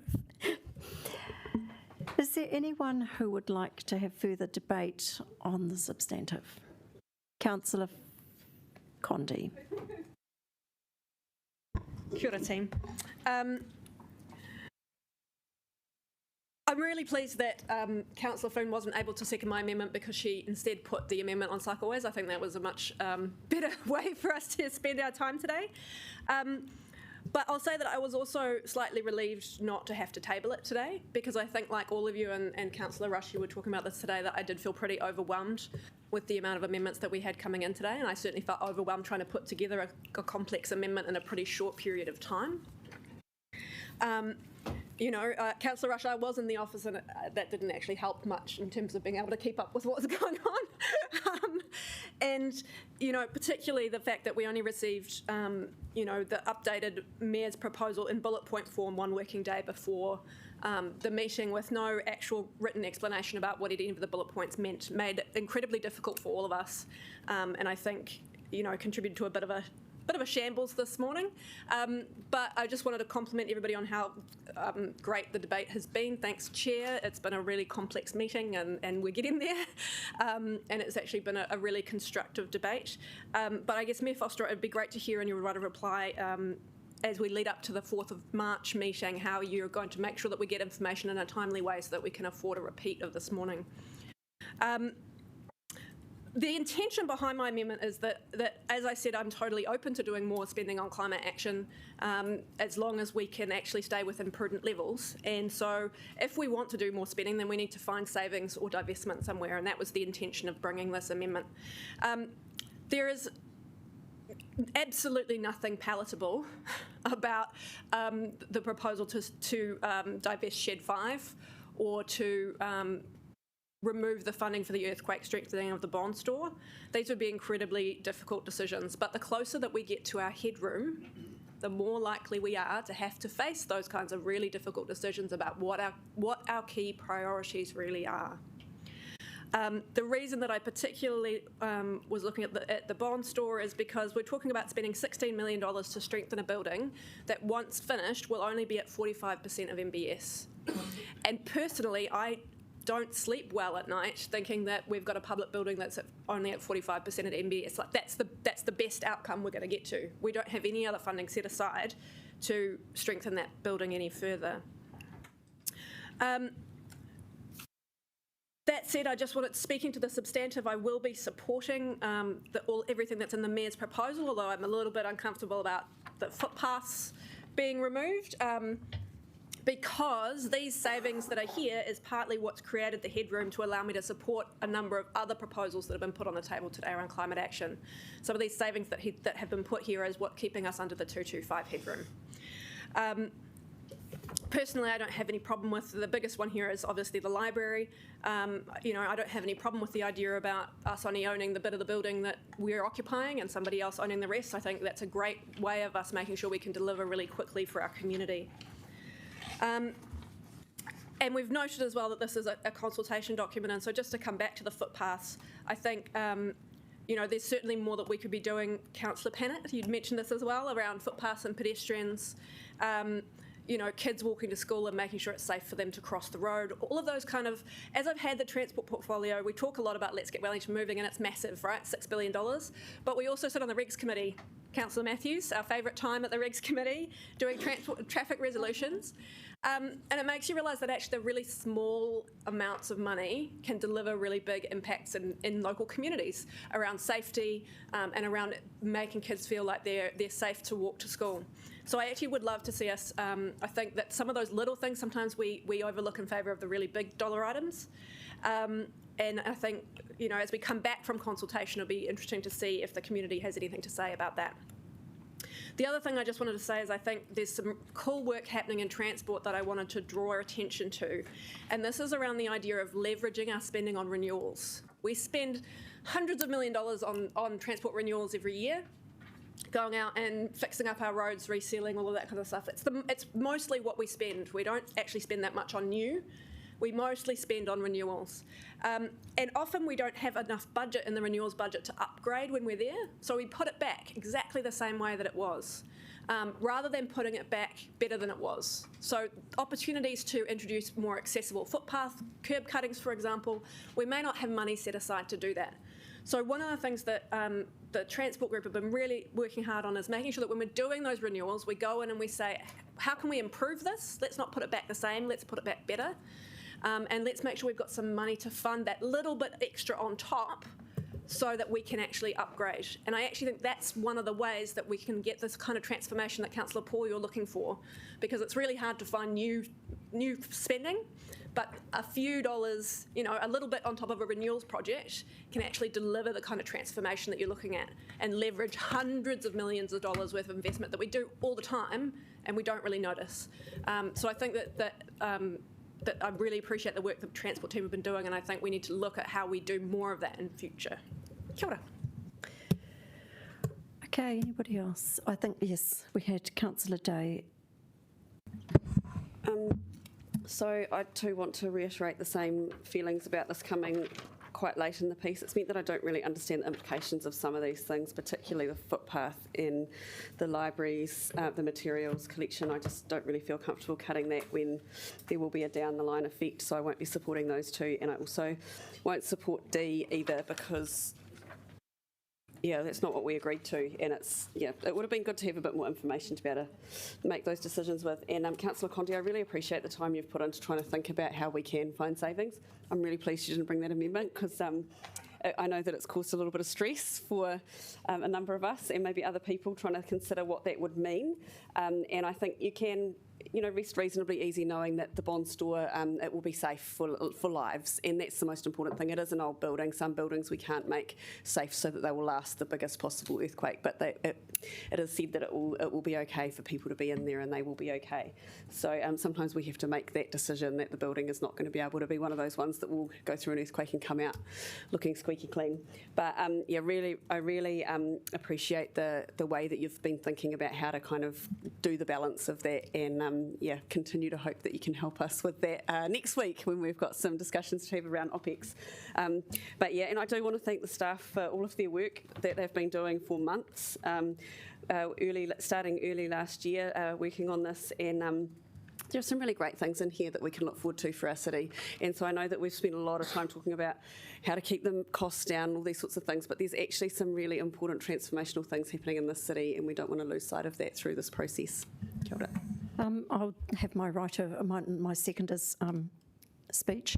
I would also like to really thank the staff. Having been working with the Mayor quite closely on this, I've actually seen how hard our staff have been working and how they've taken on board the feedback from a really long process, which started with us kind of being in workshops, indicating preferences, talking about outcomes, making it really clear where our values sat collectively, and how actually when they brought the annual plan, that long-term plan to us, I could see reflections of everybody's aspirations in it. It mightn't have had quite the amount that some people might have liked, but I could see reflections there of everybody's input. I think actually we've ended up in not a bad place. Surprisingly, I think it's my concern was about the, with professional advice, my concern was about the debt level, but I can see that the things that have been added in have actually not going to radically change that. I'll be interested in the figures. I do want to thank everybody around the table for what's been, as Councillor Condi said, a reasonably constructive debate, and I think it has been a debate. I think there's been a robust exchange of ideas, not always singing from the same song sheet, but that's what you expect in a political environment. The library, I probably would just like to mention that I would have been one of the ones that would have voted to keep the library completely public.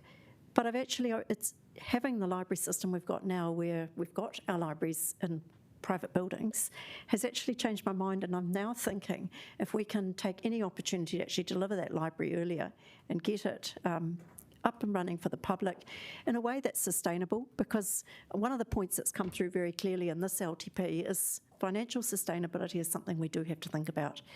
For a while there we thought we had lots of headroom. I think it's clear now that we don't have the headroom we thought we had. And I would also really like to thank Councillor Foon for your stand, and I think it was a courageous stand actually, but bringing an amendment which was really constructive and gave some of us the opportunity to vote for something that was perhaps a little bit less than some people would have liked, but I feel actually really comfortable that it's a good way forward. I'm going to wrap it up there. I also want to thank. Oh, no, just for me personally, because I'm speaking, I actually also want to thank Mayor Foster.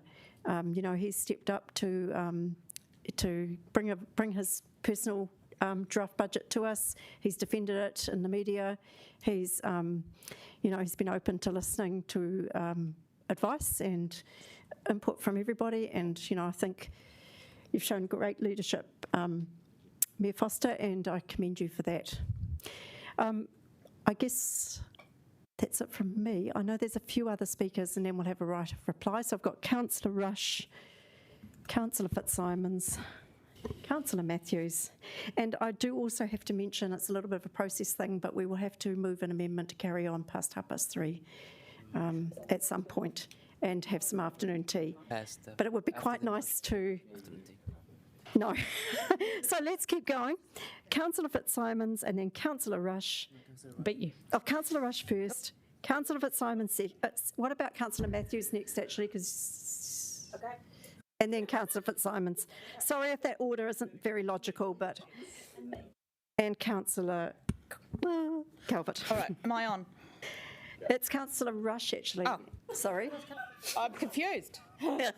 For the first time. And Foon. Shall I go? Being guided by the committee advisor as to who put their hands up first.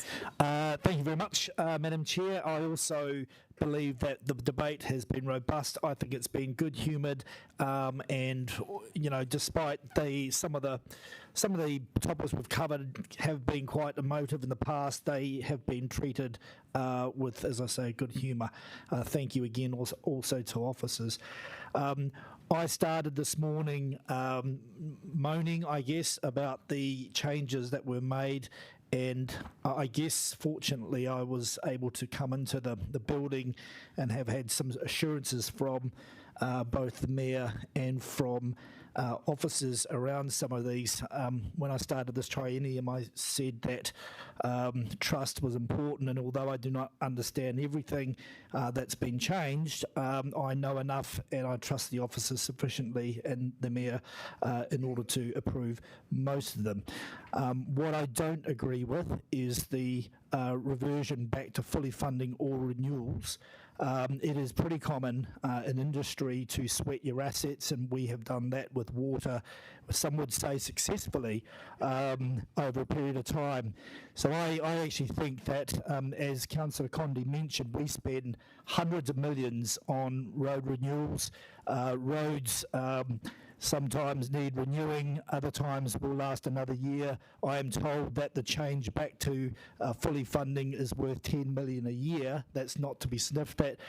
I also think that it was a mistake not to include water infrastructure. As I say, the problem with our pipes was not about sweating the assets. It was in regard to sweating the assets and not monitoring them and replacing them when they were spent. And that's what I would rather see as a means of cost saving. But nevertheless, we shall consult. I broadly am supportive with a compromise in the library where some commercial premises are available for a period of term in order to offset costs, but in the long term or medium to long term for the full library to be returned to the city in better times. Rather awkwardly, I've had second thoughts on recommendation 8 as amended, and would rather it go back to what it was, which was to prepare the budget with a debt to revenue limit of 225%, and if there's a way that that can happen, then that would be great. Otherwise, I shall not be supporting 8 as drafted, and would like that taken separately as well. Thanks. Right, thank you, Councillor Rush. Now, I did muddle it up a bit, but it's going to be Councillor Matthews first, followed by Councillor Fitzsimons. You don't get to go again, Sean. I would like to disagree with the last couple of positive reflections on this process, in that I think that we spent a lot of time talking about things at a very high level and have then had to go into a very rushed conversation about the actual trade-offs, and I'm not happy with the set of amendments that describe a decision that we've already made, to revisit it with a series of options on the basis of one sentence that I received in an email on Tuesday night.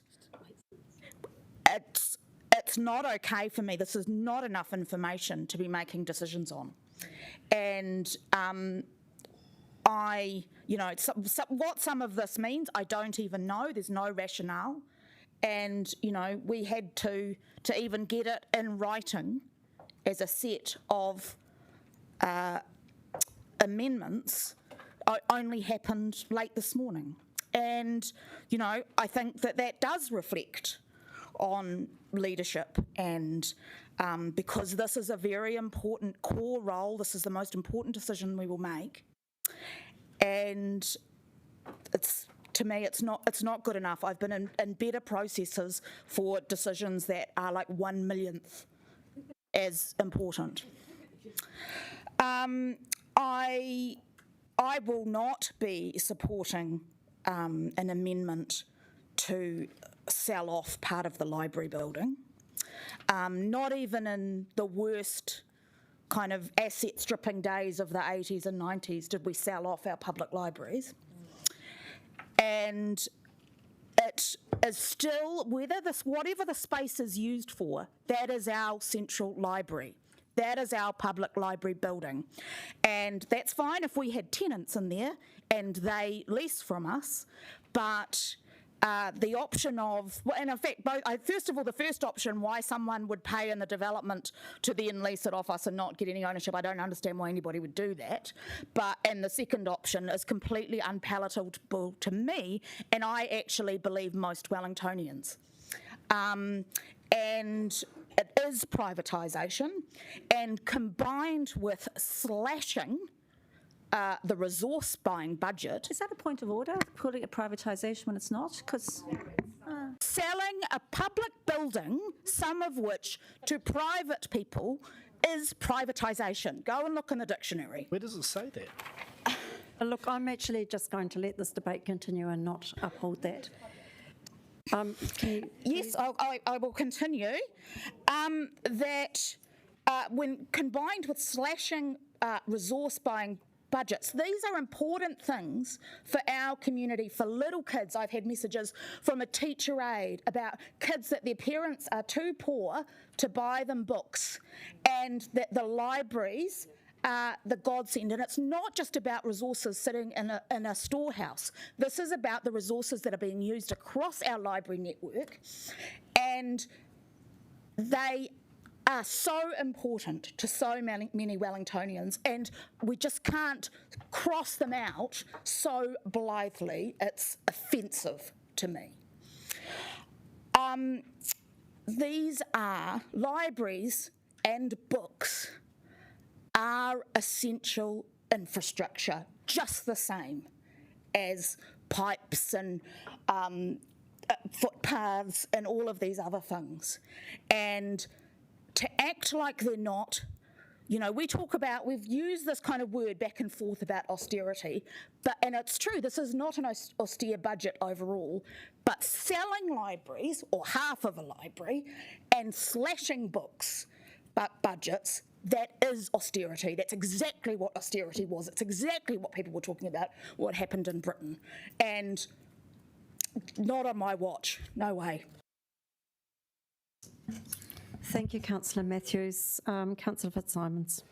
I'm tempted just to say what she said, but I do want to just pick up on some of the comments people have made about the process. It wasn't great to get an email from the Mayor with a whole lot of headings and not an explanation, and then to really struggle to get the amendments this morning.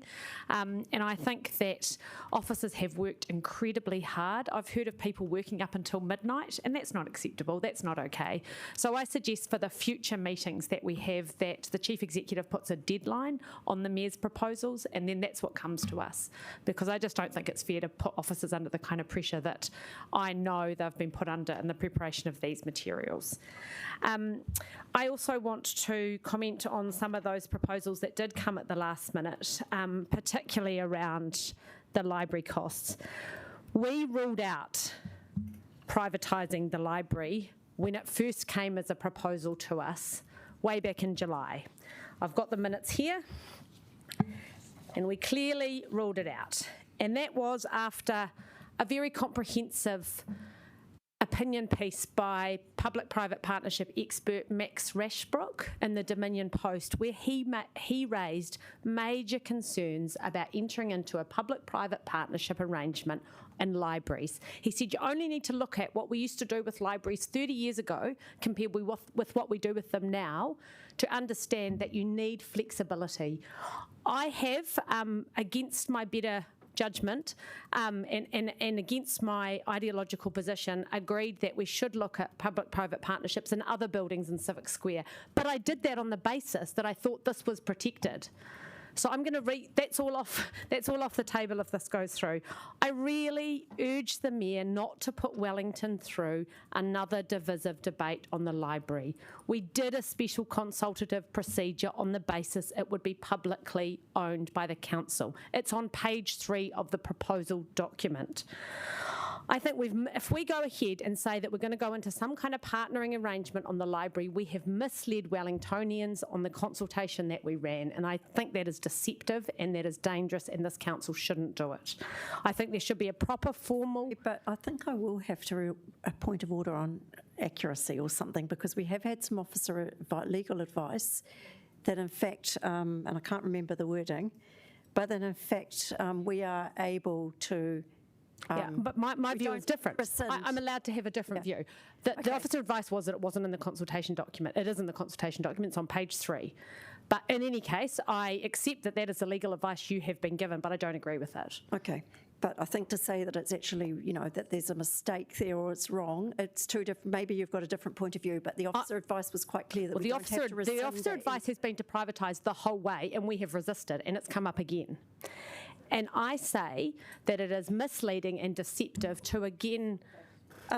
sorry. They have suggested we run a separate consultation procedure with the developer community, which we ruled out. More important matter that we have to attend to, and that's that we actually have to vote to continue this meeting. Okay. So I'm sorry to stand and stop everybody, but... Right, so we must move that we agree to continue this meeting because we've now been in process for 6 hours.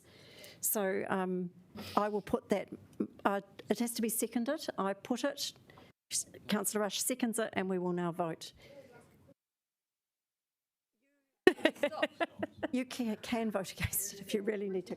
But we have gone through so much and we are nearly there. It's ridiculous.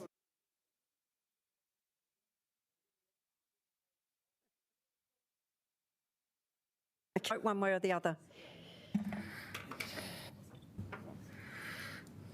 Yay, we love it. Okay, I'm sorry to stop you in full flight, and we did have some points of order. Can we please just pull things in a little bit? And yeah, look, I'm nearly done. Sorry, I just wanted to finally. Can I just raise a point of order? Just the language which is being used suggests motivations which are, I think, pretty offensive. And look, you may disagree with what's being proposed there, but I think to call things deceptive is just straying a little bit too far, and I think you should withdraw. I'm not. Can I be really clear about what I'm calling deceptive? If we decide, if we vote, I'm saying if we vote today, which we haven't done yet. Councillor, I've raised a point of order. I am actually going to uphold that, and I'm going to require you to withdraw some of those comments. I withdraw some of those comments. Thank you. Are you raising another point of order? It is the comments around being, I think the words deceptive, etc., are unreasonable. What I'm saying is, if at this table we make a decision today to partner with a private investor on the library, I think we have misled and deceived Wellington. Yeah, I'm asking you to rule. So, Councillor Fitzsimons, I would like you specifically to withdraw the words deceptive as a description. Deceptive. Of a decision that we're about to make. Of the description of the advice or the motivations of our I'm happy to withdraw that, but I don't accept whoever said it. But I'm happy to withdraw. Okay, thank you. Thank you. And can we please just be a little more cautious about making the points we're making? Thank you. I also just want to highlight the comments that Councillor Matthews made about reducing library materials. I think that is a terrible step backwards. We should not do that. It's cutting the new, our ability to access new titles, and that's Wellingtonians' ability to access new titles across the city, and I think it would be a grave step backwards.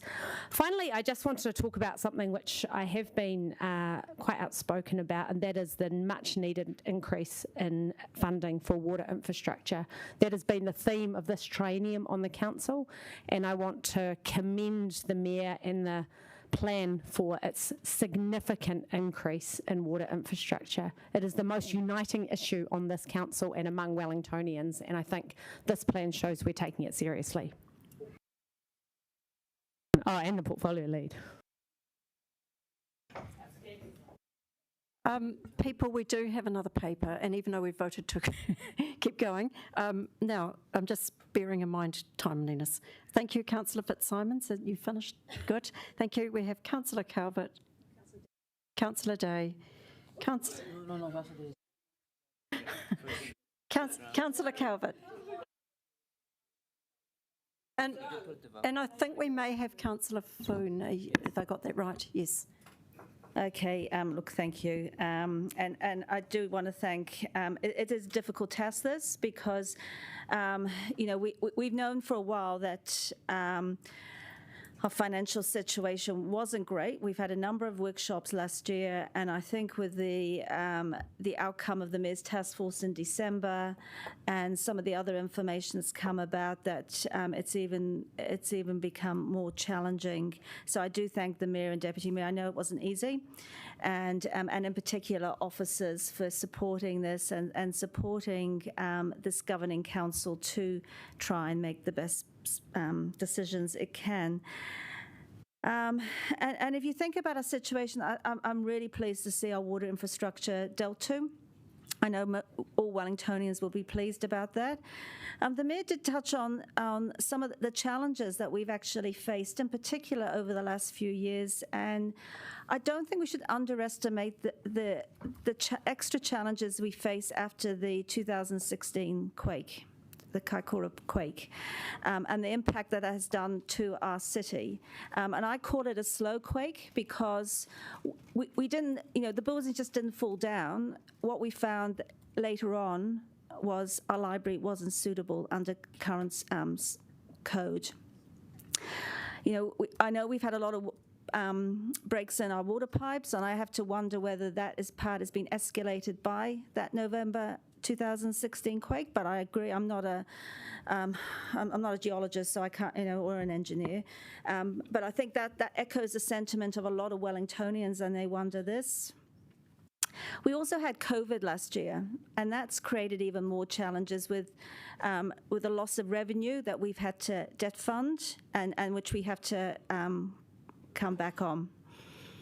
But I do want to call out that these are challenges being faced by Wellingtonians, and I feel that the government's walked away from Wellingtonians. If you look at the shovel-ready projects, we put a list in, and actually Island Bay was on that list. We got nothing. Didn't get, not a cent, not a sausage from the government. And actually, the Bond store, Wellington Museum, was on that list. It was shovel-ready, ready to go. Not a single dime. And now we are faced also with our social housing. Still, the government hasn't come to the table on that. And our tenants, as I've said before, are facing social inequity because they are not entitled to income-related rents. And that's just unjust, unfair to me. And we still have a lot of challenges. We've added to this draft LTP, and we still haven't dealt with sludge, believe it or not, sludge management. We haven't got funding for that.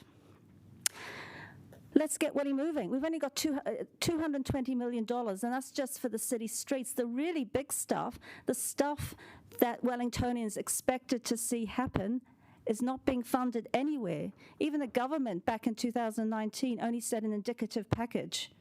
And they just ignored the independent review around Let's Get Welly Moving's program. They ignored the program component, and yet we're still left with trying to find a way to fund that. Which I think, again, as I said, the government's walked away from Wellingtonians. We've only got 70,000 ratepayers, and I appreciate that renters are also pay rates through their rents. But basically, we've got 70,000 rateable properties, roughly, to pay for what we want to do. And I think you just need to remember that it is about fiscal responsibility. So I won't be supporting all the additional amendments that have come from councillors, barring the ones that just haven't cost any money. Because we have to make some hard choices. This is other people's money. And if you were running your own home budgets, would you be making these decisions? Because I suggest that probably you wouldn't. So, and I just want to touch on the Bond store, which I'll call Wellington Museum, because people will think the Bond store, but won't appreciate that it is actually our museum. And it's great, and I'll acknowledge I sit on the Experience Wellington board, which in part runs Wellington Museum. But they've got great plans to better tell the story of Wellington. At the moment, it is very much Pākehā based, but they want to tell a better story. They want to tell really how Wellington formed, and an ongoing story, and trying to sell the Bond store underneath them, especially when we've already given them a letter of expectations for the next 12 months, seems, as somebody said, cultural vandalism. So I can't support anything, and I think coming back to this council, we actually have to make a decision. Do we want a museum? Where is that museum going to be, and are we going to fund it to actually be strengthened? And I agree with Councillor Condi, more than 45%. Point of order, it's kind of irrelevant talking about that because it's not actually on the table. No, excuse me. I will. It is on the table because what in the proposal is only $16 million of strengthening. So it is there. No, but it has been talked about, and so I'm raising that now. So as I said, I am going to support the Mayor's proposal, but all the other amendments that create money, that take us over that 225% threshold, I will not be supporting. Thank you, Councillor Calvert. And can I suggest procedural motion that we put this to the vote, because nothing that anyone is going to say at this stage is going to influence how people vote. Okay, so that we can vote on that. So, you need a seconder. You need a seconder. Is it Councillor Young? I did ask for some to be taken separately. Yes, we will do that. So if this passes, the Mayor still gets his right of reply, and then we can ask for the method of voting. There may be, I think, some desire to take number 8 separately. And I've also, and others. Okay. Okay. So first thing we do is vote on this. You need a seconder? Yes, Councillor Young. How do I vote? Close your motion. Voting. Well, we have. Pub early. Debate. We're voting on putting the motion. We need 12. I think we've got it. Yes. Okay. In that case, I invite the Mayor to have his right of reply. Nice one. Well,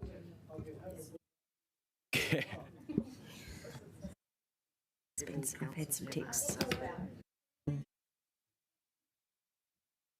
Well, councillors, thank you for the debate. It's one of the fascinating things about human beings is that we can all look at the same thing and come to completely different conclusions about these things, and I think we've demonstrated that in spades today. You know, to some people there were things which were, you know, sort of subterfuge and, you know, dodgy and various other things that we objected to. To others of us, it feels like there are people on parallel universes where money grows on trees and everybody's going to be happy when you take it away from them. But I just wanted to focus on a number of issues that people have raised. The first one of them is that the challenge that was put, it was you, Councillor Pannett, who made it, that this was not the most challenging budget that we've seen. This is the first time that we have gone over, in fact, it's the first time we've gone anywhere near 175% debt level, because that was our ceiling before. Now we're not just going to 175%. The debate we've got is whether we stick at 225%. There were some of you who've talked about the process that we've been through and the challenges of that process. We've been doing this essentially live. And I've got to say thank you to the officers again. And I want to say thank you to my deputy. And I want to say thank you to Councillor Calvert as Chair of Revenue and Finance for the immense amount of work that's gone in. And I know that you have, in particular, have worked very long hours on doing this and putting it together. And the numbers have been continuing to evolve. And you would have seen that when we, you know, there have been complaints about the late stage of the amendments. You would have seen that when the papers came out and when it was modelled, those papers showed that we were still $122 million over the 225% limit in year 2 and year 3. So we had to do something about that. And so what we looked at is trying to work together to find the best, least painful way of getting $122 million out of the budget to keep us in a position which was financially sustainable and responsible. Now, I'm sorry that we had to do it in the way that we did in that real time, but that is the way we had to do it. The normal way of doing things would have been to have workshop. Mayor would have introduced the papers, and there we were. The problem with this one is because our capital budget is so high, it is, you know, as I said, it is $1.2 billion higher than the last one over 10 years. It's the biggest capital budget that we have ever had by a country mile. Because it is so high, and that's having taken a whole lot of things out, we were in the position of we thought we were in a position of being $1.2 billion over our cap to start with. We had to do things to pull that down. We then found that we got ourselves down to 600 million. We still have work to do. So it's been a piece of work that we've been doing in real time, live. The reason we're having this meeting now and not having the whole lot, OPEX and CAPEX, with you all in one go is because we had to get a handle on the CAPEX line to help inform the OPEX line. And if we don't do that, it made it impossibly difficult for us to put a paper in front of you at the end of the, yeah, I'm well aware we've still got the RF paper. It made it impossibly difficult for us to put something in front of you. Yeah, well, you hear it, but you've actually, several of you have rejected that concept in what you've said. And I'm sorry, I'm not going to take that, because what you have done is said this is a process you're unhappy with. I'm explaining why the process is as the process was. It has not been an easy process to get to this point.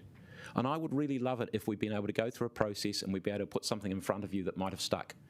But the reality is that what we've done, what we've seen around this table is people going, well, yes, we know that there's a high rates level.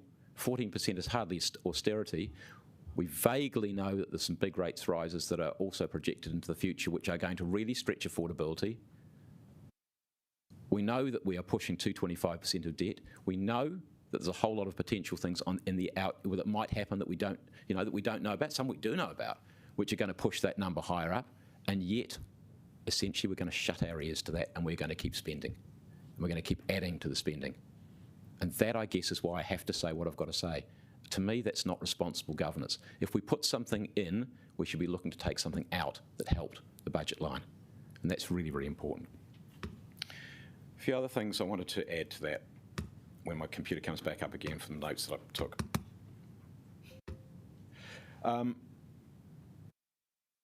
So I think that deals with the process issues. In terms of the library, because a few of you objected to that, I must admit the library book number is a little higher than I anticipated, but hey, some of you are probably going to vote against it anyway. I was thinking that we maybe take $500,000 out, and that would be at least a signal, because we don't have the central library. So you can vote whichever way you want to, but of course that's cost or not cost. The central library, though, is really important. And you saw, and I said that in my introduction, you saw the toing and froing that was going on about whether we deferred the library full stop. Because on its own, the quickest way of getting us down below 225 was to take the library out and push it out. But the advice we had from the CFO when we were having these conversations was, actually, you'd have to push it out a very, very long way before you got yourself back into some sort of sense of being under 225. So we had to look for some creative ways of funding this to get us under the line. And look, people are starting giving me some feedback as well. Some of them are going, yeah, good, go for the library, do it, good stuff, get it built. And other people are going, too expensive, stop it. So when we had the debate we had back in September, October, we chose what we thought the best option for the library was, but we also said it would be subject to the process we're going through now. And some of our community will say it's too expensive and they're worried about the rates. Respect that. Other people will say get on with it. But what we were trying to look for is a way to creatively get through this. We will still own, whichever one of these options is chosen, we will still own our library. We are not privatising our library. What is being suggested is that the people who occupy, so there's obviously some office space there, somebody will occupy that office space, that the landlord of that office space might not be council. If you think it is the most important thing for council to own office space, which is leased out to somebody else in a building which is part owned by us, then I guess what you can do is say, actually, maybe we'd like to buy it back when we can afford to do so. But I don't think it will be the most important thing, because I don't think most people will care that XYZ Corp or whatever it is that's occupying the office space on the upper floors of the building, whether it's owned by us or not. I don't think that matters. You can create a controversy about it if you want to, but that will be creating a controversy because it suits politically, not because it is good governance. I'm going to finish off by saying this is, in my view, a transformative budget.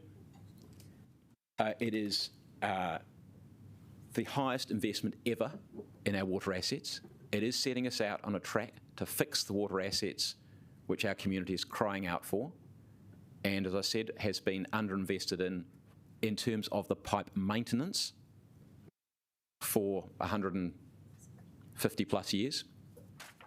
We've done things like building sewage treatment plants. We've done things like resilience. We're building Omarara Reservoir, but those don't fix the pipes. So it is dramatically increasing the amount of money we spend on our water infrastructure, which our community have asked us for, which the Merrill Task Force concluded needed to be done. It is making sure we get our central library back. It is setting a platform to rejuvenate Tanako Civic Square. It is, despite the debate we've had today, it is the highest investment by a country mile in cycling that we've ever had. the highest investment by country mile in cycling we've ever had. And that's even excluding Let's Get Wellington Moving, which will add to that. When I started, and it was, I did the first cycling policy, which was in 2008. Do you want to know how much money we invested in cycling in those days? $80,000. $80,000 a year. We've come a long way. We've built a lot. Rome wasn't built in a day, but we are making really good progress in that. But what you might have thought from the debate that we've had here is, in fact, we were investing nothing in it. I might have been better off actually moving that we invest nothing and allow you to add to that. But we weren't. We were investing, proposing to invest more money than we'd ever invested before in cycling. But you wouldn't have known it from some of the debate. And that I found disappointing. We've also got the highest investment ever in the potential for avoiding waste to landfill, a sludge treatment plant. And finally, some of you have said that we knew everything before. And we should have recognised all these things. Well, except for COVID. You know, we clearly didn't know COVID before. We didn't know the impact on our revenue lines and on the airport. We didn't know how much sludge treatment was going to cost. I think we had in the 2018 budget, we had the princely sum of $30 million attached to sludge treatment. Didn't expect $150 million. Didn't expect that. When we were starting talking in 2019 about remediating the library, the numbers that engineers were talking about were in the 30 millions, not 179 million. We knew we had a problem with social housing, but the last council deferred and deferred and deferred. We have to fix it. And I guess what I'm saying here is that, and we certainly didn't know the scale of the water challenge, because in fact we hadn't had a single paper on pipes. When I look back at it, I couldn't find one over 9 years. And then they all start breaking. So we didn't know the scale of a lot of those challenges. They are massive challenges, and they're all on our table now. And the issue for us is to discern between the things that we have to do, the things that are truly important, the things that can be afforded by a community, and those things that perhaps maybe we might be better off putting off to another day. Doesn't mean that any of them are bad things to do. They're all good things to do, but we cannot, our community cannot afford to do everything. We're often asked to cut our cloth, but what that really means is to cut our cloth to meet the ability of the community to afford what we proposed to take from them when they have no recourse to say no. So, councillors, I was very pleased to move the budget as it started. It is what it is now. It's got some amendments to it.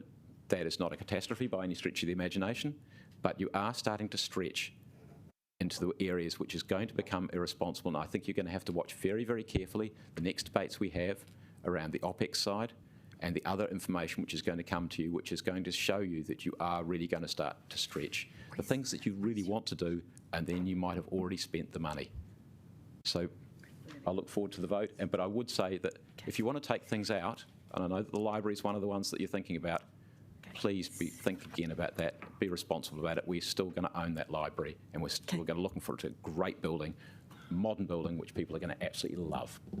Thank you, Mayor Foster. Now, I have had some queries come through around the implications of the revised number 8, and I would like to seek some officer advice on the implications of item 8, and also where we're sitting with some of the financials as a result of some of the things that have changed. Yeah. Can you see that okay, Sarah? Yes, so number 8, if you agree a debt to revenue limit based on the future amendments made to consultation documents as per 14 and 7, can we just scroll down to what?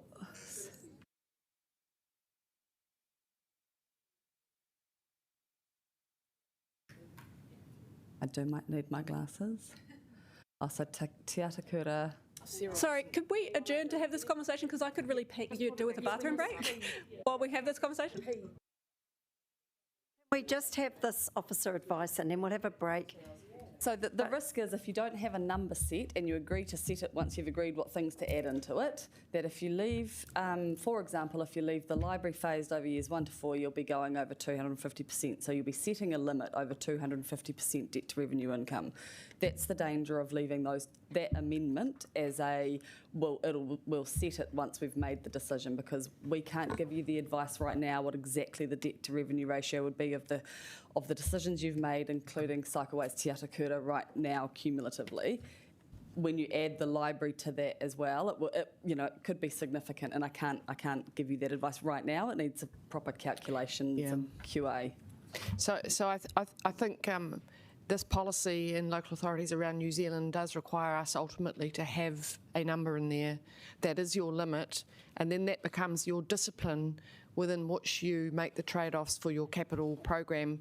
If there isn't a specific number, then it is very loose in terms of how you're going to make your decisions.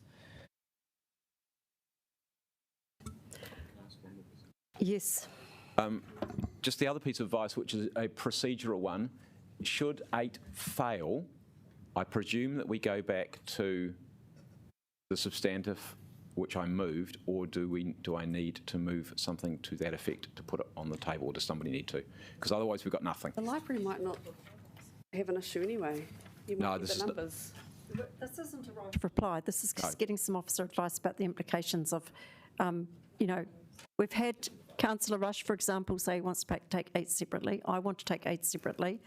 I guess there is some understanding to do about if we were to reject 8 with enough majority, with a majority. So my advice is if you vote against 8, then what we will be seeking is a decision that replaces 8. Ideally, because we have to go away and do the preparatory work for the meeting on the 4th. We maybe do this on the 4th. This is why I want to do the OPEX and the CAPEX together. I just think we're getting ourselves into knots. Sarah, can you just explain why that is? If we don't set a limit now, and we either increase or decrease the capital program from now. So we've caught the cycleways, we've caught Te Atakura, we've caught the network resource recovery. That might be pushing year 4 quite close to the line, but we've got that under the 225. If it goes further, we have to go and see what the rates implication are of those changes, and we can't do both of those things on the 4th. We can't bring you what the rates will be or the OPEX will be if we're still landing what the CAPEX will be.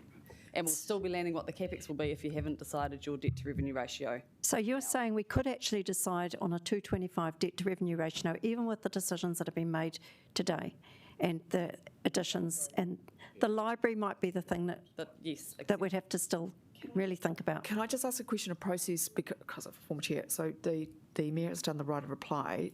Now unpacking the budget will be, I'll be really unhappy. That's just why it's 5 to 4. We've been here for a long time. Okay. Can we just? In that case, I'm going to put it to the vote. We've been told what's going on. Who would like to take anything separately? What would you like, Councillor Calvert? Well,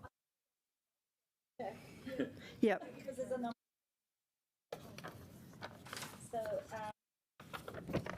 You get 1, 2, 3 is okay.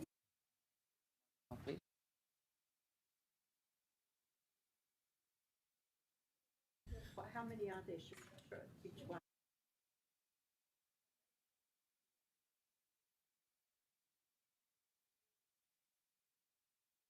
So we're looking at taking 1 to 7. No, 1 to 5. You want 6 separately? No, because we will modify by an amendment. It just disappears. He can move another motion. All right, that's fine. We'll have 5 separately. Right after this, 6 separately. Can you keep moving through, please, Cyrus? No, not that fast. We'll look at 7. 7's okay, isn't it?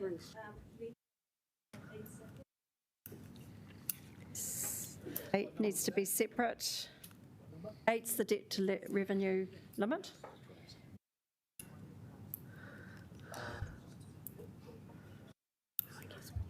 This goes away. Are there any other things that need to be taken separately? All of 13. Okay. Right, I suggest we crack on in and start the process. No, I actually want to do this before afternoon tea. I'm sorry. It's been dragging on.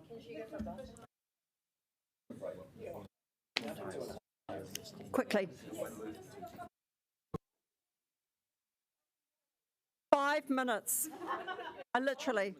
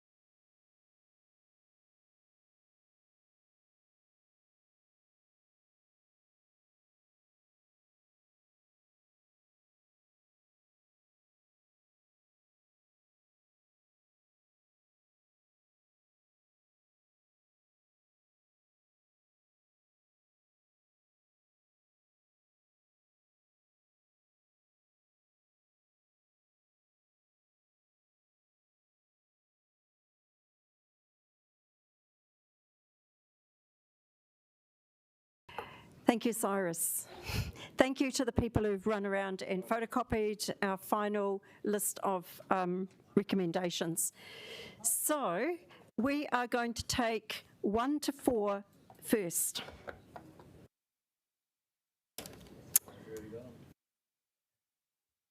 Thank you.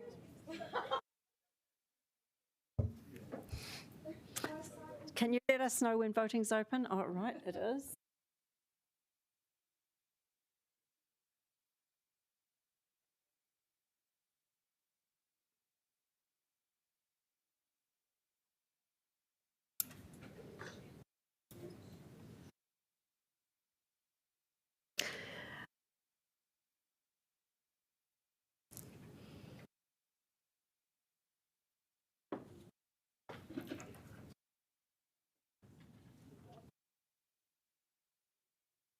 One to 4.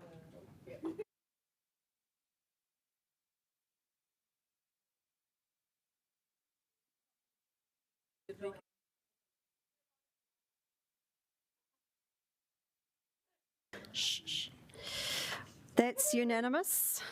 We will now take 5.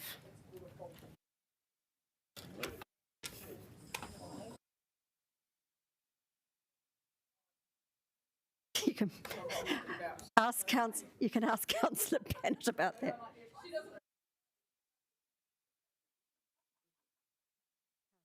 Okay, can we, Malcolm, Councillor Sparrow.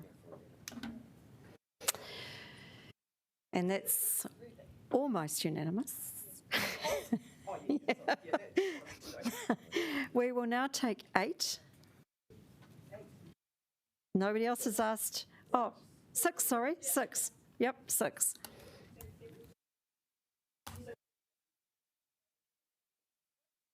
Six.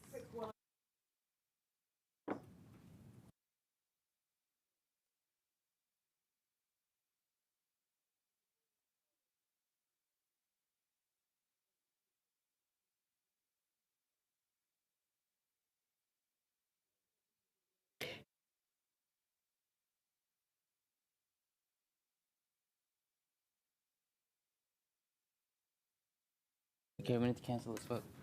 All right, sorry. There's now a request to take 6, 3 separately. So we will do 6, 1 and 2 again. Okay. Together. 6, 1 and 2. This is 6, 1 and 2, yes. This one's 6, 1 and 2. Malcolm? Oh, sorry, Councillor Sparrow. Okay, that is carried. We will now do 6, part 3.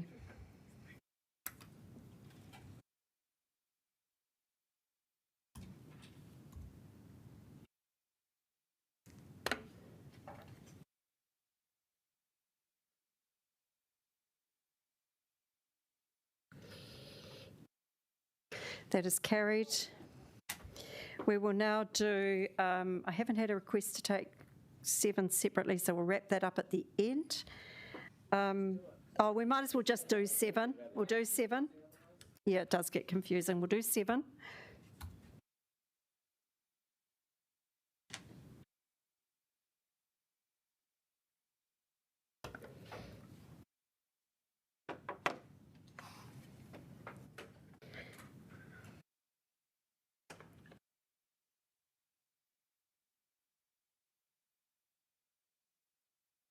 And that's unanimous. We'll do 8.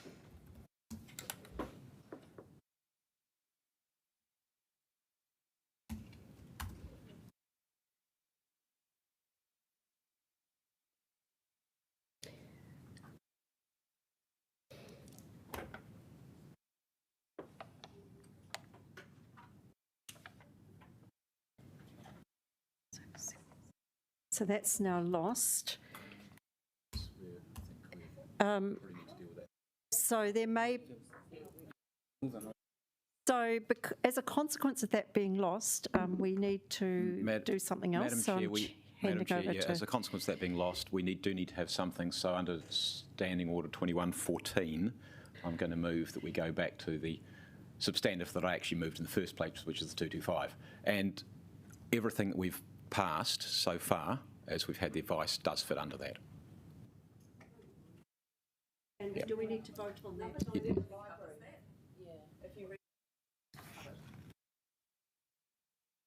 Okay, so let's just make it No, completely, still need for the eight. The advice is avoidance of quite clear, we need doubt, the Mayor is going to move, are you going to move an emotion? I move back to the standard that we originally had, which is 225. And I will second that. Through the chair, after the substantive is taken care of, that motion can be moved and seconded. Oh, I see. So after we voted for all of the it's clauses. foreshadowed at the moment. Yeah, Okay, motion. so we'll- Foreshadowed motion.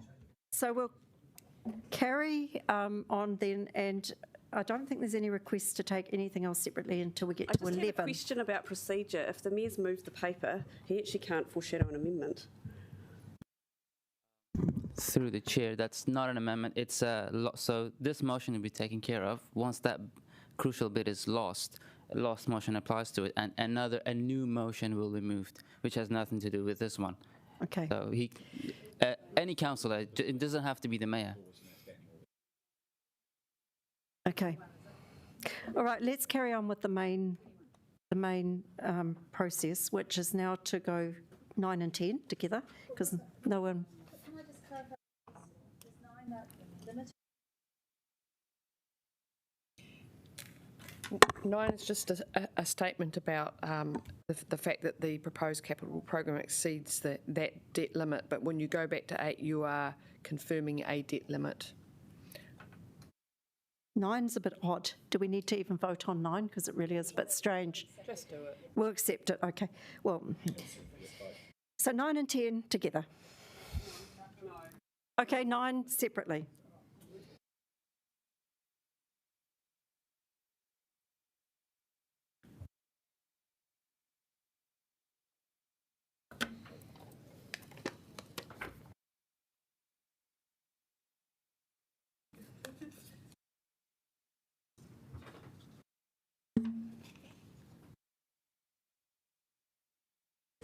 Oh, sorry. I thought I had. Has that come through? That is carried. 10.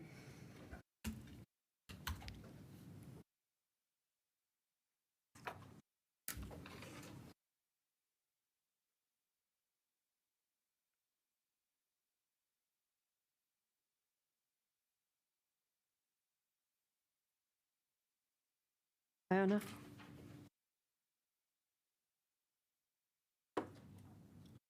That is unanimous. Now we are going to take each bit of 11 in its entirety separately, so this is going to be a wee bit of work. So we're doing, do we need to do that? Do we absolutely need to take every single bit separately? Councillor Pannett did ask. Okay. All right, 11A1.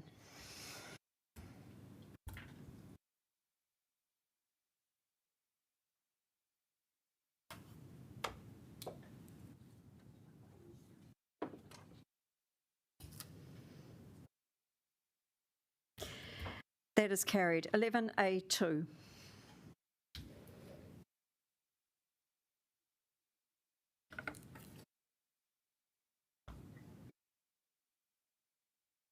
That's carried unanimously. 11B.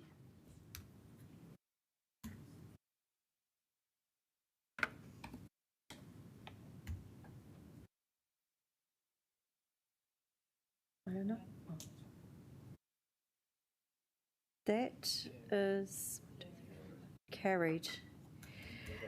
11C.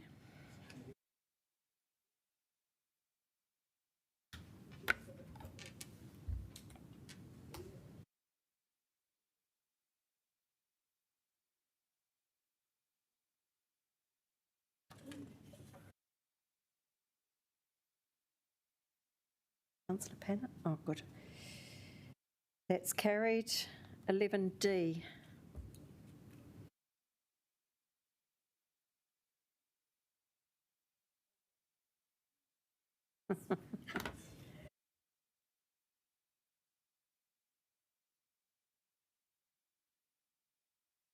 That's carried.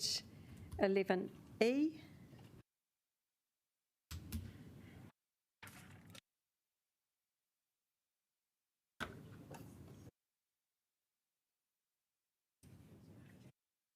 11E.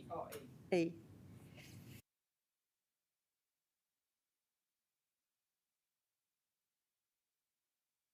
It's carried. 11F.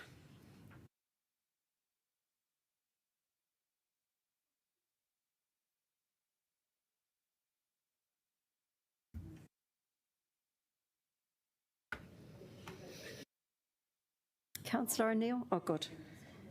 That is carried. 11G.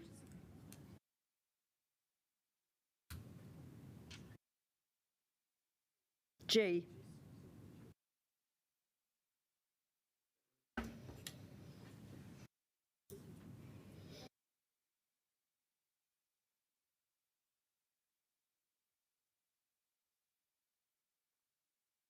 That's carried. 11H.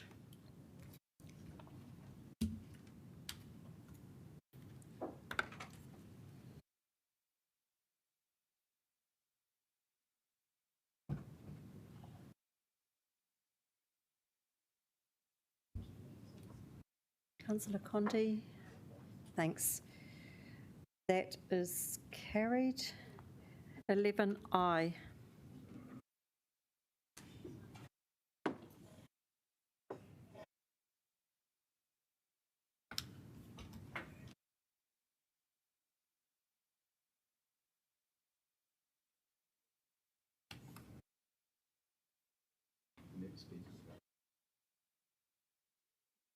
Oh, that is carried. 12.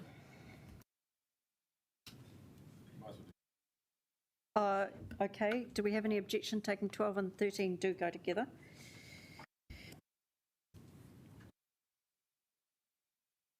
Okay, so 12 and 13 together.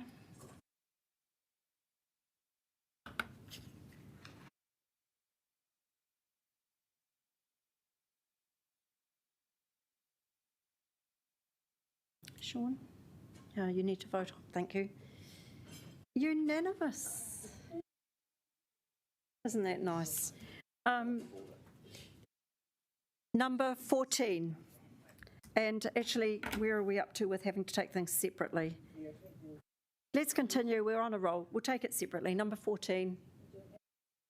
A and B together, unless someone's got an objection. Okay.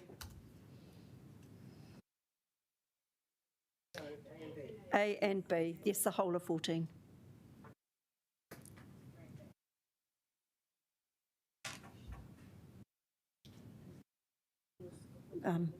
Andy, yours didn't go through. Oh, good. And that is carried. 15.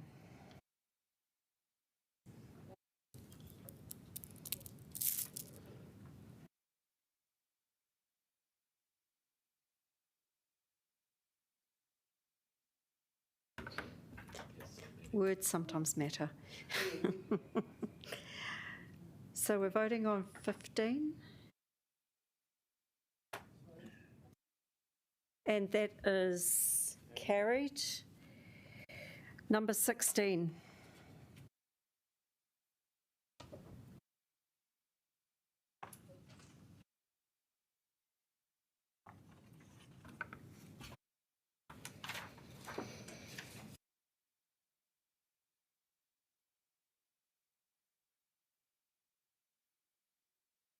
And that's carried with a slightly increased number.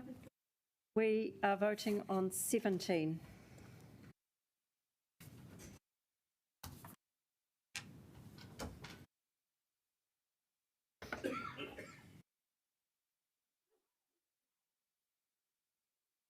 We're just doing 17.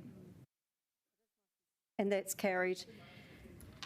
We are voting, we could have done 17 and 18 together, but anyway, we're doing 18 now.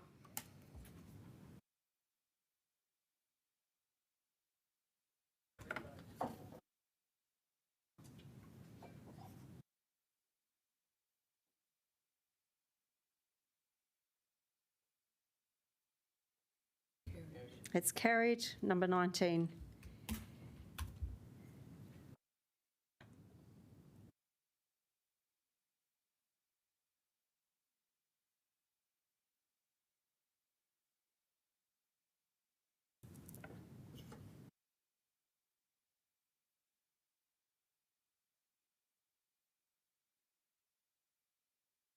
And that's carried. Number 20.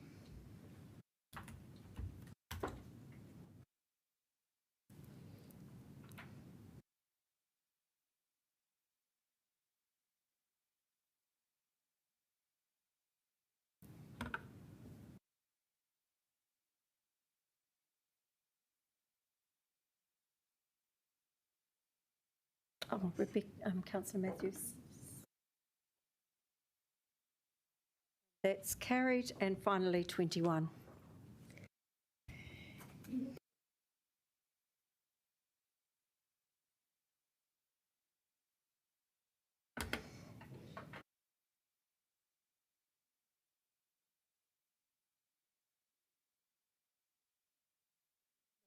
Thank you. And that's carried. Yes, there is absolute divisions being recorded.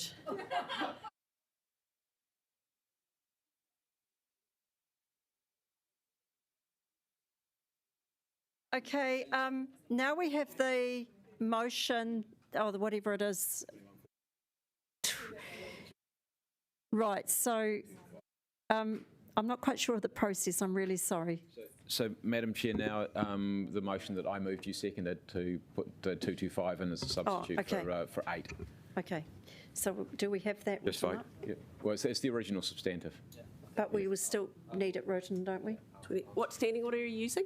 21.5.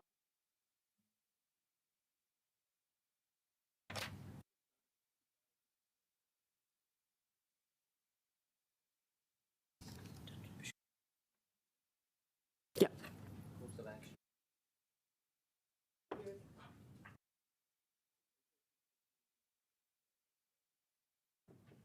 But for avoidance of all doubt,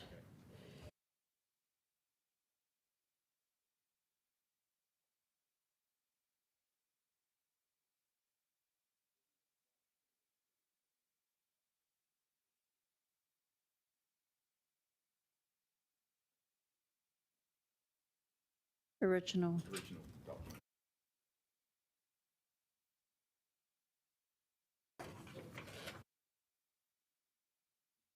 Take out that.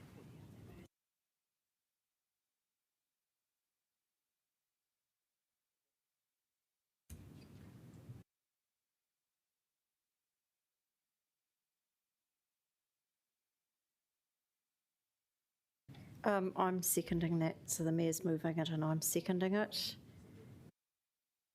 Do we have to call for debate? Okay, I'm just going to put that.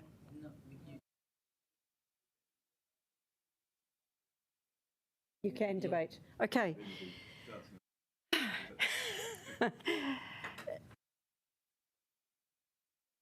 Are we happy to put it? Yeah, we'll put it. Okay, right. Okay, we'll just put that by leave at the meeting. So we're now voting on that motion.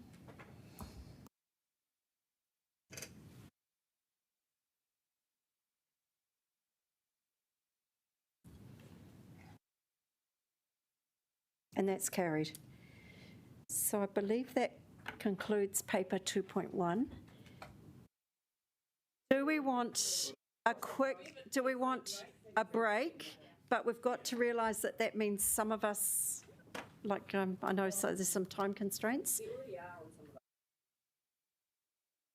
I know. So shall we make it another 5-minute one?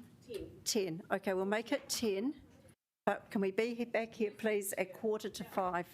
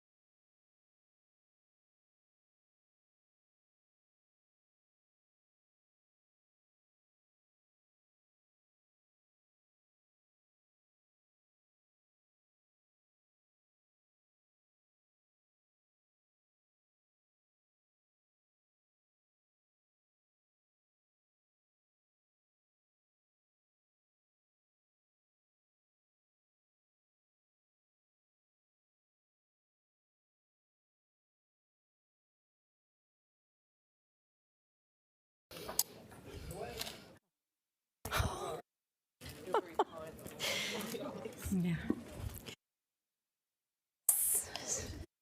All right, thank you everybody for reconvening. We are now moving to paper 2.2, and I would like to invite Councillor Calvert to introduce the paper.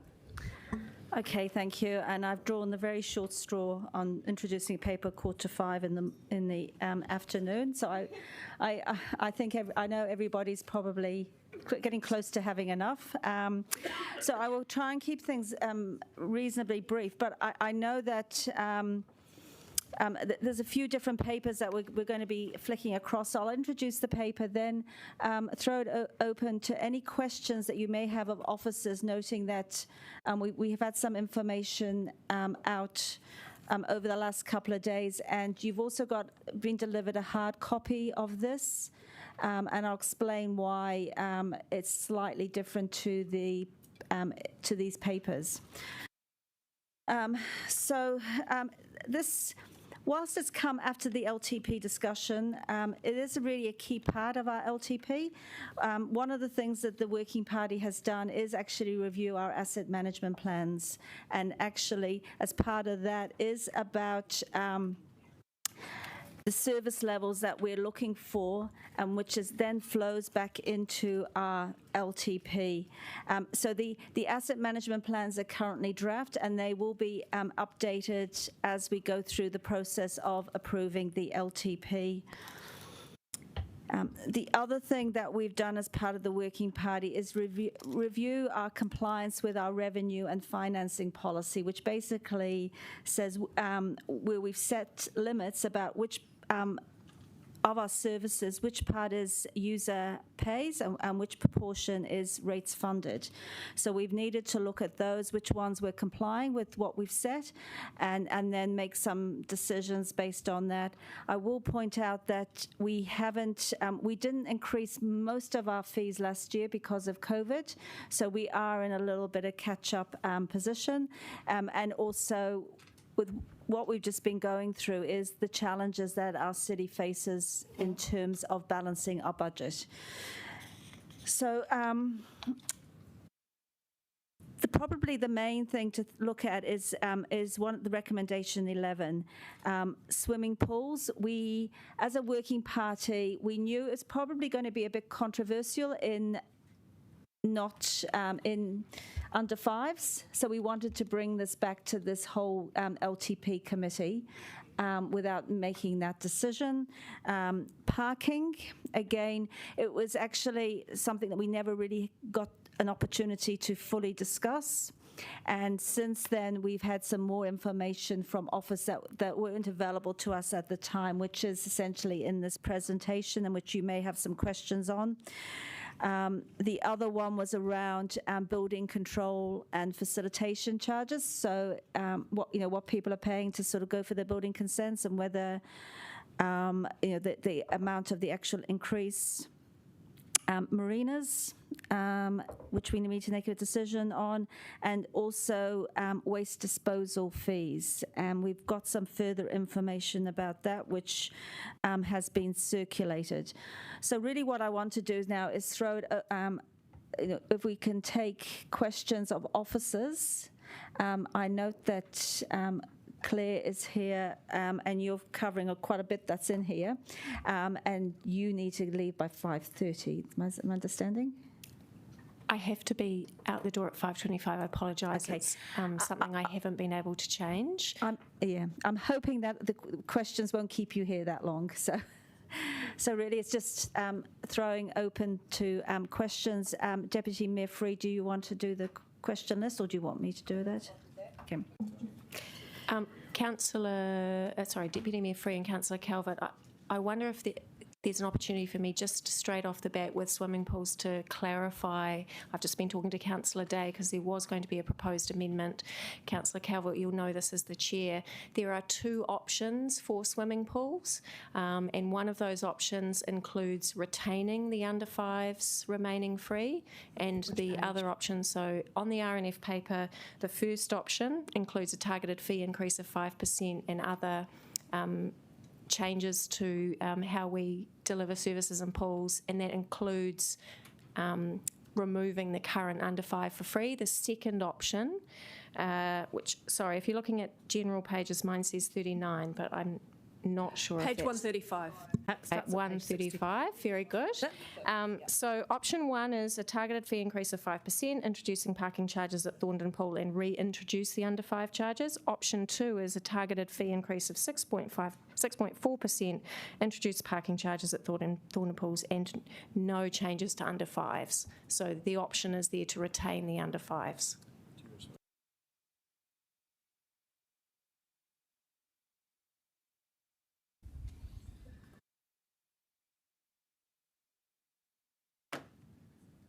I don't think. So how is that incorporated in the recommendations? Yeah, how does that work in terms of recommendations? We still have to amend it. Okay. We have to change the option number. We still have to amend it to change it to. But option 2 is still things that we don't like, yeah. Okay. We should stick with the amendment. I'm just clarifying what was discussed at the RNF committee so that people were clear that 2 options were requested to be identified to be brought to this committee, and those are options 1 and 2. Councillor Sparrow. I think we should just.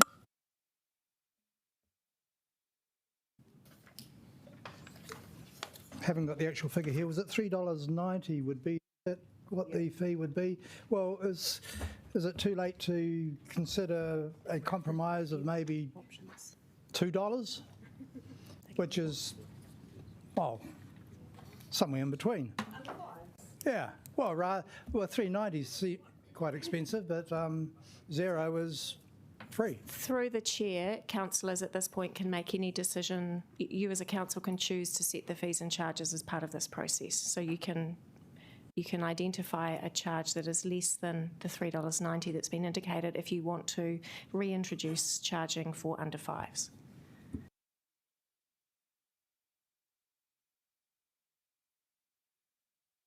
I'm still trying to find out where the options are outlined.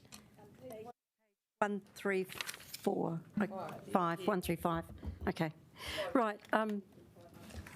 Who's got the next hands up? Sean, Councillor Rush.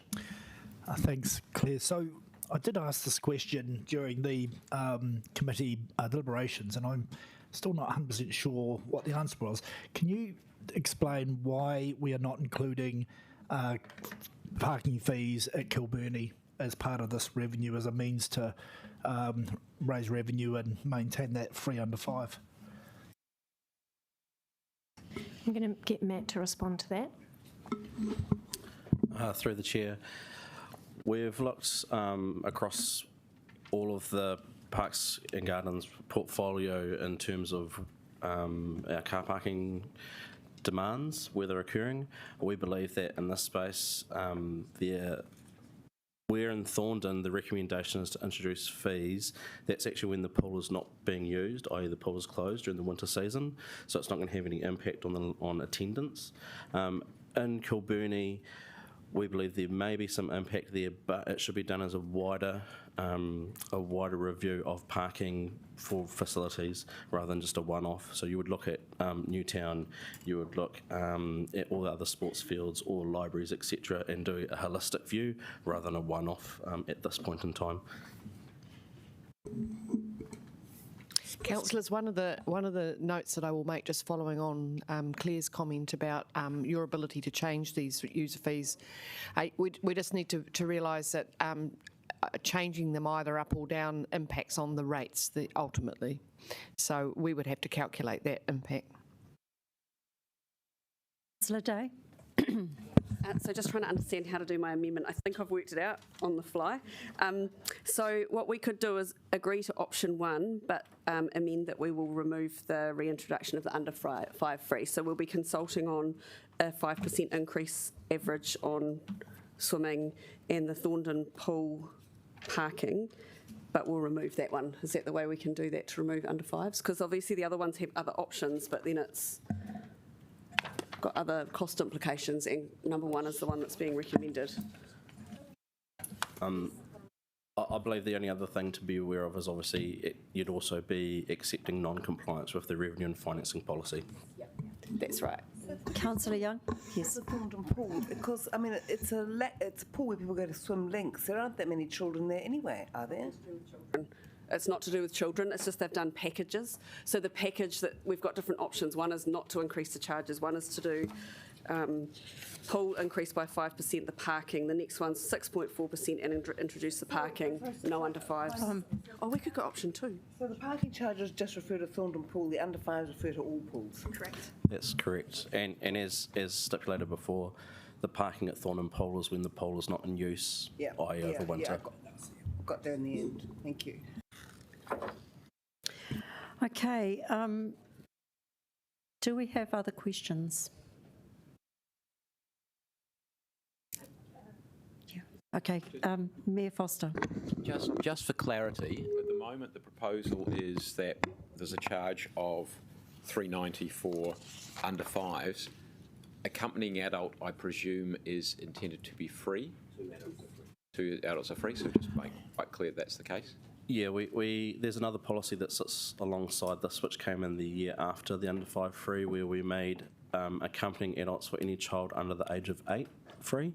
And actually our policy is that can be up to 2 accompanying adults in the water with 1 child or 2 children are free. Okay. And my second, actually you don't need to ask the question about the effect of this on usage levels, because you've already given us that.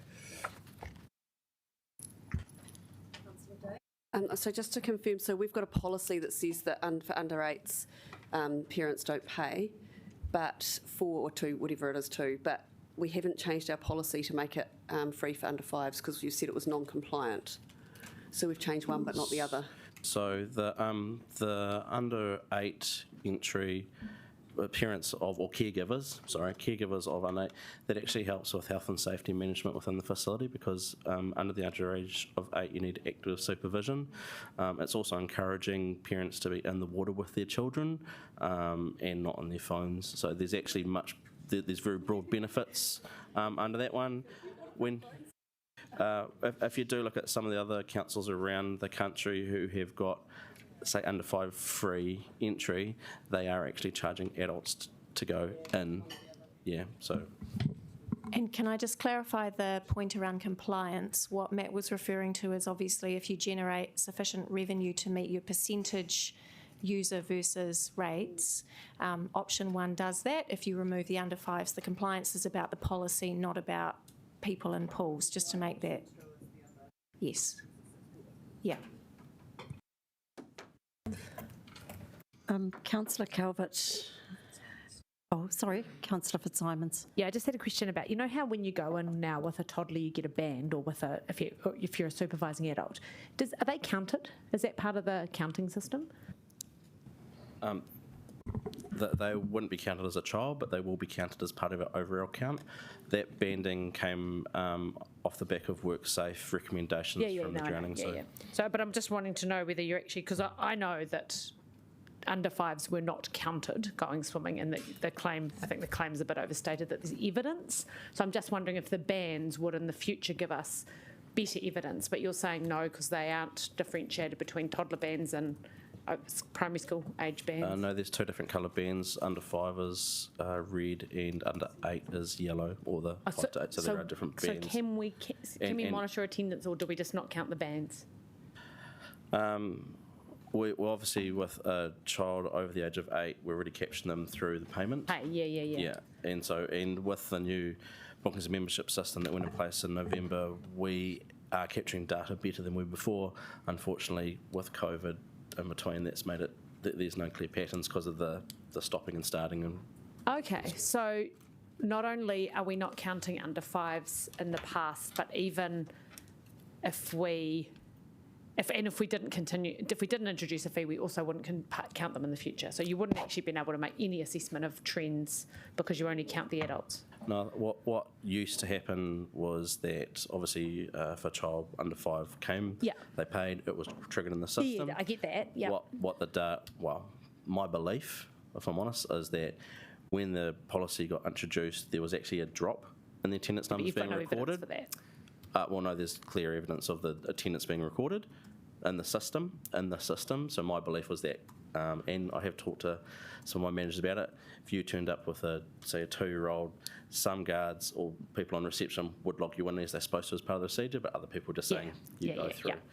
With the new bookings and membership system, and it's a lot simpler to use, and so there's a much higher level of compliance with people putting it through. But I could not say categorically that 100% of children are being counted. Okay, so even if we don't introduce a charge for under 5s, you think that there will be a better counting mechanism anyway? Okay, got it. Cool. Ta. Thank you. Councillor Condi. Thank you. Just got a question. I had an email from Todd Morton. Some of you might know Todd. He runs Easy Swim, and he was asking about the increase to commercial charges.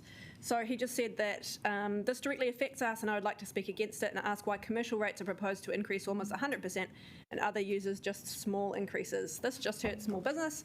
I want to understand why we are facing such a disproportionate increase compared to other pool users. I suppose this was actually part of the, from memory, the fee change that were going to occur last year, and we did look back at sort of the who benefit, who pays, and where we've got commercial users who are actually driving profit out of this. They were being subsidised at the same, very similar level to general ratepayers swimming. So it's about basically the public good that sits behind it.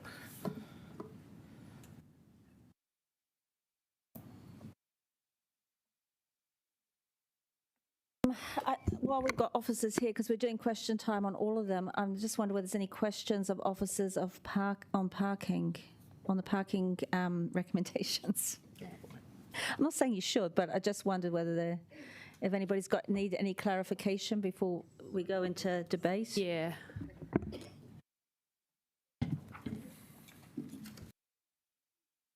Hey, was that your hand up, Councillor Day? Okay, Anne Rush.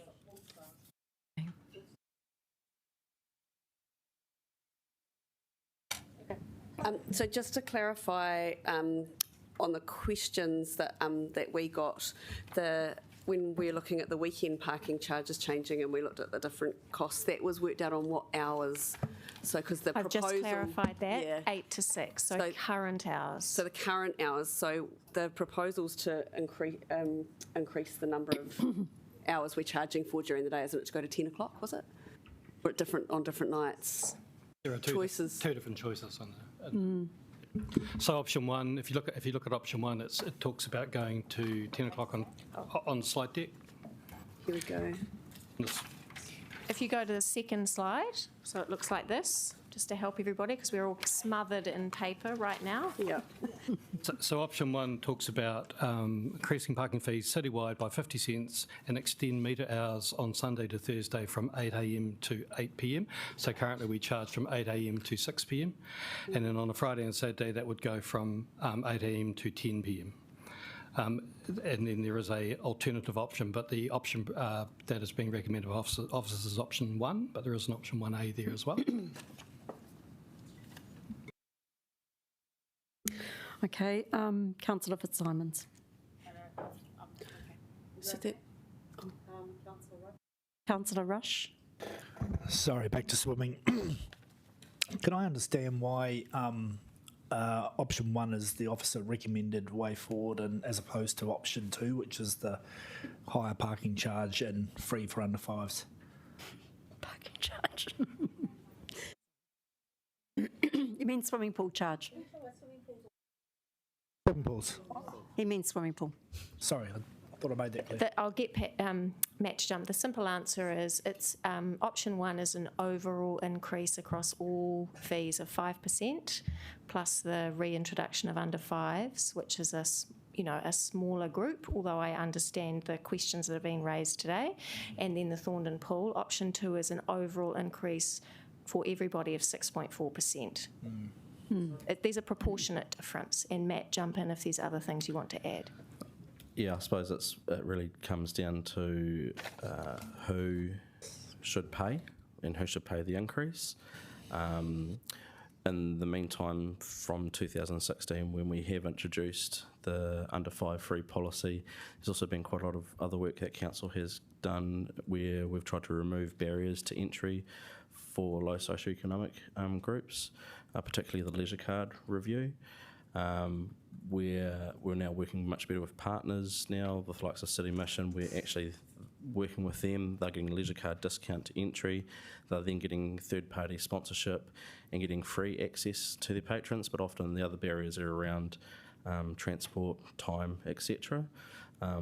So it's there's not that much, different between the two. It's just about who is paying. And the other thing which we've looked at, and again it's very difficult without having hard evidence, so we've had to use anecdotal, is what has the under 5 done in terms of patronage, and there hasn't been any significant increase in patronage with anecdotally. Yeah. Thanks. Which I think was part of the information provided back. I heard that. I'll ask a question about the parking. I noticed in your figures that when you increase the charges, your revenue just went up in a straight line, a slopey line, which would imply that your thinking is that increasing the charges doesn't have any impact on the demand. Can you explain what work's been done to look at the price sensitivity of demand? So when prices have increased in the past, there has been a slight drop in demand for a very short period of time, and it very quickly comes back. So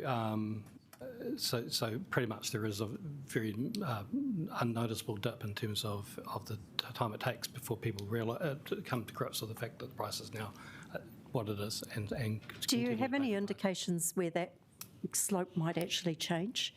Is there any international evidence of actually a sort of a tipping point where it does get too expensive? I'd have to come back to you on that. Okay, thank you.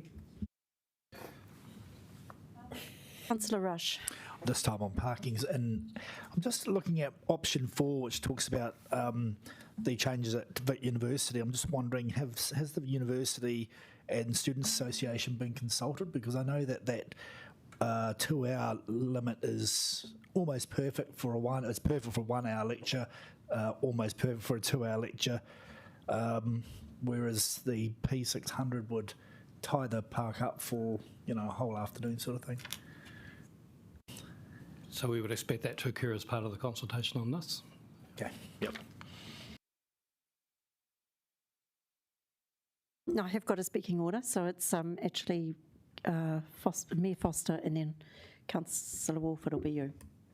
Thanks. Look, just one question. I mean, the bit in the park, it's a parking question. The bit that I'm not feeling comfortable with is the intrusion into the evening across the whole city. At the moment, we've got the later times. We previously proposed the later times around the Courtney Place precinct because of demand. And I guess the bit that I'm kind of thinking is that at the moment we don't really have that good picture of supply and demand in different places and how people respond to that. The whole, the parking policy's got the demand-based pricing around it. This is just revenue driven, which has been one of our issues right from the beginning.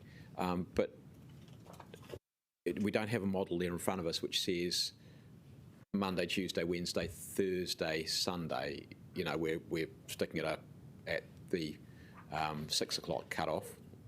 But we're going into the 8 o'clock, and I'm just wondering if that is going to impact adversely on people's desire to come into concerts and events and that sort of thing. And the same thing would be true the weekend if we extend the hours there. So we do have information about occupancy rates across the car parks that are metered.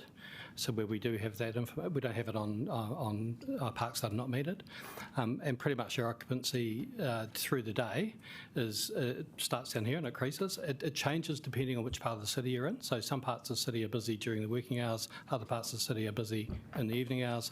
Some parks are busy not at all during the weekend and others. But in the central city area, our parks are pretty well utilised throughout every day of the week. And evening.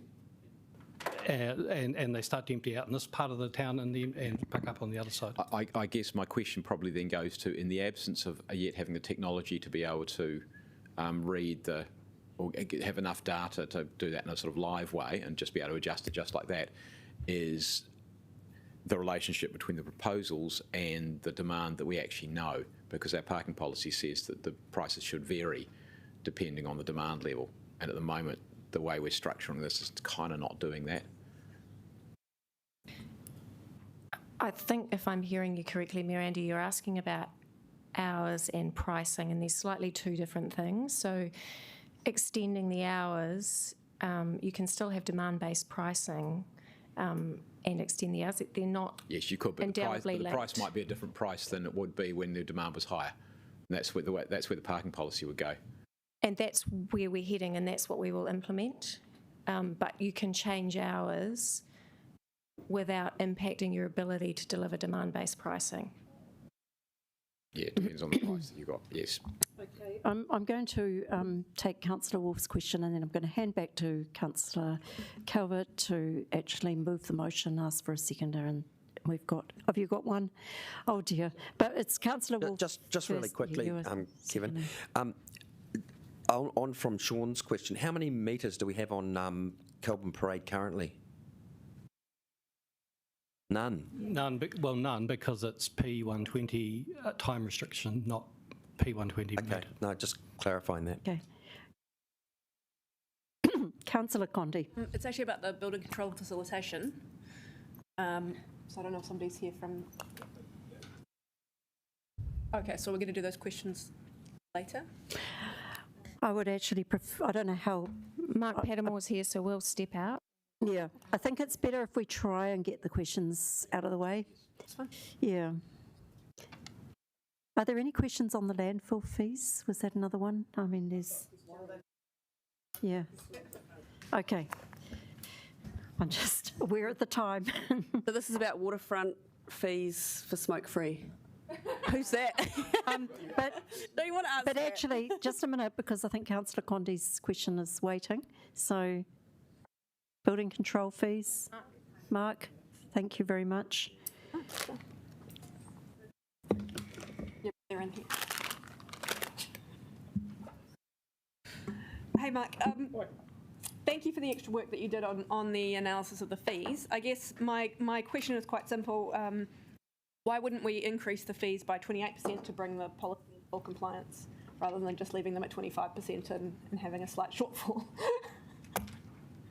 Of course, there's no problem with doing that. It's not I think, like I said in committee last week, it's not an exact science. The 25% was the amount we originally suggested, because in terms of what we feel we can reasonably justify the building industry, we'd like to be having conversations about building compliance and structural soundness and those kind of things, rather than arguments about what the fees might be and why they went up so high. But 25% or 28%, it's not a big difference. It's not something I'd fight to the death about. So it's really council's discretion. Yeah. Councillor Day. Yeah, so my one's about the waterfront fees for smoke-free. Who wants to own that? What sort of revenue do we expect to get? Because it's going to be staged, isn't it? Over 3 years or something. Councillor Day, for 21-22, we're anticipating about 30k revenue, moving to 68k the following year and 105k in 23-24. I think similar to the conversation we were having before, a project that's under quite a bit of pressure and non-compliance with its funding policy. Okay, well, is it time to hand back to you, Councillor Calvert, to begin the process? Yeah, I'm just wondering how this is going to go, but we'll box on for as long as we can. So, Councillor Calvert. All right. Well, look, I gave a brief introduction, and I just want to clarify all the compliance activity statements that you see as added in here. We're really just I'm hoping that with the clarification from the questions that they will be accepted, and it's really the swimming pools, parking, building control, marinas, and waste disposal fees that we will have a bit more debate, or maybe and see some amendments coming through. So look, I'm going to move that. I understand the mayor's going to second. Would you like to speak now? Yep. Yeah, look, just briefly to just provide some context, and I again want to say thank you to all the staff who've been involved in this and to Councillor Calvert for chairing this. It's a sometimes esoteric process, but it is a really important process. And I wanted to highlight a number of different things. Of course, this is for consultation, so whatever we put out, you know, the public give us feedback. What we don't charge for is not free. The ratepayer ends up paying for that, and it's getting that balance between the two. So while anything free is very popular, somebody else is still paying for it. So just in terms of pools, you'll see that the user charge component is, the target is 30%. It used to be 40. In fact, I think I could stretch back to say it used to be 50. So the ratepayer has picked up progressively more and more and more of the cost of going to the pool. That might be thumbs up, but what that means is that the non-user is paying more and more, and the user is paying less and less comparatively. I know that the issue is going to be about the children, the under fives. We used to charge. We dropped that charge 3 years ago. Or was it 3 years ago, 4 years ago, whatever it was, anyway, last training. And look, whether the numbers are accurate, not accurate, they're certainly going to be in the ballpark. It's made very little difference in terms of the numbers. So if it's made very little difference, I can see some shaking of heads, but the officers are giving us the advice that they don't think it's made any significant difference. So what that means is that you've simply effectively transferred the cost from the person actually using the pool to the person not using the pool. And I don't think that's particularly defensible in that situation. If it had made a massive difference to use level, maybe that might be an argument, but I don't think we're seeing that.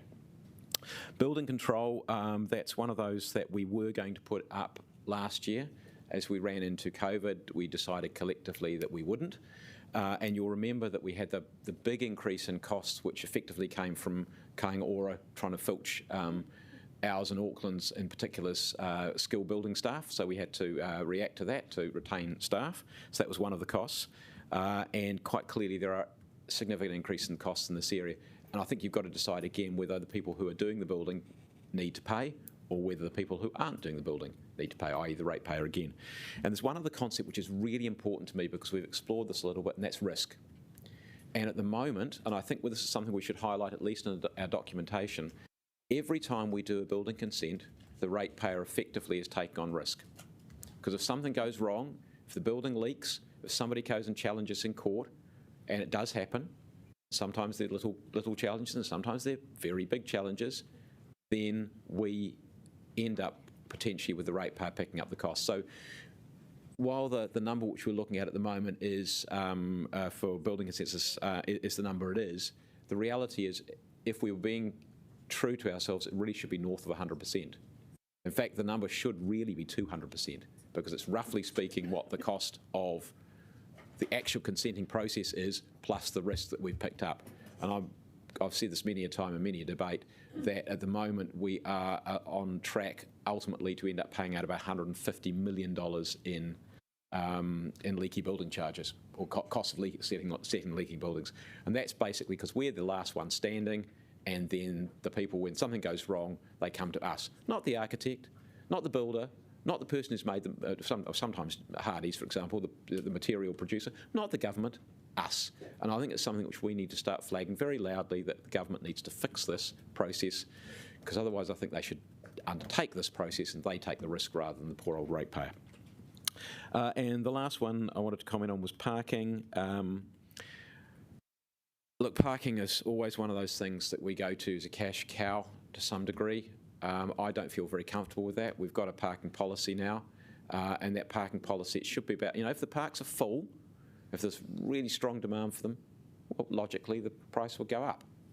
But if the parks aren't full, if they're 50% full, then it should be coming down. And we don't seem to do the two. So getting that balance right as we get the new technology in is going to be really, really important. And I've got to say, I don't feel particularly comfortable with the potential impacts on city vitality of extending charging too late into the evening across the city as a whole. At the moment, you've got the choice of you don't go into the area if you don't want to, pay a charge. You don't go into the area where a charge applies. You stay further away and you can walk a bit. But if we take that away, are people going to go? Yeah, maybe I won't go to so many concerts, many events, whatever it might be. They may or may not. But there is a little bit of risk there. And the other one is in the weekend area. Again, I just think that at the moment, whether you think it or not, there are people who do, God forbid, take a car to go and do retail or go to support businesses or whatever it might be. We don't want to turn that off, and we don't want more people deciding actually Queensgate's a really cool place to go. So I start feeling uncomfortable with those kind of things. So the option which has been proposed, Councillor Calvert, is option. Which one did you move in the end? I haven't moved. Well, the officers are recommending option 1, which is increasing right across the hours. Yeah. Is that the one you're moving? So I think we've got to pick which one. My understanding is. Move option 1. I'll move option 1. Yeah. Right. So I'm seconding this, but I will be very interested in any amendments around this. And there's any number of different ways in which you can address this. And it is out for consultation, so I suspect we may end up with some sort of hybrid outcome on some of these things. So just a process thing, can I take it that you're going to move the officers' recommendations because there are options for a few things? Okay, right. I'm going to open it up to debate, and we do have some amendments, and in the interests of efficiency, I'm going to actually suggest that people who've got amendments put their hand up pretty promptly so I can see. Councillor Day, you will be the first off the... You haven't spoken much. Yeah. I did see Councillor Day's hand first. Okay, all right. Councillor Wolfe. Okay, right. Yeah, I'm just making sure. Don't extend the time. I've just got an amendment that Cyrus will put up around the parking, that the time limit for after hours and weekend parkings increases from 2 hours to 3 hours. Ever since I've been on council, I've been lobbied by particularly our aged community about the difference between 2 hours and 3 hours. Movies quite often go over 2 hours, restaurant meals. I think that, from the perspective of our events and activities, this is something that is a really positive move. Also for our accessibility challenged, who can't use public transport easily. I think this is a great idea. I would have been lobbied by 15, 20 people in the last year, mostly elderly. And I think that, if we could consider this and be positive around this would be a great thing.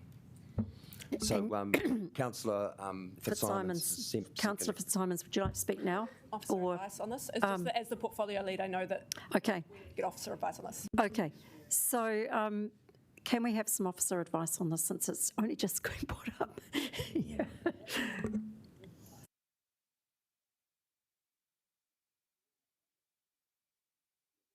That is last minute, but Okay, let's keep the process tight. So yeah, it is possible with our current technology to move from 2 hour P120 to 3 hour parking. I think with the parking policy though, we're a year away from having the technology that the Mayor is referring to around, which would allow for incremental pricing or demand-based pricing. And at that point, you would be able, in the areas of the city that you chose to implement that, you would be able to do away with the P120 altogether. So you could, that would mean that people could actually come and park in the city and choose to pay for how long they wanted to pay, and that price would go up and down depending on time of day that they were there. So in some respects, you will get there anyway. In fact, you wouldn't have a time limit. If I'm thinking about the centre of town and we had that demand-based pricing model, then you wouldn't necessarily need to have a time limit. On a certain part of town, you could park there as long as you're happy to pay. Kevin, could you tell us about the cost of implementing this change? So, as I understand it, there's a different cost of implementing this versus a straight price change. So to do that particular one there would require all the signage to be updated and changed. It would also require the meters to be adjusted, and there'd be some work that would have to be done in the back-end systems. Yeah, that would be.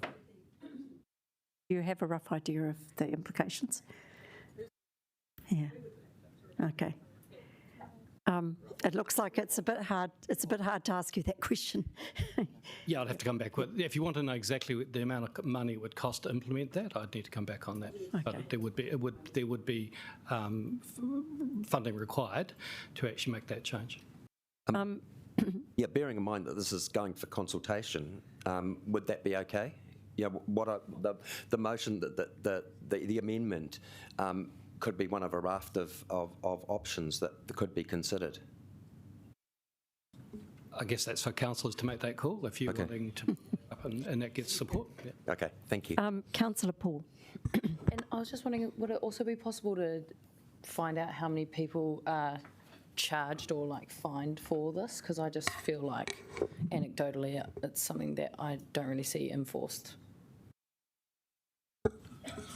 So we have, I haven't got them in front of me, but we do have statistics on how many people receive infringements. We also know how many people pay those infringements and how many people don't. So we can provide that information. We are in debate, so do you mind saving some questions? Okay, it is questions, isn't it? Yeah, we're not really. Yeah, is that okay? I just want to keep that moving. Do we have anyone else who would like to speak to this I'm amendment? seconding. Yeah, you are seconding. Yep. So would you like to go now? Just very briefly to say thanks to Councillor Wolf for bringing this forward. There is actually a petition on our system asking for this, and there's a woman who at one time cut your hair, Mayor Foster, who is a... it's awkward that I have her in my phone as a football mum, but... And I don't want to say she's a mum of a child who my son plays football with, but she's also a building owner and an owner of a hairdressing salon off Midland Park. And she says that it's really hard for people who go to her hairdressing salon to get their hair done in 2 hours, and that actually it would be really practical and easy and really suitable to increase it to 3 hours. And she said that a whole lot of the women who go there would like it to be 3 hours so they could also have lunch with their friends. And I think it just felt to me like this mum and I don't agree on a lot of things. She's pretty sceptical about the Golden Mile, but this is something she's asked for, and she says that there's a lot of support among businesses, and she's had no trouble getting those signatures on the petition. So it would also save us having to consider that petition. Councillor Day. So I will support this because I do see the practical application. Even when you go out for a meal, sometimes 2 hours is a bit of a stretch and you've got to do the, I've got to go move the car kind of thing. So I do see the practical application of this, and also, as you say, for people who don't move around quite as quickly, sometimes actually just getting across to where your car park is adds time if you've got to go there and back.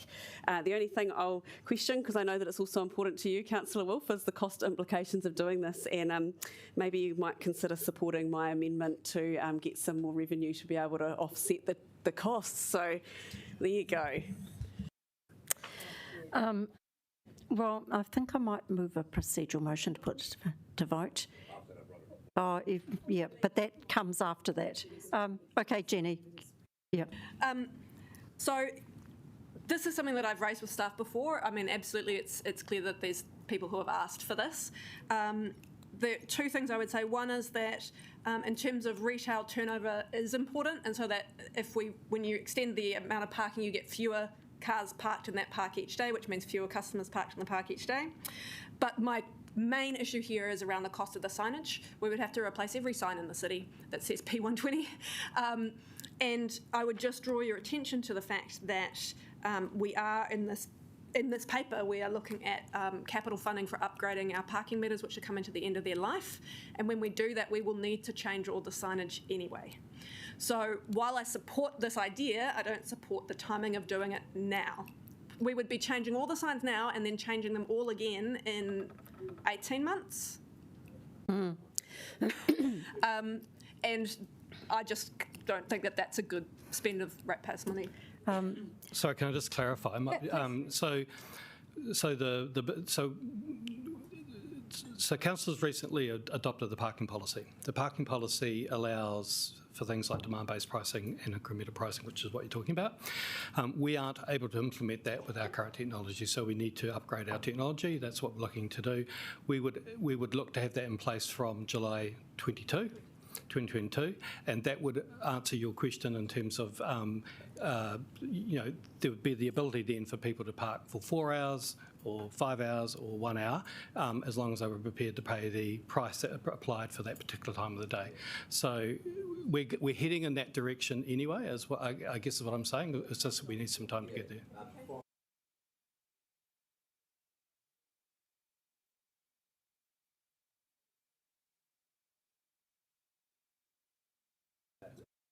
So we don't control the fines. They're controlled by central government. They haven't been raised for a huge amount of time.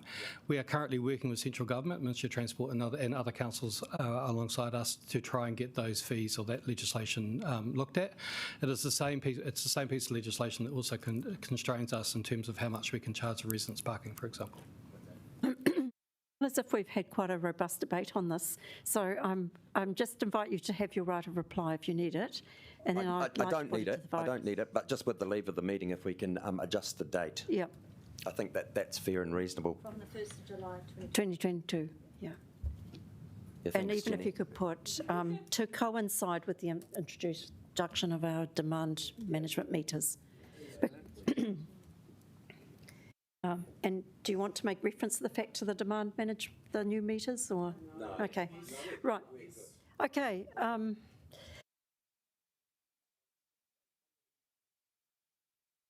Just like to thank Kevin for his pragmatic approach, and I am sorry that I didn't contact you first, because we would have learnt a lot earlier. I do have some reservations myself that 1st of July 2022, what happens if the meters are just that little bit later? So I probably would feel more comfortable myself if it said to coincide with the expected installation of new metering, new technology from July. Okay, if I'm the only one that thinks that, that's fine. Right, okay. You think it'll... Okay, so I will then put that to the vote. So we are voting on that amendment. Yes.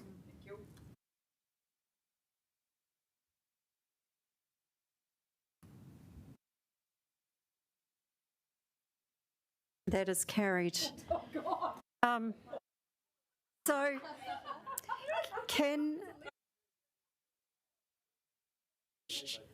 can we keep the debate going? So the next amendment, I believe it might be Councillor Day. Would you like to speak? Yeah, I'm a little confused though because the Mayor just called across the table that I don't need to save any money. Sorry. Oh, okay. So we will have our I will debate. So there are three here and they are quite different. The first one is about the weekend parking fees. So the proposal is to extend it by $2 an hour. We've currently already got 50 cents in, but so it'll be an additional $2. So it'll be $2.50. No, $2. So it takes it up to $4.50 for weekend parking. The reason being that we are trying to achieve our zero carbon capital aspirations, and actually we need to do some things to help people change what they do. Sadly, we saw when we put up the prices after COVID, it didn't actually stop people coming in their cars. So we know that we're still going to get the revenue from it and that people will still park in the city. It's really important that we do everything we can to help people change their driver behaviour as to how often they drive in. It is important people have the option to drive in if they need to, accessibility-wise, or if there are particular things they have to do. Maybe they have to buy a large item and they need to get in their car. But for many people, our public transport is an excellent option. I have to say, in the weekend, when we came into 660, we came in on the train as a family, and it was a very stress-free, amazing experience. And if I could do that more often with our family coming in, we would. So the more that people use it in the weekends, our public transport, the better it will get. And sadly, I don't think Darren Pontus is here anymore. He was here before. But I just wanted to say the public transport is excellent, and I think we need to do everything we can to help people shift and use that, because actually weekends, the optimum time, people's lives have a bit more time and space to be able to spend that time with that on public transport. So that's that one. Oh, and the revenue that we gain from that will be used to offset some operational expenditure that I will be bringing to the committee on the 4th of March. And I've earmarked that will be regarding Māori partnerships, and there could be a little bit needed too for some of our other initiatives. So we sort of estimate that will be, the revenue we'll get from that will be around about $2.5 million, because what we've had in the document here says $2 million for $2.50 increase. and $2 increase, and that's been worked out on the 8 till 6 hours. So with an extra couple of hours Can in I, the evenings, it will be it'll be a bit higher. So then the second amendment is around the under fives free entry, and so that's to agree to option 1, but to retain the free entry for swimming pools for under fives. And I think it's been fairly well shared. People might have seen the article in today's paper, and very strong arguments put forward. One of the biggest challenges, and people will be able to cast their minds back to maybe with their own children as toddlers or being with someone else's, that when you go to the pool, sometimes your trip can be quite quick, or sometimes you get in and then you have to get out because there's been an incident. But but also children do get cold, little ones do get cold in the pool, so sometimes your value for money that you get for going for your swim is not fantastic, and that's something that people have shared. Also, as a teacher, I have to say that the children who have spent time in the water, not in formal lessons before they go off to school, it does make a difference. The number of children that go to school and they spend most of their swimming lessons for the first few years of school getting used to having their head under the water, you would be surprised. And so they really do fall behind and they don't get the same opportunities to learn how to swim. So it's actually really, really important that we keep this one going. I know that people get concerned about the impacts it'll have and that the ratepayers pay for it, but actually it's a really small amount of money when you put it all together. I think it's $120,000 to allow toddlers to have free swimming. And I think even if it only makes a difference for an extra 50 kids, that's worthwhile. That gives another 50 children the opportunity to experience swimming. So, and the drowning stats that we had in the paper, well, you're going to have to watch this for a long time to really know what the impact of that would be. We've only been doing it for a few years, and I think it would be hard to say whether it's had an impact yet or not on that. And then the last one is the removal of the smoke-free waterfront fees. And that's basically because at the moment we are in the situation where our hospitality industry is sort of having its ups and downs as far as COVID goes. We've just had a few days where we've kind of had to adjust our behaviour to be at level 2, and now it's good to be back at level 1. But I think it would be quite good not to be imposing a fee on these businesses when they are at times having to take a bit of a hit. We know that the whareawaka after lockdown had one day where they sold one coffee, and I think if you put this on them, I know that it's made a difference for them. I think we should seriously consider not doing this at the moment.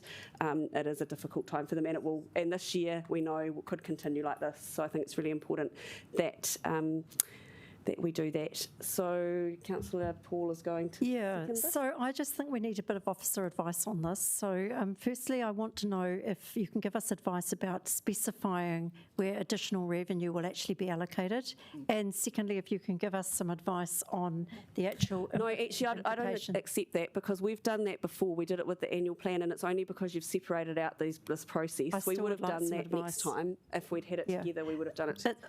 I just want to know we're doing something we're allowed to do.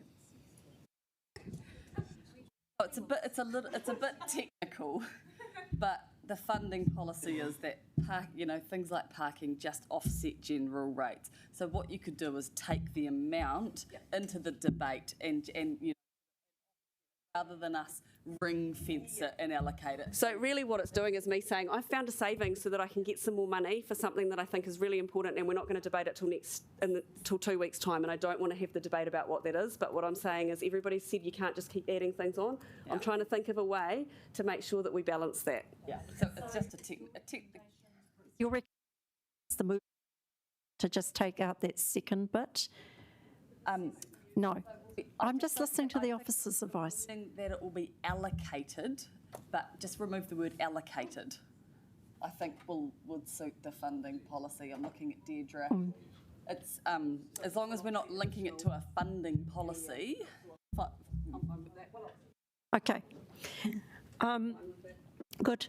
And the advice about the impact on rates, did we get that? Or is it just it will impact rates? Okay, rightio.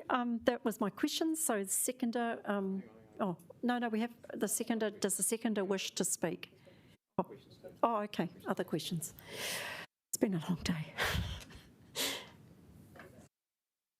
So I'd be interested in a question probably to Kevin, I suspect it'll be most likely, but just around what information we've got about the likely impact of that level of increase on parking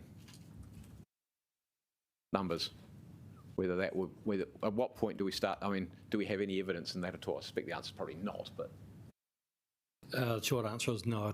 We'd have to investigate that. But I would go back to my earlier point that where we have put prices up in the past, there is a small period of time where people, month or so where people are not so willing to park, and then the numbers come back up.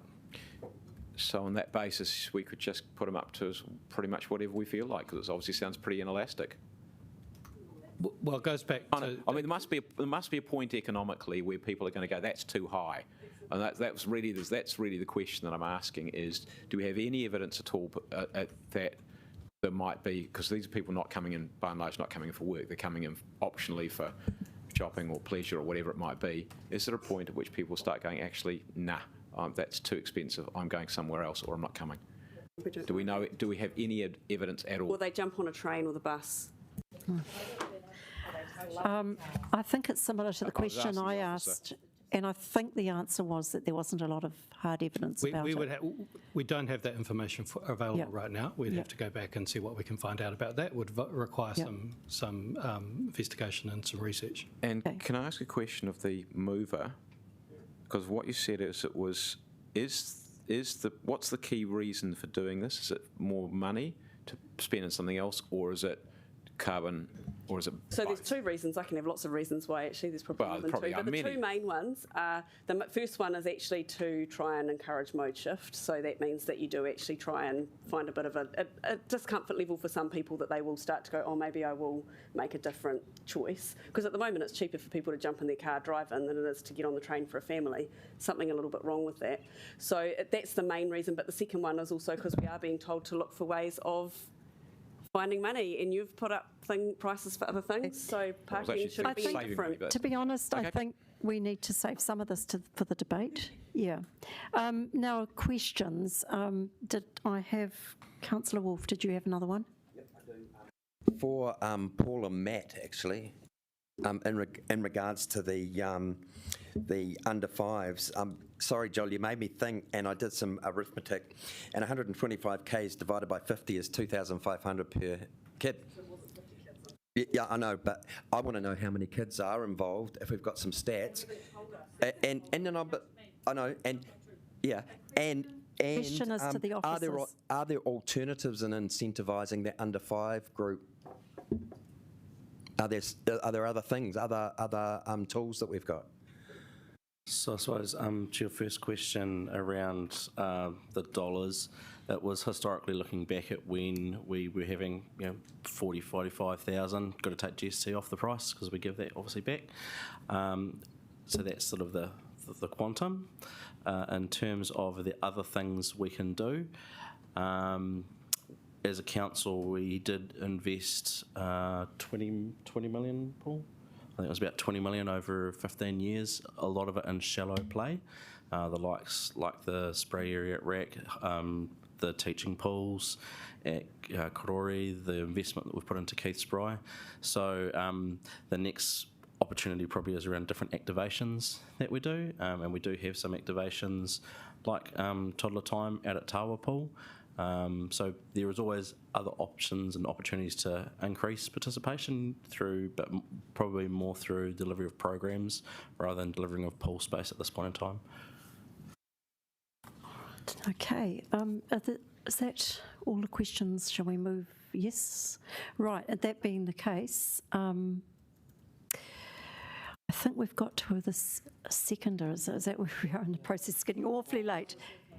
Okay, reserving, right. Is there anyone else who actually wants to speak? Councillor Fitzsimons and then Councillor Calvert. I just want to thank Councillor Day and Councillor Paul for bringing this important amendment. I will be supporting all aspects of it, but I particularly want to talk about the retaining free entry for swimming pools for under fives. I think it is very misleading to describe it as evidence when it's just anecdote. I know from being a mum, taking toddlers to the swimming pool, that they did not count you. The staff behind the counter are so pleased to see you and so welcoming. They say, go on through, go on through. And it's the loveliest policy that has given people with young children who are stuck at home, something they can do in Wellington that's free and inside. And I know there are a number of very vulnerable women who have taken advantage of the ability to take their children swimming for free and be there for free. And it is, as Councillor Rush texted me this morning, it is a gateway to further engagement in swimming and further recreation. I think this is one of the lovely things that this council does, and I know we've got massive financial challenges and all of us will be uncomfortable with aspects of this even though we're supporting it, but this is just one lovely thing we do for babies and toddlers in this city that makes it good for families. So I just ask people to have a heart and think about those babies and toddlers and the mums being able to do something free in Wellington, especially in our variable weather. I'm actually going to put it to the vote, which still gives Councillor Calvert the right of reply because. Oh, sorry, it's been an awfully long day. Move the procedure. It's actually been quite full on for several hours. Just move the procedure. Okay, so I'm going to move a procedural motion to put it to the vote. And because I think we probably know which way we're going to vote. Does that give, it does give right of reply to Councillor Day. So you need 3/4. Okay, so have I got a seconder for the procedural motion to put it to the vote? Yes, councillors. Someone wants to walk his dog. We'll vote on that.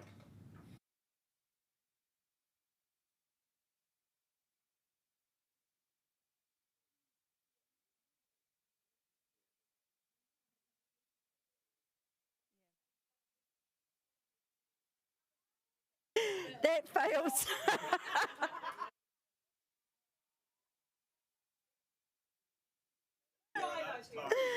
I tried. All right, who's next? Diane. Thanks. Thanks for your support.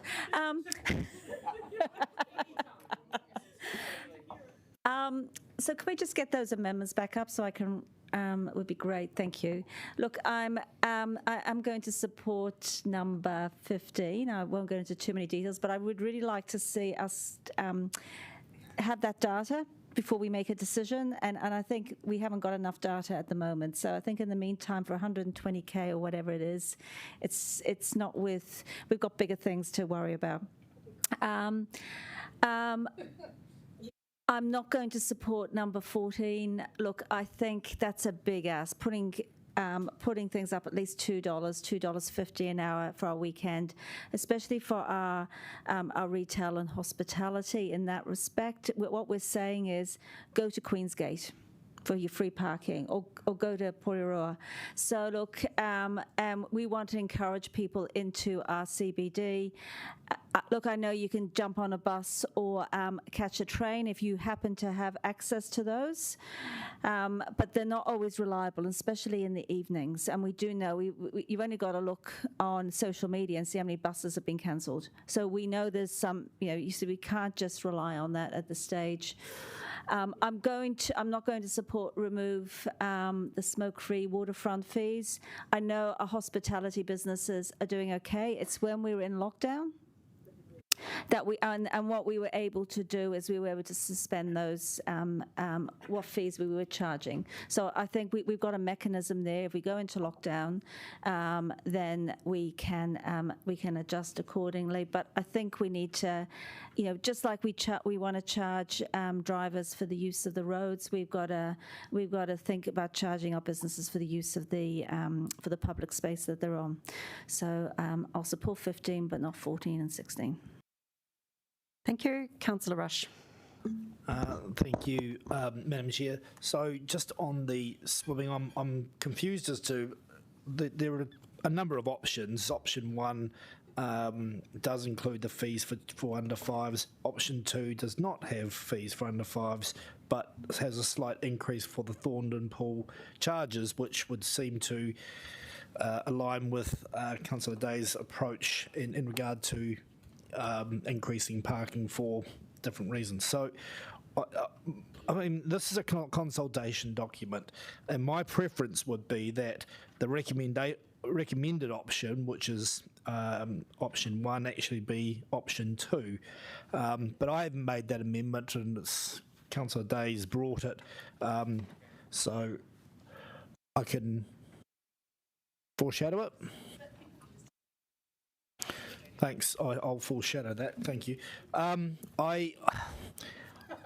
in two minds about the parking charges. I don't think it sends a very good signal. I have to confess I'm not really fully up to speed with the smoke-free waterfront fees, and I don't think officers want to advise me. So, but thanks very much.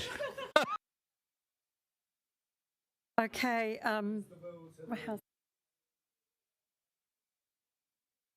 Okay. Councillor Rush, for your foreshadowed amendment. Okay. All right, we'll do the vote first. Right, so we've still got Councillor O'Neill, then Mayor Foster, and then myself.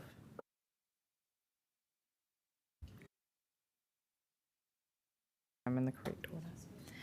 Thank you, councillors. I want to briefly speak in Councillor Paul and Councillor Day's amendments today. When I was sitting on the Revenue and Finance Working Group meeting, that was a couple of things that came up, and I'm really pleased that the Chair, Councillor Calvert, allowed us to take this to the full Committee of the Whole. So thank you for that. For me, I learnt to swim at Coolburney School. I didn't appreciate it very much, but it did teach me some really helpful water safety skills as well. And something I remember from my childhood is a really strong national campaign to get people and children under the age of 12 learning how to swim, and getting adults to learn to swim as well, because it was a leading cause of death and preventable deaths over our summer as well. For swim lessons, I've seen a couple of people quote that schools in New Zealand are paying approximately $6,000 a year for only 8.5-hour lessons per child, and that's pretty shocking. This is already a pretty inaccessible place, and I see this as a fundamental part of health under sport and recreation. There were 69 drownings in the year of 2020, which were considered preventable, according to data provided by Water Safety New Zealand. 4 of those children were aged under 4. Also to note, the bracket of 15 to 25 had the most deaths overall, 14 through the year. That's my generation. That's my generation of swimmers that didn't properly have access to pools and training, and whatever happened for that part in our governments and our people administering the pools, it's obviously impacted an entire generation. 120k is not worth preventing these deaths as a cost saving. And then lastly, I'm also really supportive of parking, as it's clear and demonstrated many times at this table before that it's good to up the cost of parking for a clear, just transition, and adding an extra $2 an hour is pretty self-explanatory. This helps us meet our obligations in Te Atakura. Thank you, Councillor O'Neill. Mayor Foster. This is an interesting debate, because effectively what we're saying in one side of it is that the charge that we put on under 5 swimming potentially has a dramatic impact on people's willingness to go. Well, at least we don't believe what the officers are telling us. They say anecdotally it makes very little difference, and what data they've given us shows that in fact the numbers have continued actually to fall since we put the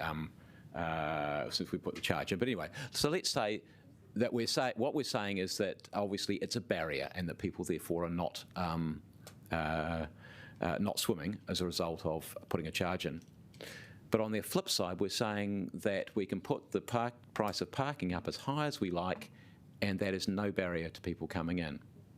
And it's an interesting comment on what we believe the elasticities are in this case in terms of people's willingness to consume.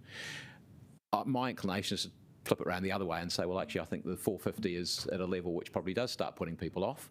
But the 390, I don't think we're seeing there's a particularly significant barrier to entry, and that's the advice we've got from our staff, even if they haven't got collected every piece of data. Look, so I'm going to focus on the free weekend parking. I think, I've been on a number of councils when people have said to us we're anti-car. And we said, no, we're not. What we're trying to do is we are trying to get more people using walking, cycling, public transport, and we've consistently done that. And we have the highest level of walking, cycling and public transport use in the country. Not that we get any recognition from that very often, but we do.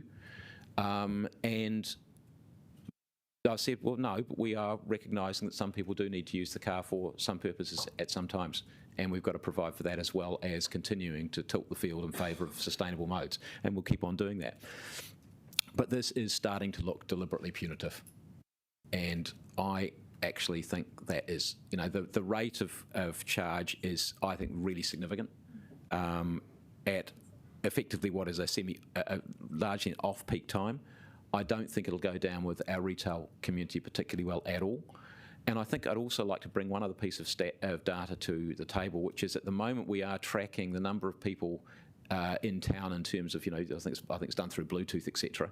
The volume is down around about, I think the last number I saw was around about 23% on pre-COVID, same time pre-COVID. And what that means is there are less people shopping in our town. There are more people who are doing their shopping, some of them might be online, but there's certainly more people who are doing their shopping in other centres. And I guess the challenge is how often you kick the central city before it actually starts to crumble. And that's the worry that I have. And it's not saving money, Councillor Day, it's not saving money. It certainly doesn't, it offsets rates. But the purpose is not to keep on putting the impost on our community up and up and up. And that's where I have difficulty with that one. So I'm going to vote against that. And in fact, I'm going to vote against all three of them. I think the linking of drowning stats with the under fives, given that the numbers of people doesn't seem to have moved a lot, if there is any impact at all, it will be so at the margins as to be you'd never work at it. You'd never be able to pick it up at all. The hospitality industry, you mentioned Councillor Day in introducing this and having its ups and downs. I guess that they might have a view on the parking charge. But the thing we did with the smoke-free was that we said, look, you've got large areas of waterfront space which are given over to people for the exclusive use of business, and that at some point in time we would start charging them. Now, we were going to do that last year. The reason we didn't is we had a pandemic. And so this is starting us down that track, but it's doing it in a way which is reasonably sensitive. It's not doing it all in one go. It is doing it over a number of years. And I think that at some point in time you say, well, private use, private business gaining that benefit out of that area, should they pay something? And look, it's out for consultation. They'll tell us whether they can or can't afford it, but it is a significant amount of waterfront land which is given over to those businesses. So I'm not going to support any of the amendments. Thank you, Mayor Foster. I'm going to speak now. So I represent a suburb that's quite a long way from the central city, and a suburb which in some area which in some cases has very large families, so thinking particularly of my Strathmore people. I did not support keeping weekend parking free. I voted for it to go to $2.50 an hour, but I actually think $4.50 is quite steep. And my other motivation is we spend a lot of money as a city putting on events in the city, and I feel that putting that up to $4.50 an hour will actually make it a barrier for families to come in, large families to come in and enjoy the city, because the reality of it is, as someone else said, the bus system actually isn't that great where we live in the weekends, and it is expensive if you're paying for a lot of bus fares. So this is my perspective. I won't be supporting 14.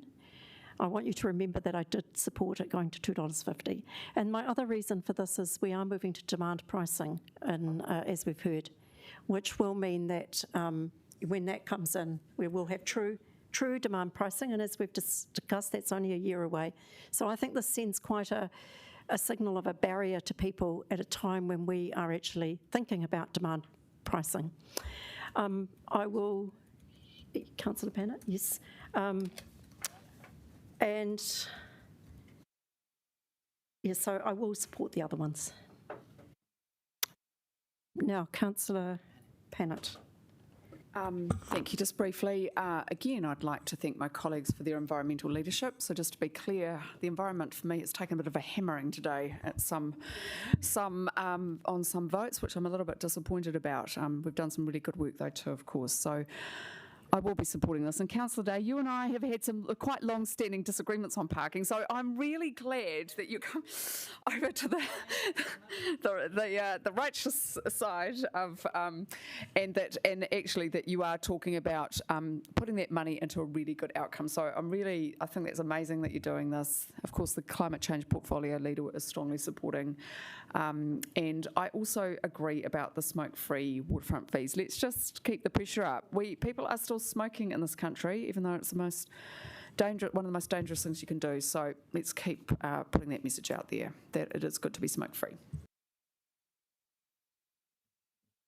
Okay, so if there's no other speakers, I'll go to a right of reply. Wow, I've got 4 pages. They're small. I might do a Mayor Foster and speak to everyone individually. No, I won't.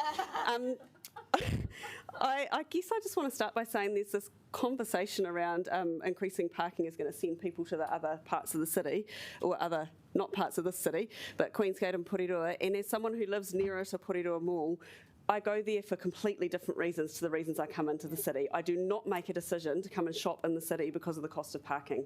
If that was the reason, then we would have a completely different scenario in front of us. But the type of stuff you do at a shopping mall is completely different to what I come and do in the city. The shops are different and the experience is different.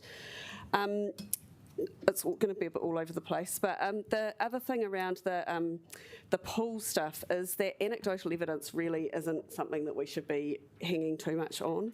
The other thing that's happened that would impact on that anecdotal evidence is that both Keithsborough Pool and Tawa Pool have been closed for significant parts of that time that we had the under 5s free. So that actually will have impacted on people's, but once you aren't doing that as a habit, your children stop asking for it.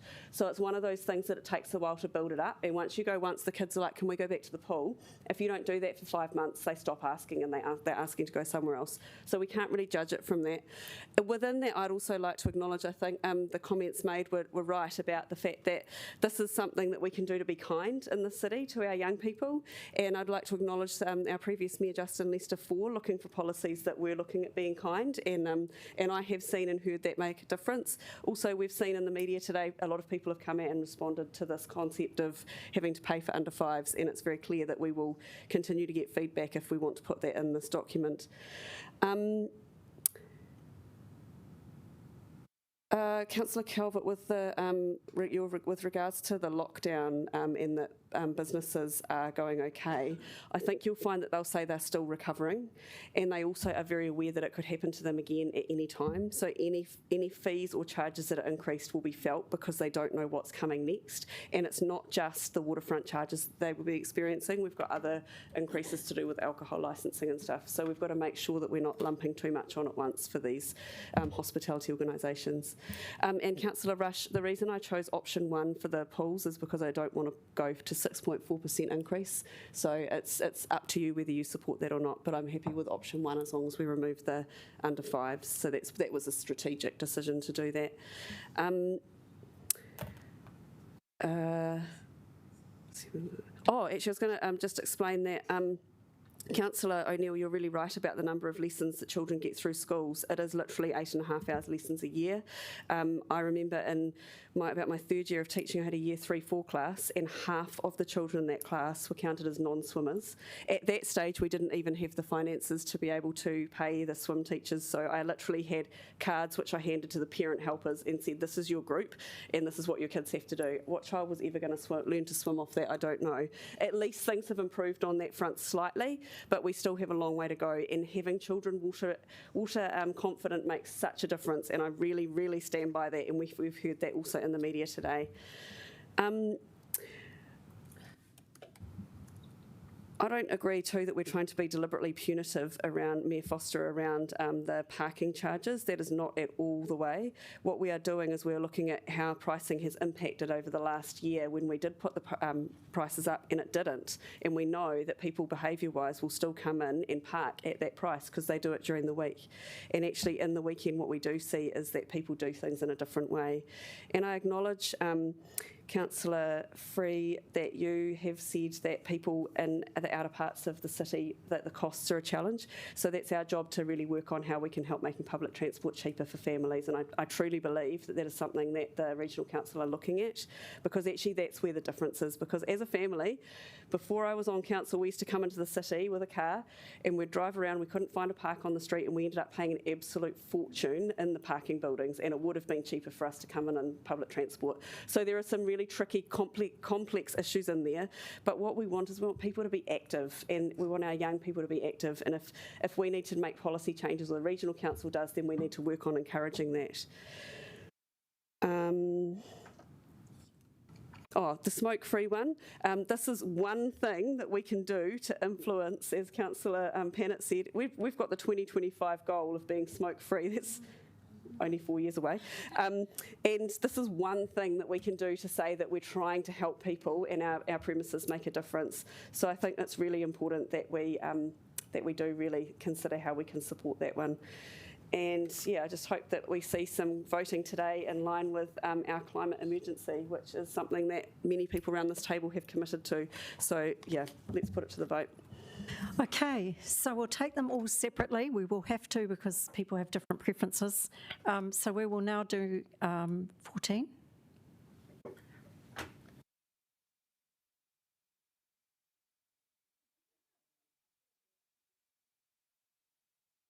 It is.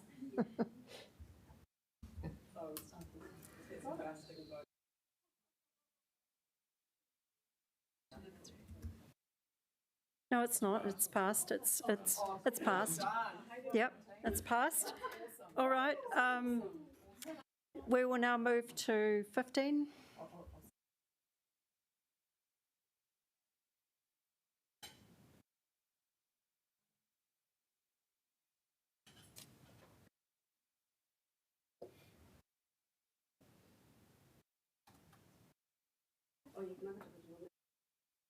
I think we're having a division on everything today.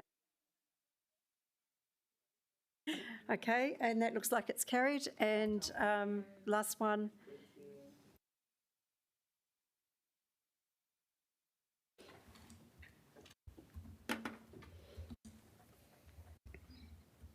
And that's also carried. Thank you. Now, the last Councillor Pannett amendment. No, that's right. And I think we've got...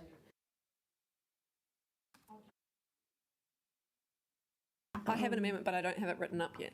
But I also think it's 6:05, and I think we should have a conversation about dinner, but that's just me.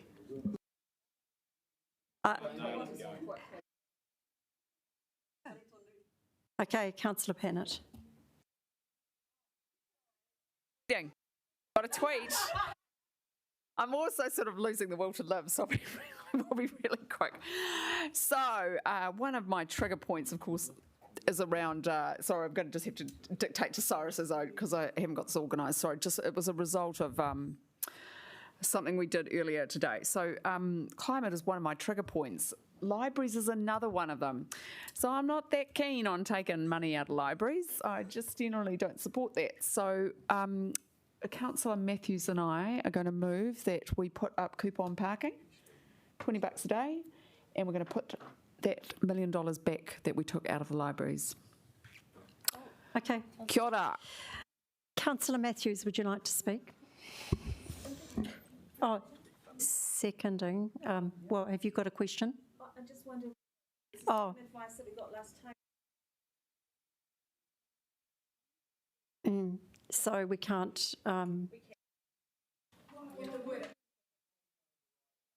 So we need to say with, which could potentially offset. Would that do? Yeah, that would be good. Okay, well, we need some advice. Providing the advice around the process, but so you've adopted a resolution or recommendation around the library collection funding, and so you would have to rescind that recommendation and then have some time to remake that decision.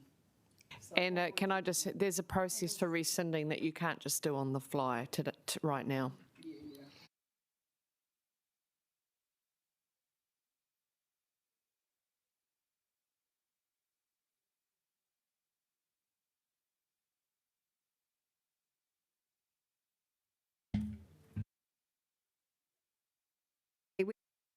From Councillor Rush. Thanks. What does it cost per day at the moment, and how is a day defined? No, I think it's 15 actually, isn't it? It's 12. Okay. Okay.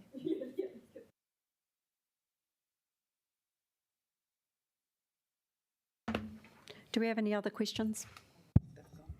Okay. Well, okay. Kevin, sorry, could you just tell us, or somebody, could you tell us what the revenue number would be, or what would you expect it to be? On that? On going to 20, because we've got a number from 12 to 15, but it's lumped in with several other things.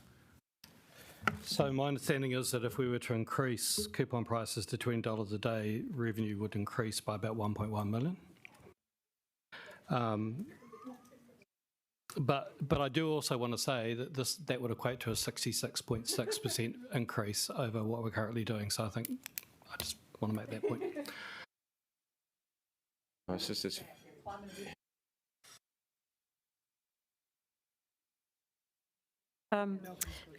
Councillor Sparrow and yes, Rush.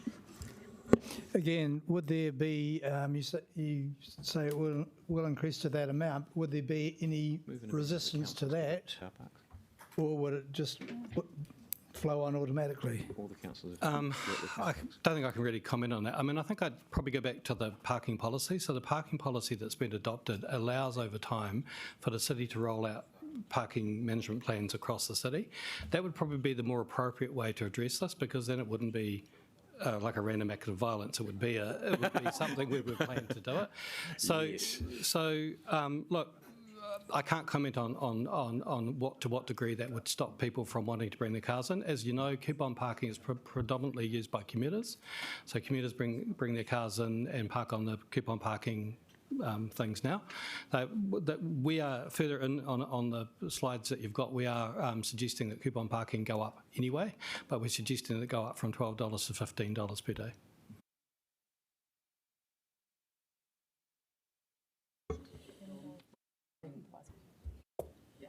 Okay, have we got any other questions? Councillor Rush? Yeah, it did strike me actually about the other parking. On just sort of, we did agree a parking policy and we have got a program, and I'm just wondering, by these types of sort of alterations, dare I say on the fly or hoof, are we sort of railroading your sort of program? Are we interrupting it or disturbing it in a way which is inconsistent with the policy that we approved?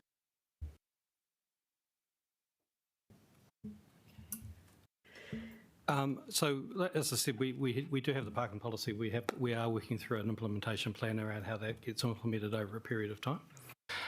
That will see the parking landscape change across the city over time as well. Some of these increases are about dealing with the here and now in terms of the parking landscape that we have right now. So again, I think it's a decision at the end of the day for councillors to make in terms of where they want to go. All right, if there are no further questions, I invite debate.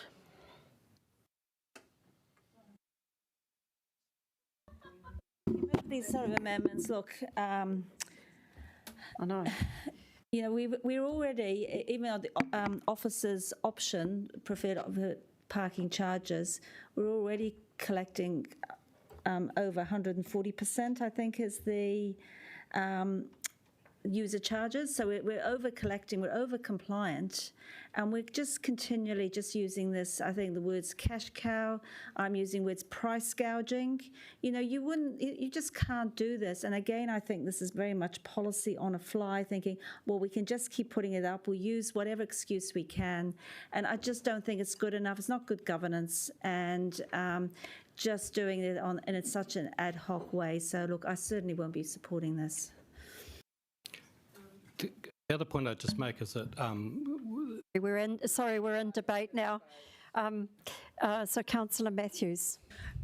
I just don't accept that this is any more on the fly or on the hoof than other amendments that we had today, including from the Mayor, and that what it is, there is not one group of councillors who are wanting to spend money and one group of councillors who are wanting to save money.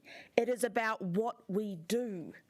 what the decisions we make, these are all political decisions. And so, that whole kind of framing that there's some sort of spendthrift thing going on, actually, we are looking to increase revenue from an activity that actually we do want to shift people from to meet our other goals that we've all signed up to. So just this kind of lecturing thing about, that we want to go spending up, I actually refute that. These are all political decisions about the priorities for the people, the city and the planet. Okay, do we have further debate? Councillor Rush, then the Mayor. Thank you, Madam Chair. I guess from my perspective anyway, I look at the number of $20 and I recall Wilson's charging 22, 23. So, to me, it could actually stack up. I'd just like to see a paper. So I understand what you're saying, Councillor Matthews, and you're right about, other amendments, but I just would like to see something in front of me that says these are how many parking, coupon parking we have. This is the area. The competitor from the private sector is this. I also understand that coupon parking, the first couple of hours are free. So that's a different nuance as well. And I just would like to understand, why. So for me, it's just, in principle, I don't necessarily have a problem with the approach, or the principle or the fee. I just think that a better governance would suggest we go through a more detailed process. That's all. Thank you for that. Mayor Foster. Yeah, well, we're all in the business of refuting things and seeing things in different light. Look, the amended substantive, because it wasn't an amendment, that was brought to you at the beginning, was worked through in some detail with officers over a period of a couple of days at least, while we were trying to get our numbers down to match the numbers which we were trying to make. So there was quite a lot of thought put into that, and a lot of hard work went into that. Some of these, though, really are on the fly. And when I look at this, to me, this absolutely looks punitive. And I'm sure, Kevin, you didn't mean it as a political statement, but when you said random acts of violence, I thought that was spot on. Sorry, we're in debate, so yeah. I am in debate. Okay. But I mean, I don't think officers should be brought into it. I'm following on from the comments that Councillor Calvert has made about things being punitive, etc. But I think this really is. It's that comment about this really does look like if you come into, we actually don't want you. We actually don't want you in our city if you dare to come in by car, because that's kind of what it feels like. Well, it does. You're just putting the price up and up and up. And then the problem is that you're then using that to go and fund something else that you want to fund. So it just doesn't look terribly disciplined to me at all, but it just looks like this is the thing which we're going to keep on kicking and kicking and kicking. All righty. Councillor Fitzsimons. I wasn't going to speak, but those comments by the Mayor have encouraged me to.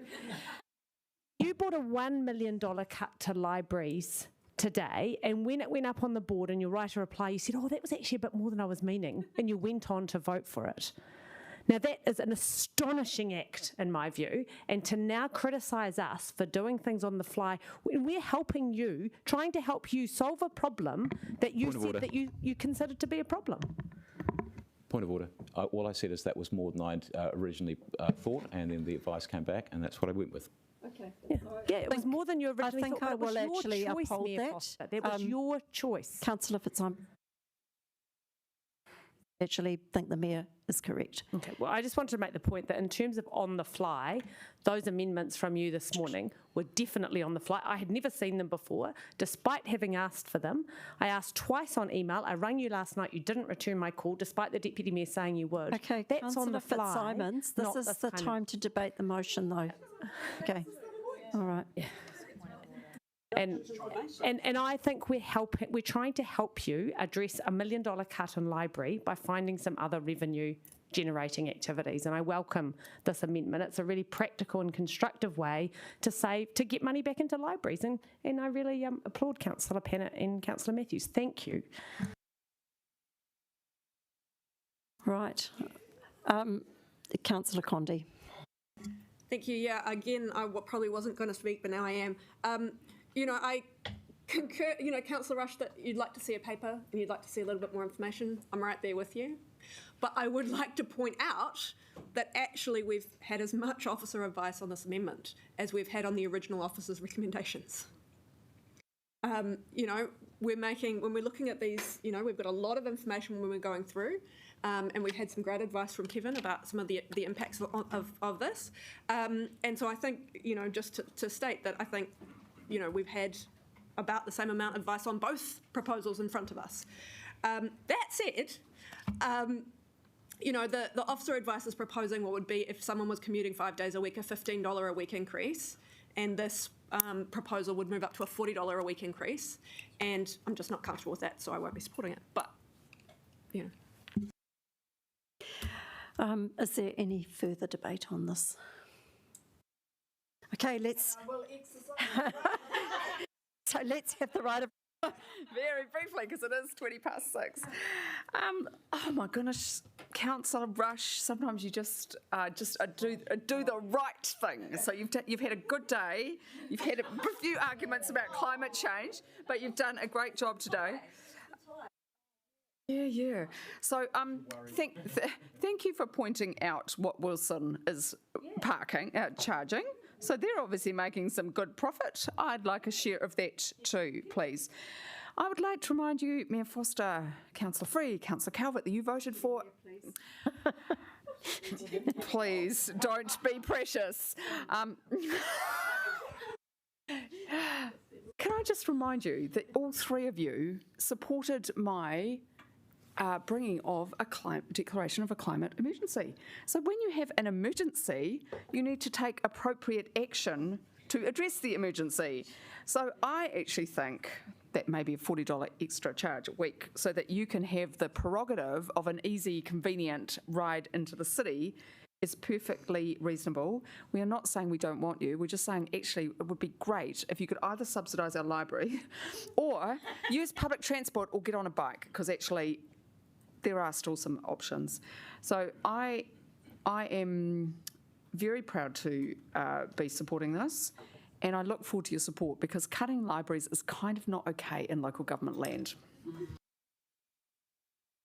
All right, shall we put this to the vote? It's a bit of a divisive day. I know.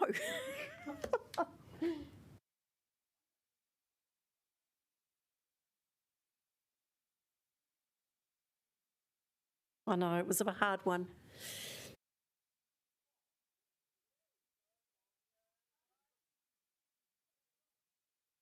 I'll explain later, but it is all going out to consultation. So because you guys voted to raise the other bit, I thought we might make the point.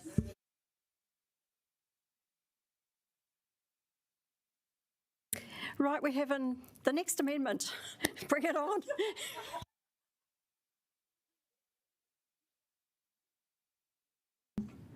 That's me.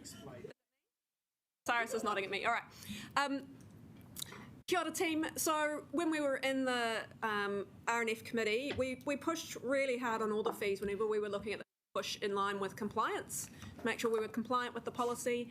And in this case, I think the difference between a 25% increase and a 28% increase is pretty minor, but it brings us into full compliance with the policy. And what we're talking about, again, in the environment that we're in, is this is almost $600,000 worth of revenue. And I think that in the context of trying to offset rates, that it's reasonable for us to increase the fees slightly more than we were already planning to significantly increase the fees. So I don't actually have a seconder because we're doing this on the fly. Terry's waving at me. Councillor O'Neill. Or is it being taken? What do you? I don't know what yours is. So sure, let's do it.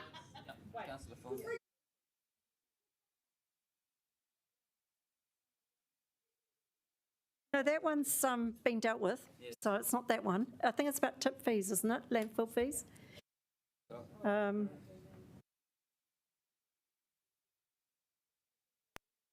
It was from 25% to 27%, wasn't it?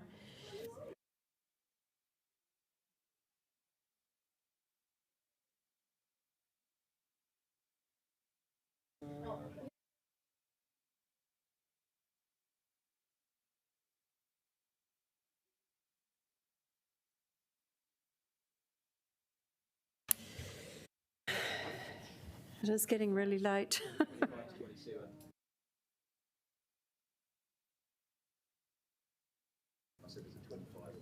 To 27%, yes. Yes.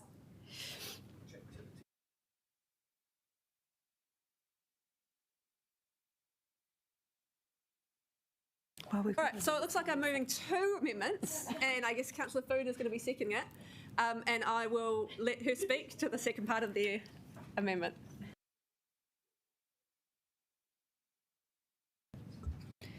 Okay, so thank you, Councillor Condi.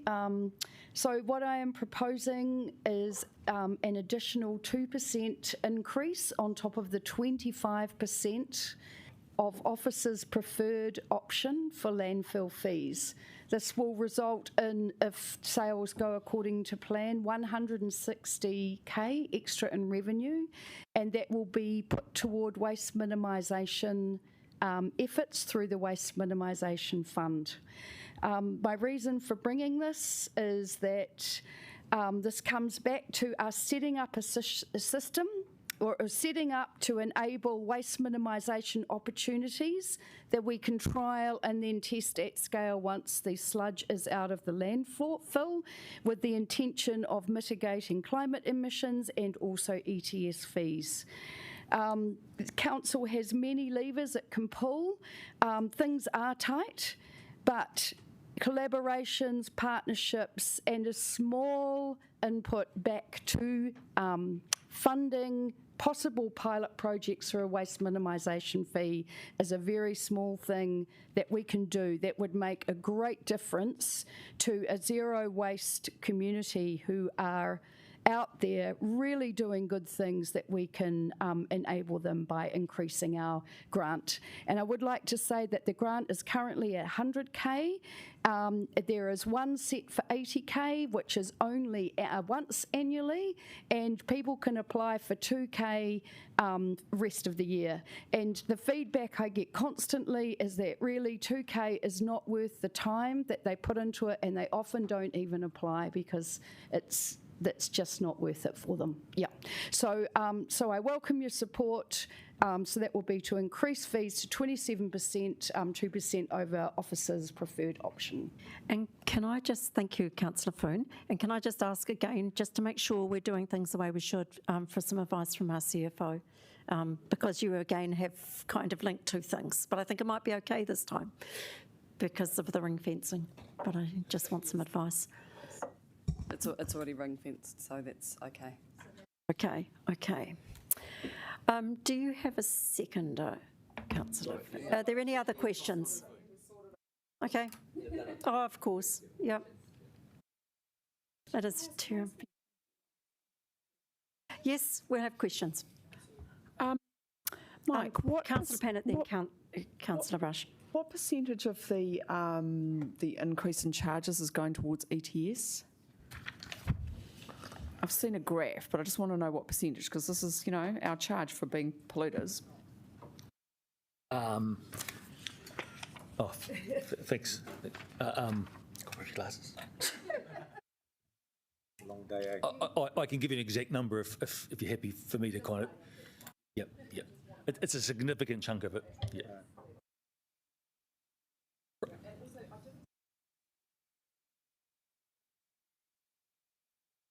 Cost per. Sorry, Mike. The cost of recycling seem to be going up in that graph too. Why is that? So the markets have plummeted for mixed paper and plastics, and we're actually having to pay to have that stuff taken off our hands now.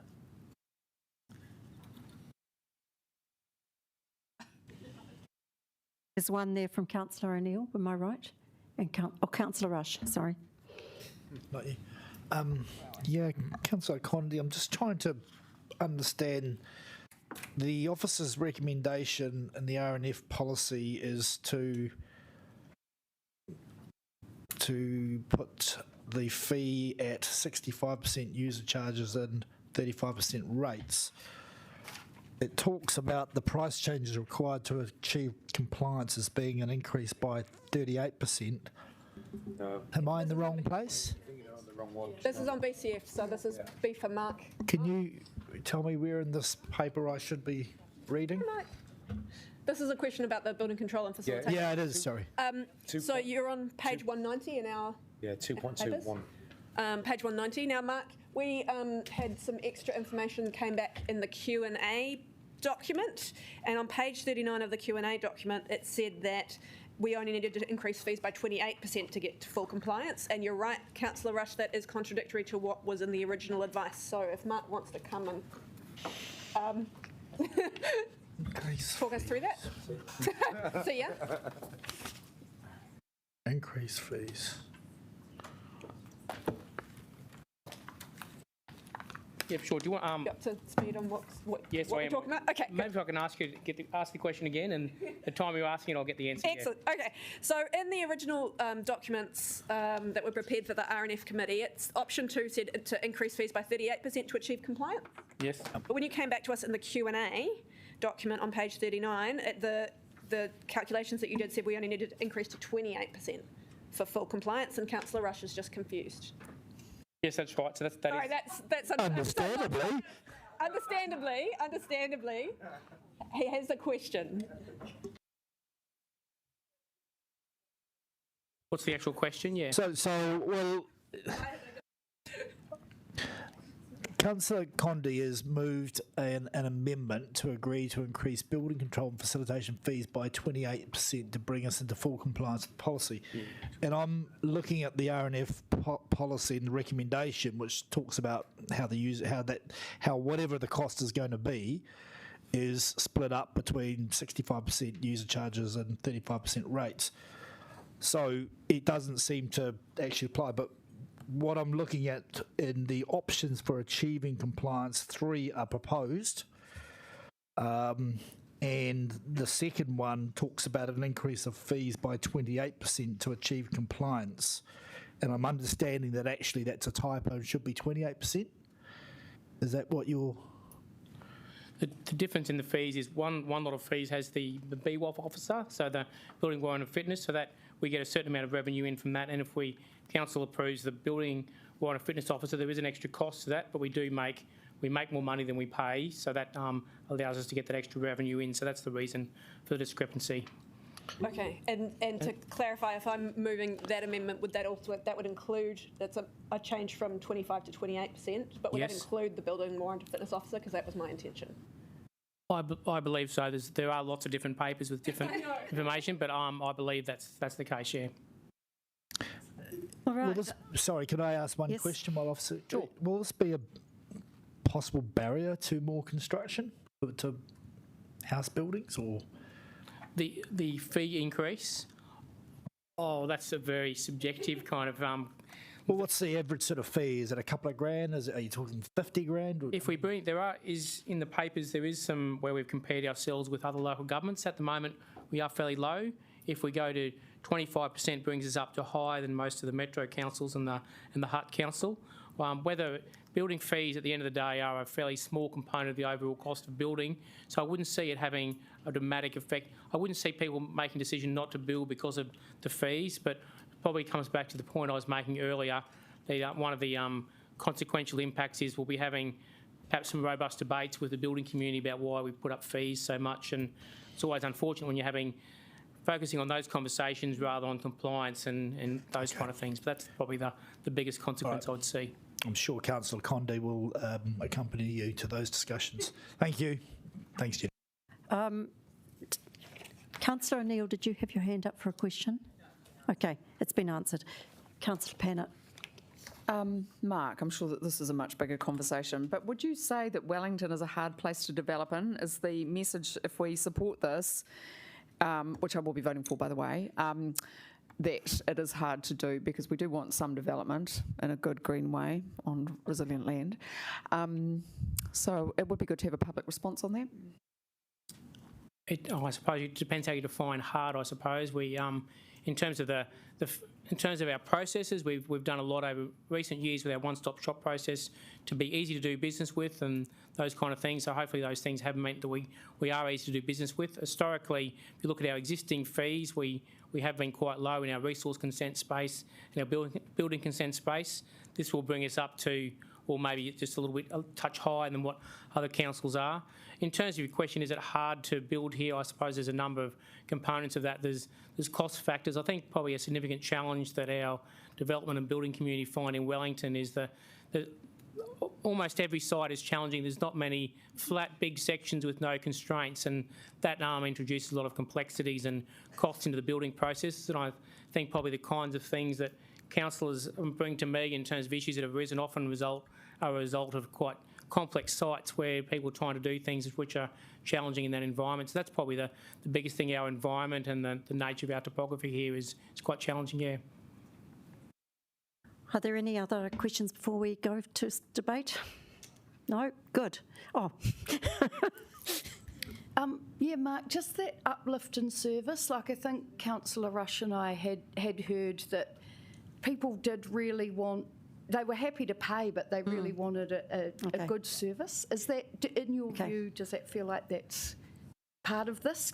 Will that support that service?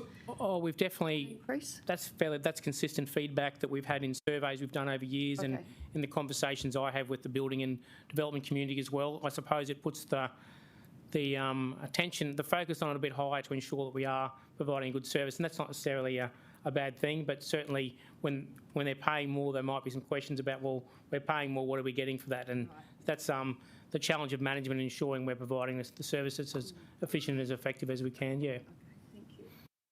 Okay, there has been a suggestion we just go straight to the vote.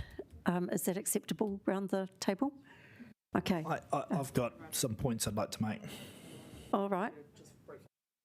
Okay, can you just keep them really brief because it is 9:30. Yeah. Yeah, even past. I'm going to support the proposal number 18 anyway.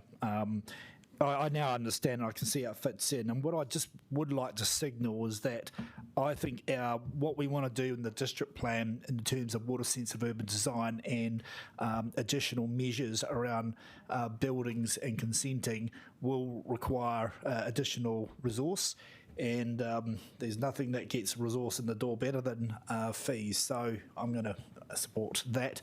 I'm sorry, Councillor Food, I'm just not as well up to speed with your proposal in 19. I'm sure it's very good. If it's just something for consultation, then perhaps I can support it. Okay, other speakers? Councillor Pennant. Yeah, so look, I will support the building control fees going up. It is still private benefit, so people, it's fair enough that and we do have to pay people more now because obviously there's a lot of competition in the market. I want to talk about the waste fees. Thank you, Councillor Foon, for again trying to get some revenue in a good way. What's really concerning about this, though, is how much is going towards other things, which actually should be going towards waste minimisation. So again, that's why we did have a big debate today about CapEx for resource recovery, because that is our future, not paying more and more and more to pollute, literally, and to fill our land with rubbish. So I am a little bit concerned about that, and I probably just want to understand a bit more, and before we vote in June, whether we can get you some more cash, because this is absolutely the way it should work. If you pollute, you pay. And so we're not, if it's only 2% increase, and the rest of it is coming to pay for some of these other things, there is a need for a rethink. The problem with the recycling, of course, is that we can't really tell people to go back and put their paper in the rubbish bin after, and people will use paper. We have used quite a lot today, obviously. Yeah, there's some more thinking to do in that space, but obviously we've known for some time that the recycling is problematic, and so there is going to need to be a longer term solution found. All right, if there's no further debate, let's put it to the vote. Does anyone want to take them separately? No? Yes? No? We'll vote on them together.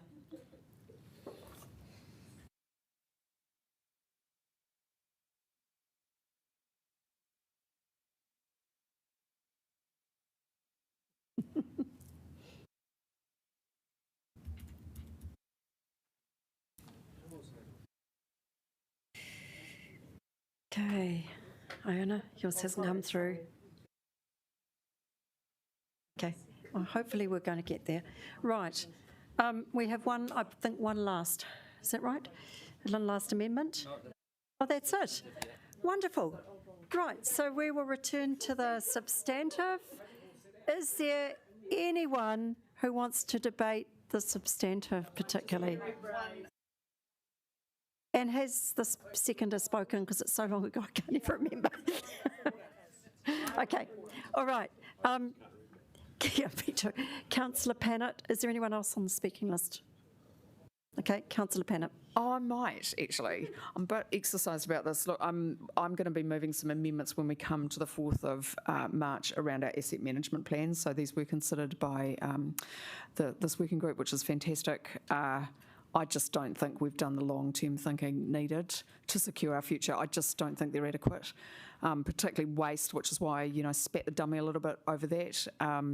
So anyway, I will be moving some amendments just to try and get that longer-term focus in. It's just not some of the thinking there about where we go after we've gone for this first 10 years is just not enough, and it's going to land us into trouble.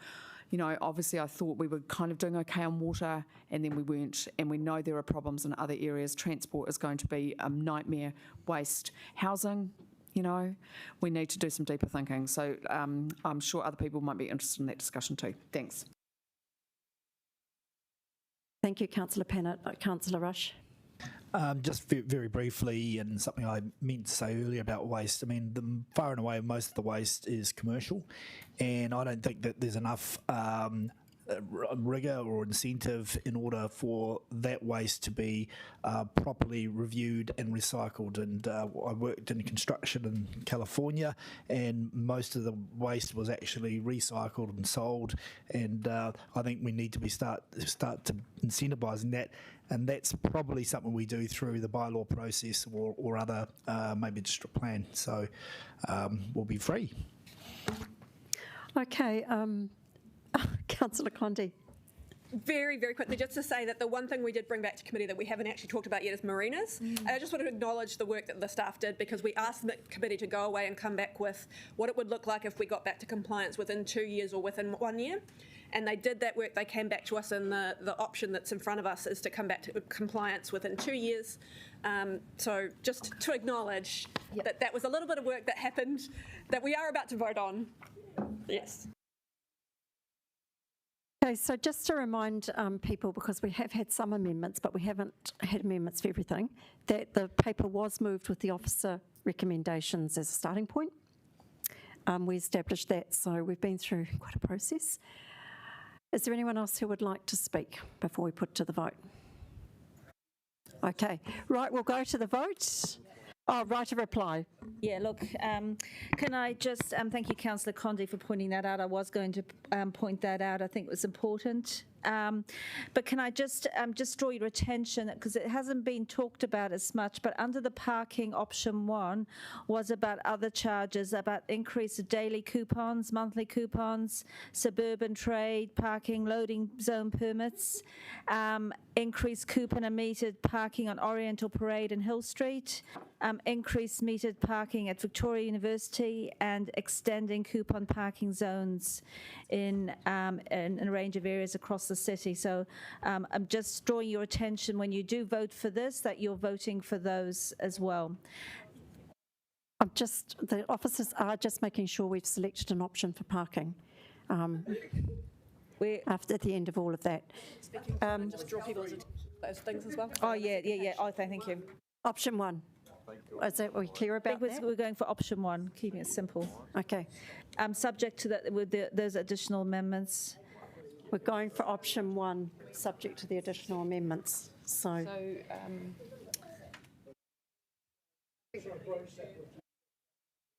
can you give us a couple of minutes? Can you just adjourn for a couple of minutes? I'm sorry, but we do need to get this absolutely right. So we're just going to have to take a wee adjournment.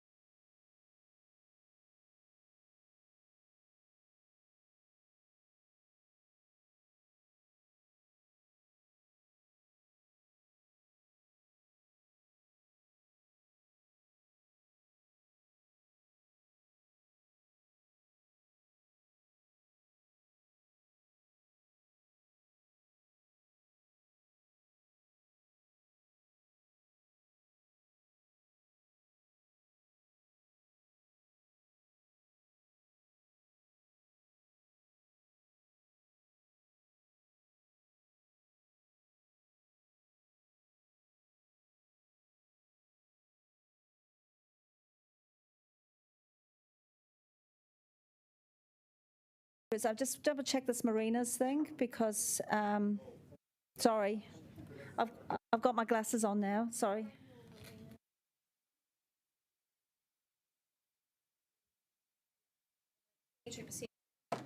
So we are, sorry.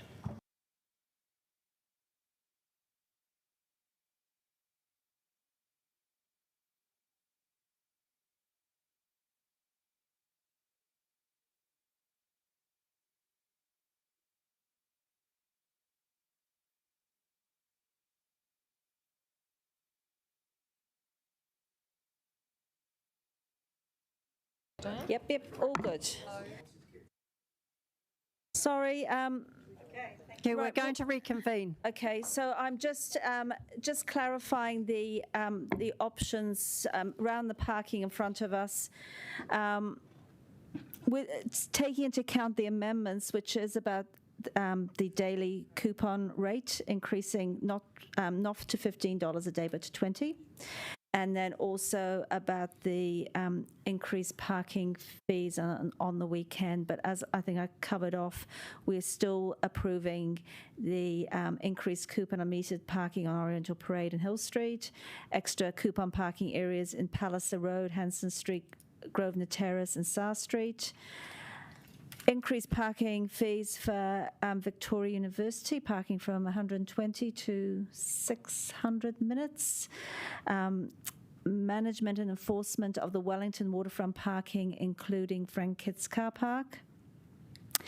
And the park sports and rec parking enforcement metering within community facilities, pools, parks and reserves.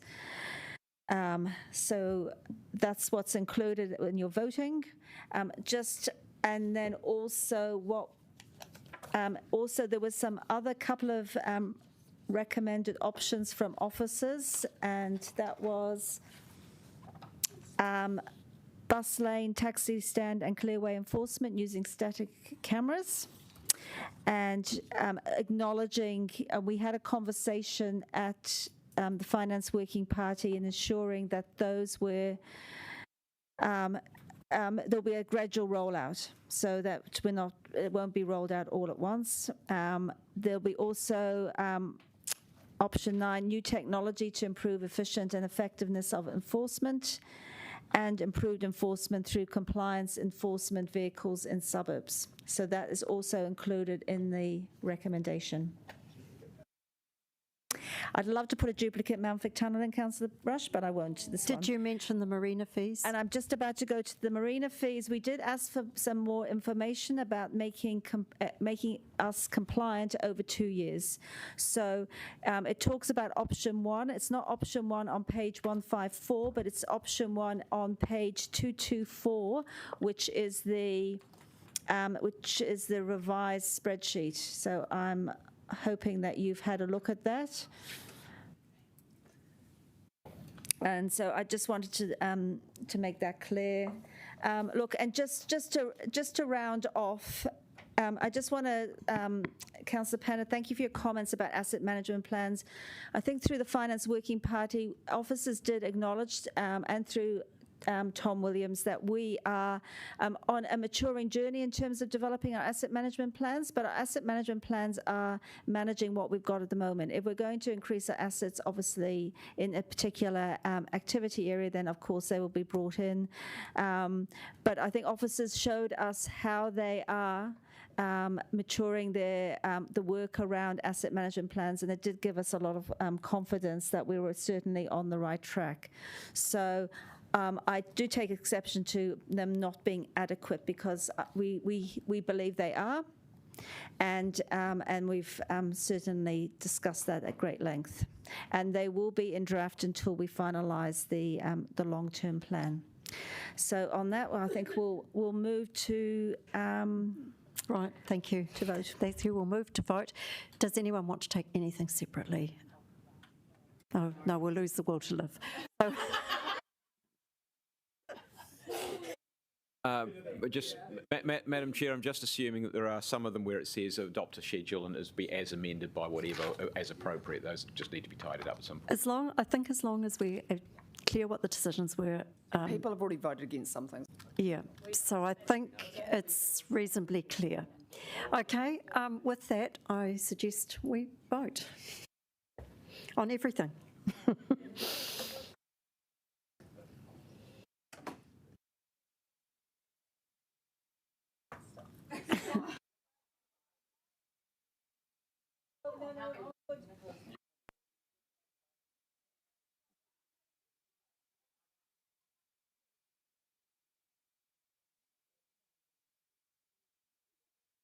Okay.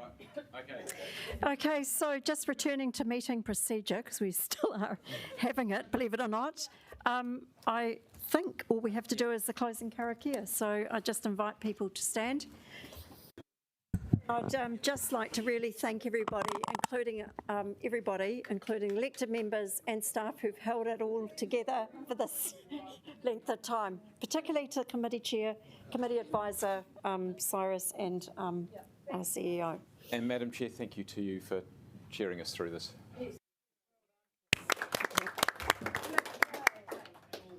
So, una hia, ki te uru tapanui, kia wātia, kia mama, te nākau, te tinana, te wairua, i te ara takatu, koe rā e rongo, whakaia ake ki runga, kia wātia, ae rā, kua wātia.